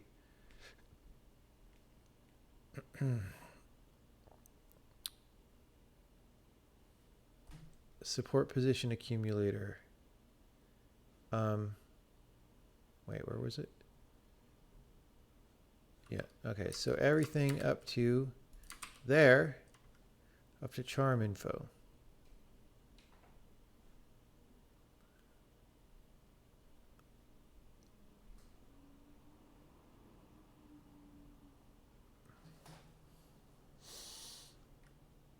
Okay. So it's actually some substantial differences here. Now, we already tried getting rid of the charm info.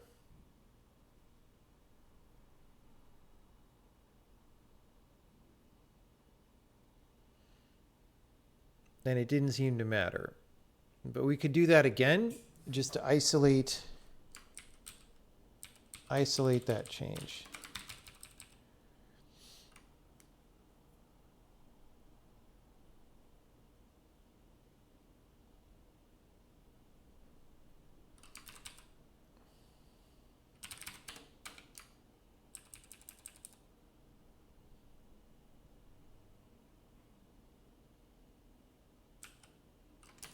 Right, so in this one, valid, one of these is the valid flag, right?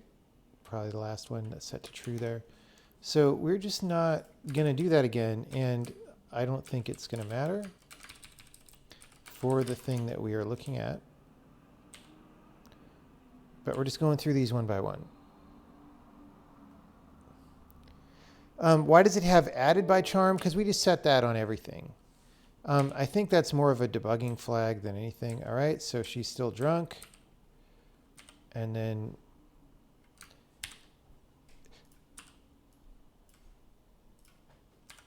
because it is a different move add routine that's generating a move for this character. Okay, so this didn't do anything. So we're going to go here. We're going to just keep the note that this was different, but we don't think it was the cause of anything.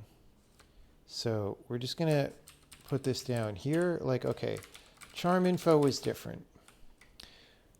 All right, target mobile supporter ID. That's really the problem, honestly.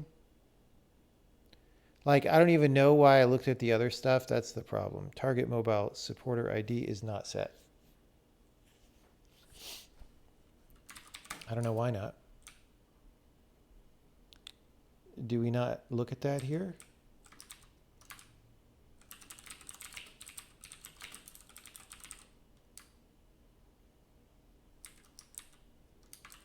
Supposedly we do. Result.mobile supporter.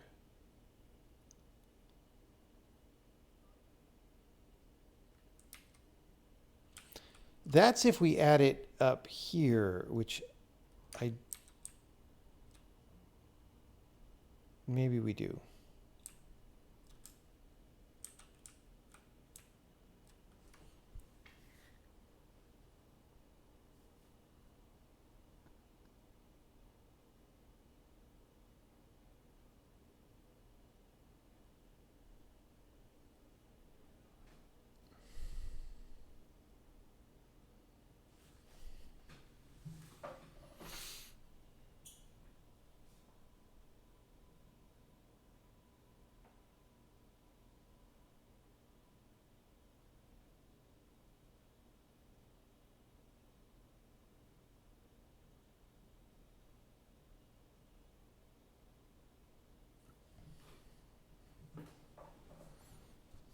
Like, that's the thing is, I'm not sure whether we're adding here or here.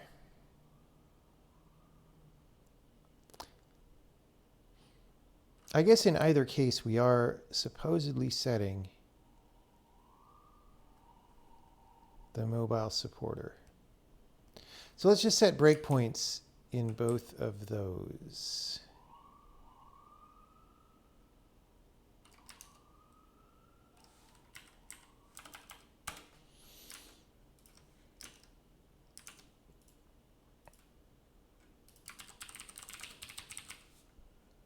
So this, they're probably going to return nothing for mobile supporter.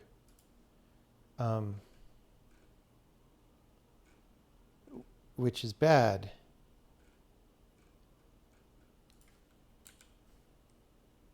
Because we're supposed to be walking onto a lily pad. So, like, why?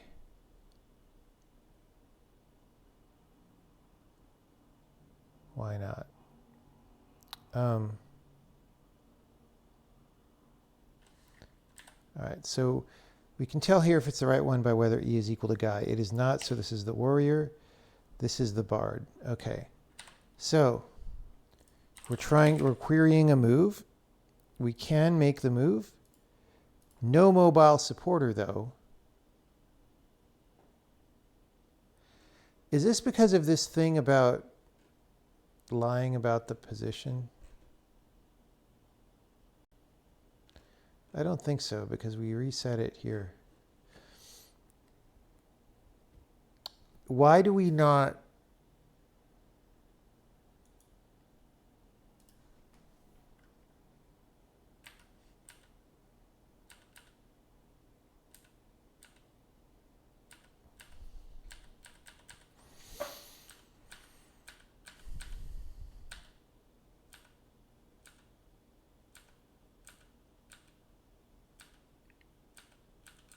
Okay, so we're looking for things in the square where we are trying to move.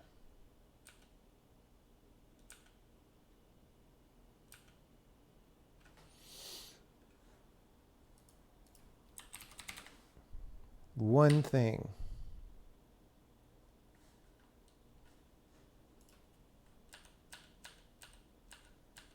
It's probably the lily pad.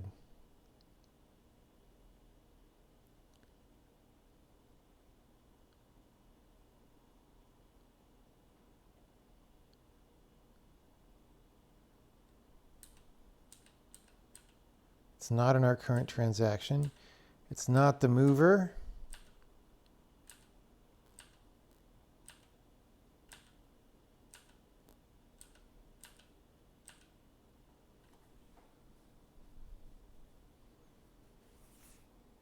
Okay, so this, whoa. Wait, what?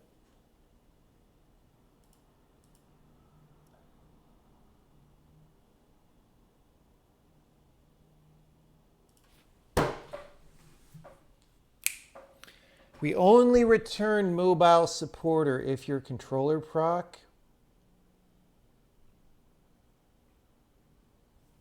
And I think we set them in the opposite order. This is, ugh. Are you kidding me? 2 hours on that. I mean, I wasn't very effective in chasing this down, but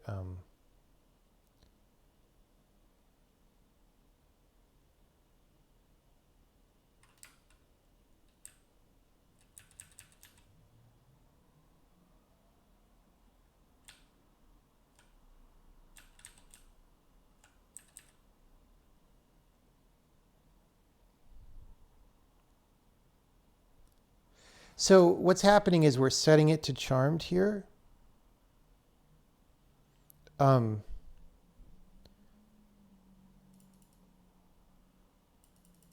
We're not setting it to, yeah. This is just like what happens when gameplay code accretes over time in this highly sedimentary way. All right. Here, this controller proc thing.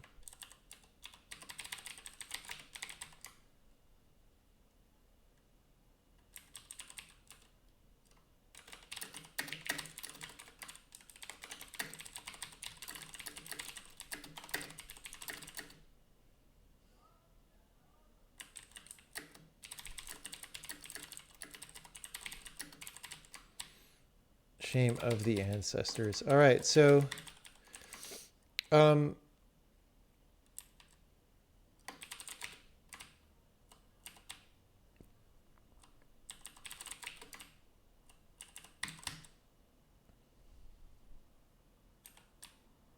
here, let's do it this way. If this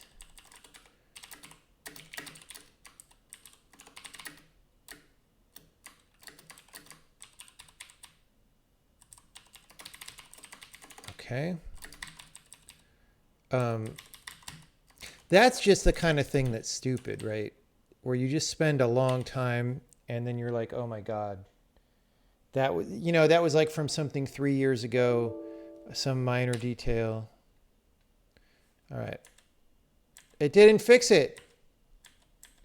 Wait, maybe it was the other one. Hold on. Hold on. Well, maybe we fix the mobile supporter ID and that's not even the problem, but, oh, whoops.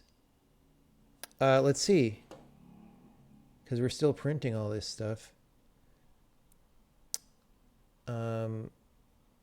Manipulator ID.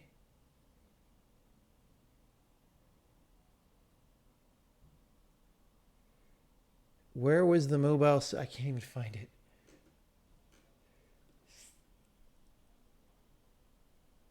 Target, it's still 0. So maybe I did it wrong.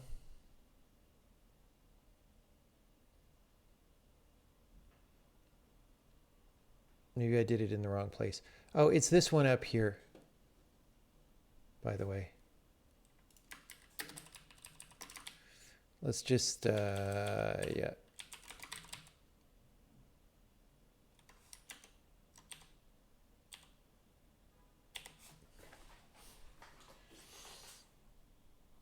Fix could break something completely unrelated. It's true. But here's the thing. The stereotype of programming is kind of like what I've been...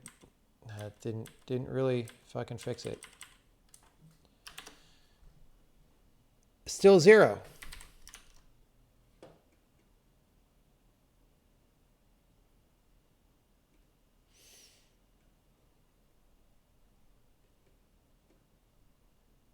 It's probably this one.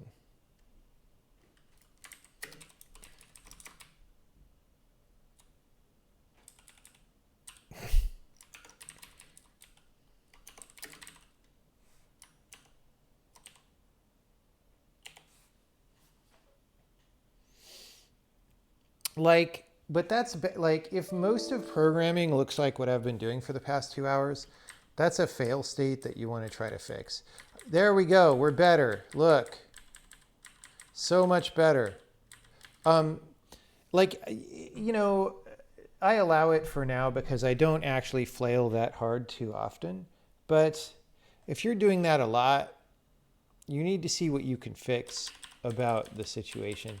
Here, it's just like, look, this is just one bug. This whole system is very complicated. I'm about to do some passes to simplify it. But before that, I actually want to make sure that I have all the relevant concepts working and stuff, right? Which is why I didn't want to go off on a tangent. But if you were doing this every day and bugs look like that, then it's actually very important. And by looking like that, I mean like we kind of have no idea where these values are coming from that are like messing it up. Then it's actually very important to revamp the system pretty heavily. And yeah, I don't know. You don't want programming to look like that all the time. All right. So this is good.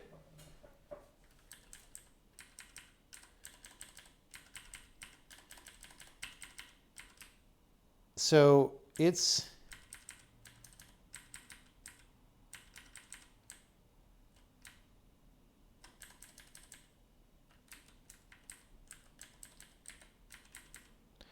Let's go back and make sure that our stack situation is okay, right?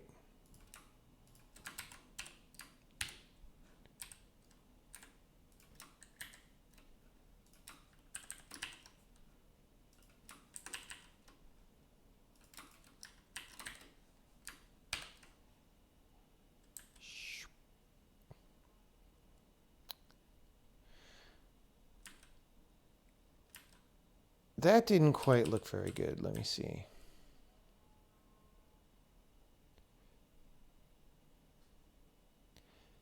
That's actually...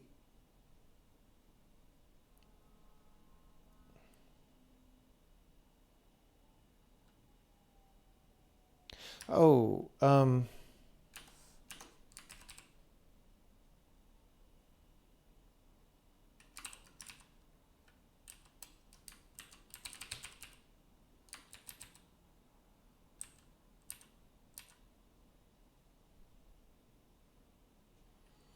no, I didn't comment out something. So there's still something not that good here. It's something like...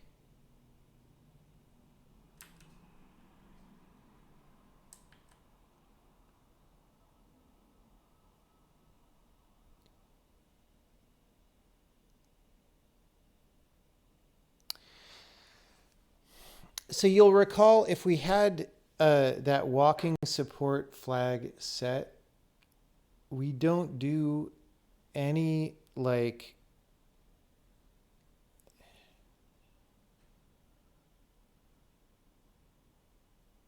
yeah. I feel like it's pretty straightforward in the new code to address this. However, I don't want to do that now because we don't even have a level that does this, I don't think. So it's not important to fix it yet.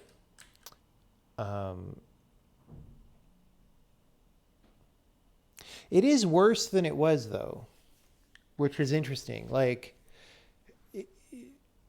before we made all these changes, it was pretty much fine. And now it's pretty much messed up.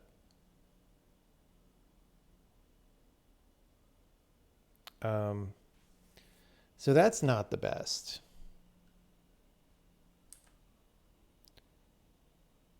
But this works now. Remember how we were going off into infinity when we went left?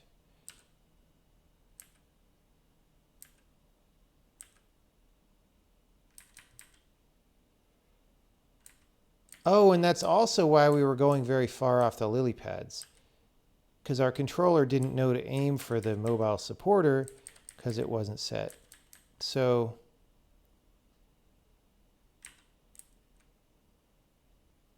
sorry.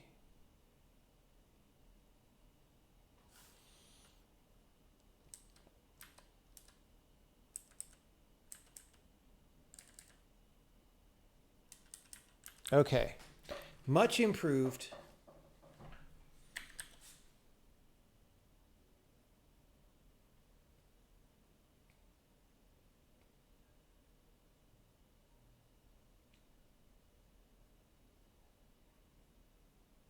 I'm not going to say it. I'm not going to say it into the microphone. Not going to say it into the microphone. You don't want me to.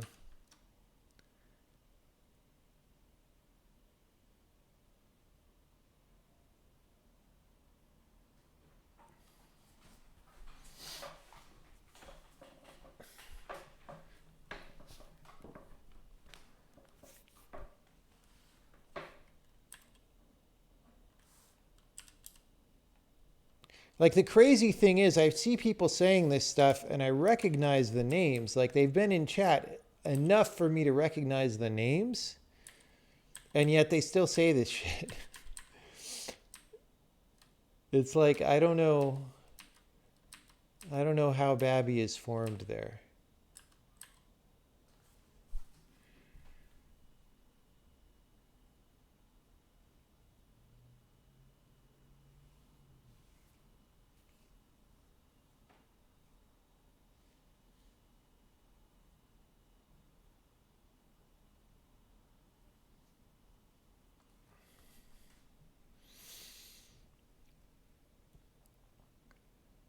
All right.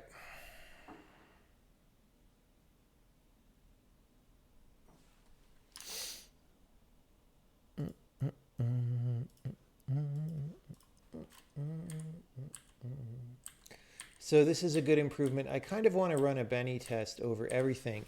The problem is, oh, you know why this might be broken? Because we frickin' commented that out, that entire thing. The thing is, I did a lot of damage to the code, temporary damage, but like, there's all these things that I commented out to isolate the issue, right? Oh, I don't think I saved that. Hold on. Let's also get rid of the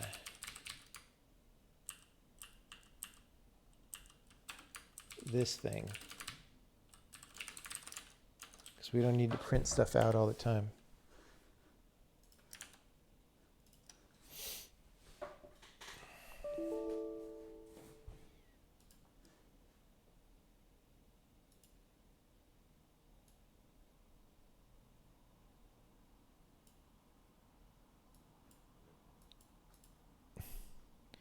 That's the best I have for the pink text. We don't have do not ask anymore.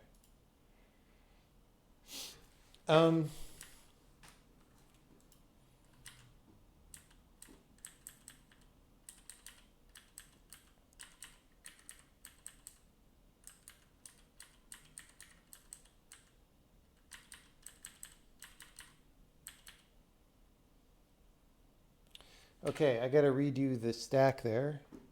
I mean, we could, yeah, it's fine.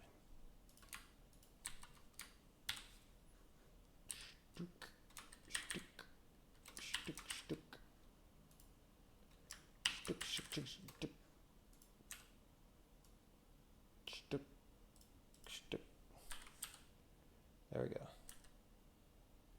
Okay, that's better again. Yes, okay. So obviously it broke because we discounted the code that made them ride on each other's heads. Now it is there.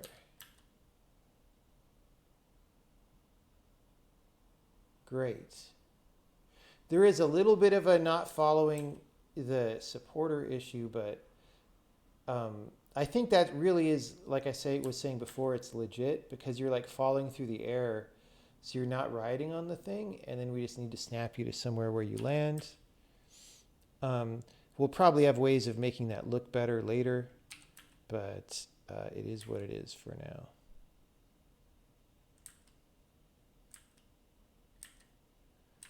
Okay, good. So I think it's Miller time for now. I am going to need to go and clean up the code from all the little things that I added and little sneely boppers in there. But this is pretty good. I want to do another pass on the controller proc itself because I think, well, I don't know.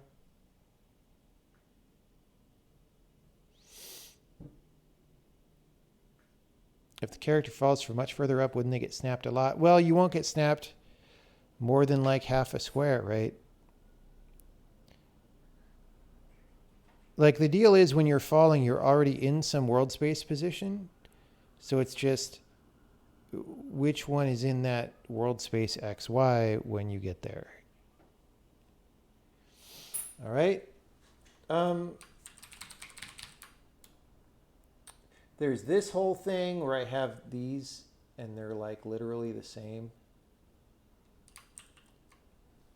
There's this thing.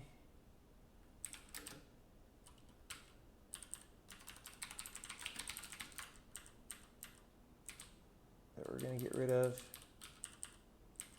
because I hate it. And it doesn't do anything anyway.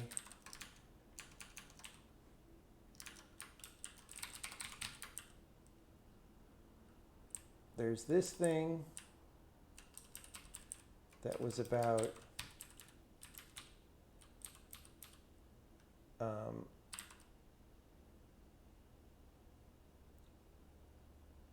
only doing the support position accumulator thing.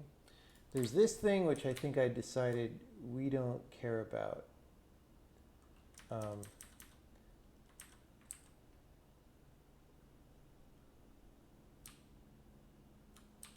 That said, do we need the charm info as much as we think we do? Rock support frame, that's gone. Yeah. So I'm going to take a break. I'm going to go have Miller time and read a book for a little bit. And we might stream tonight. We might not. We'll see.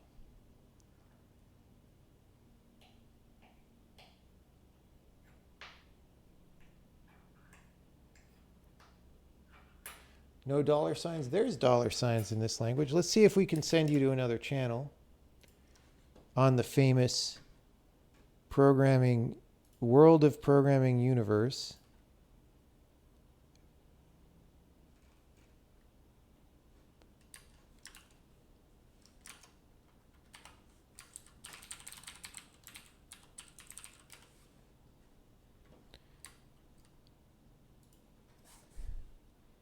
Software and game development.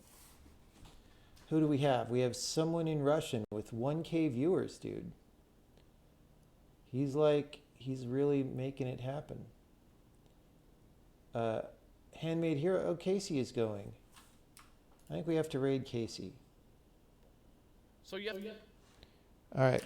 Thanks, everyone. See you later.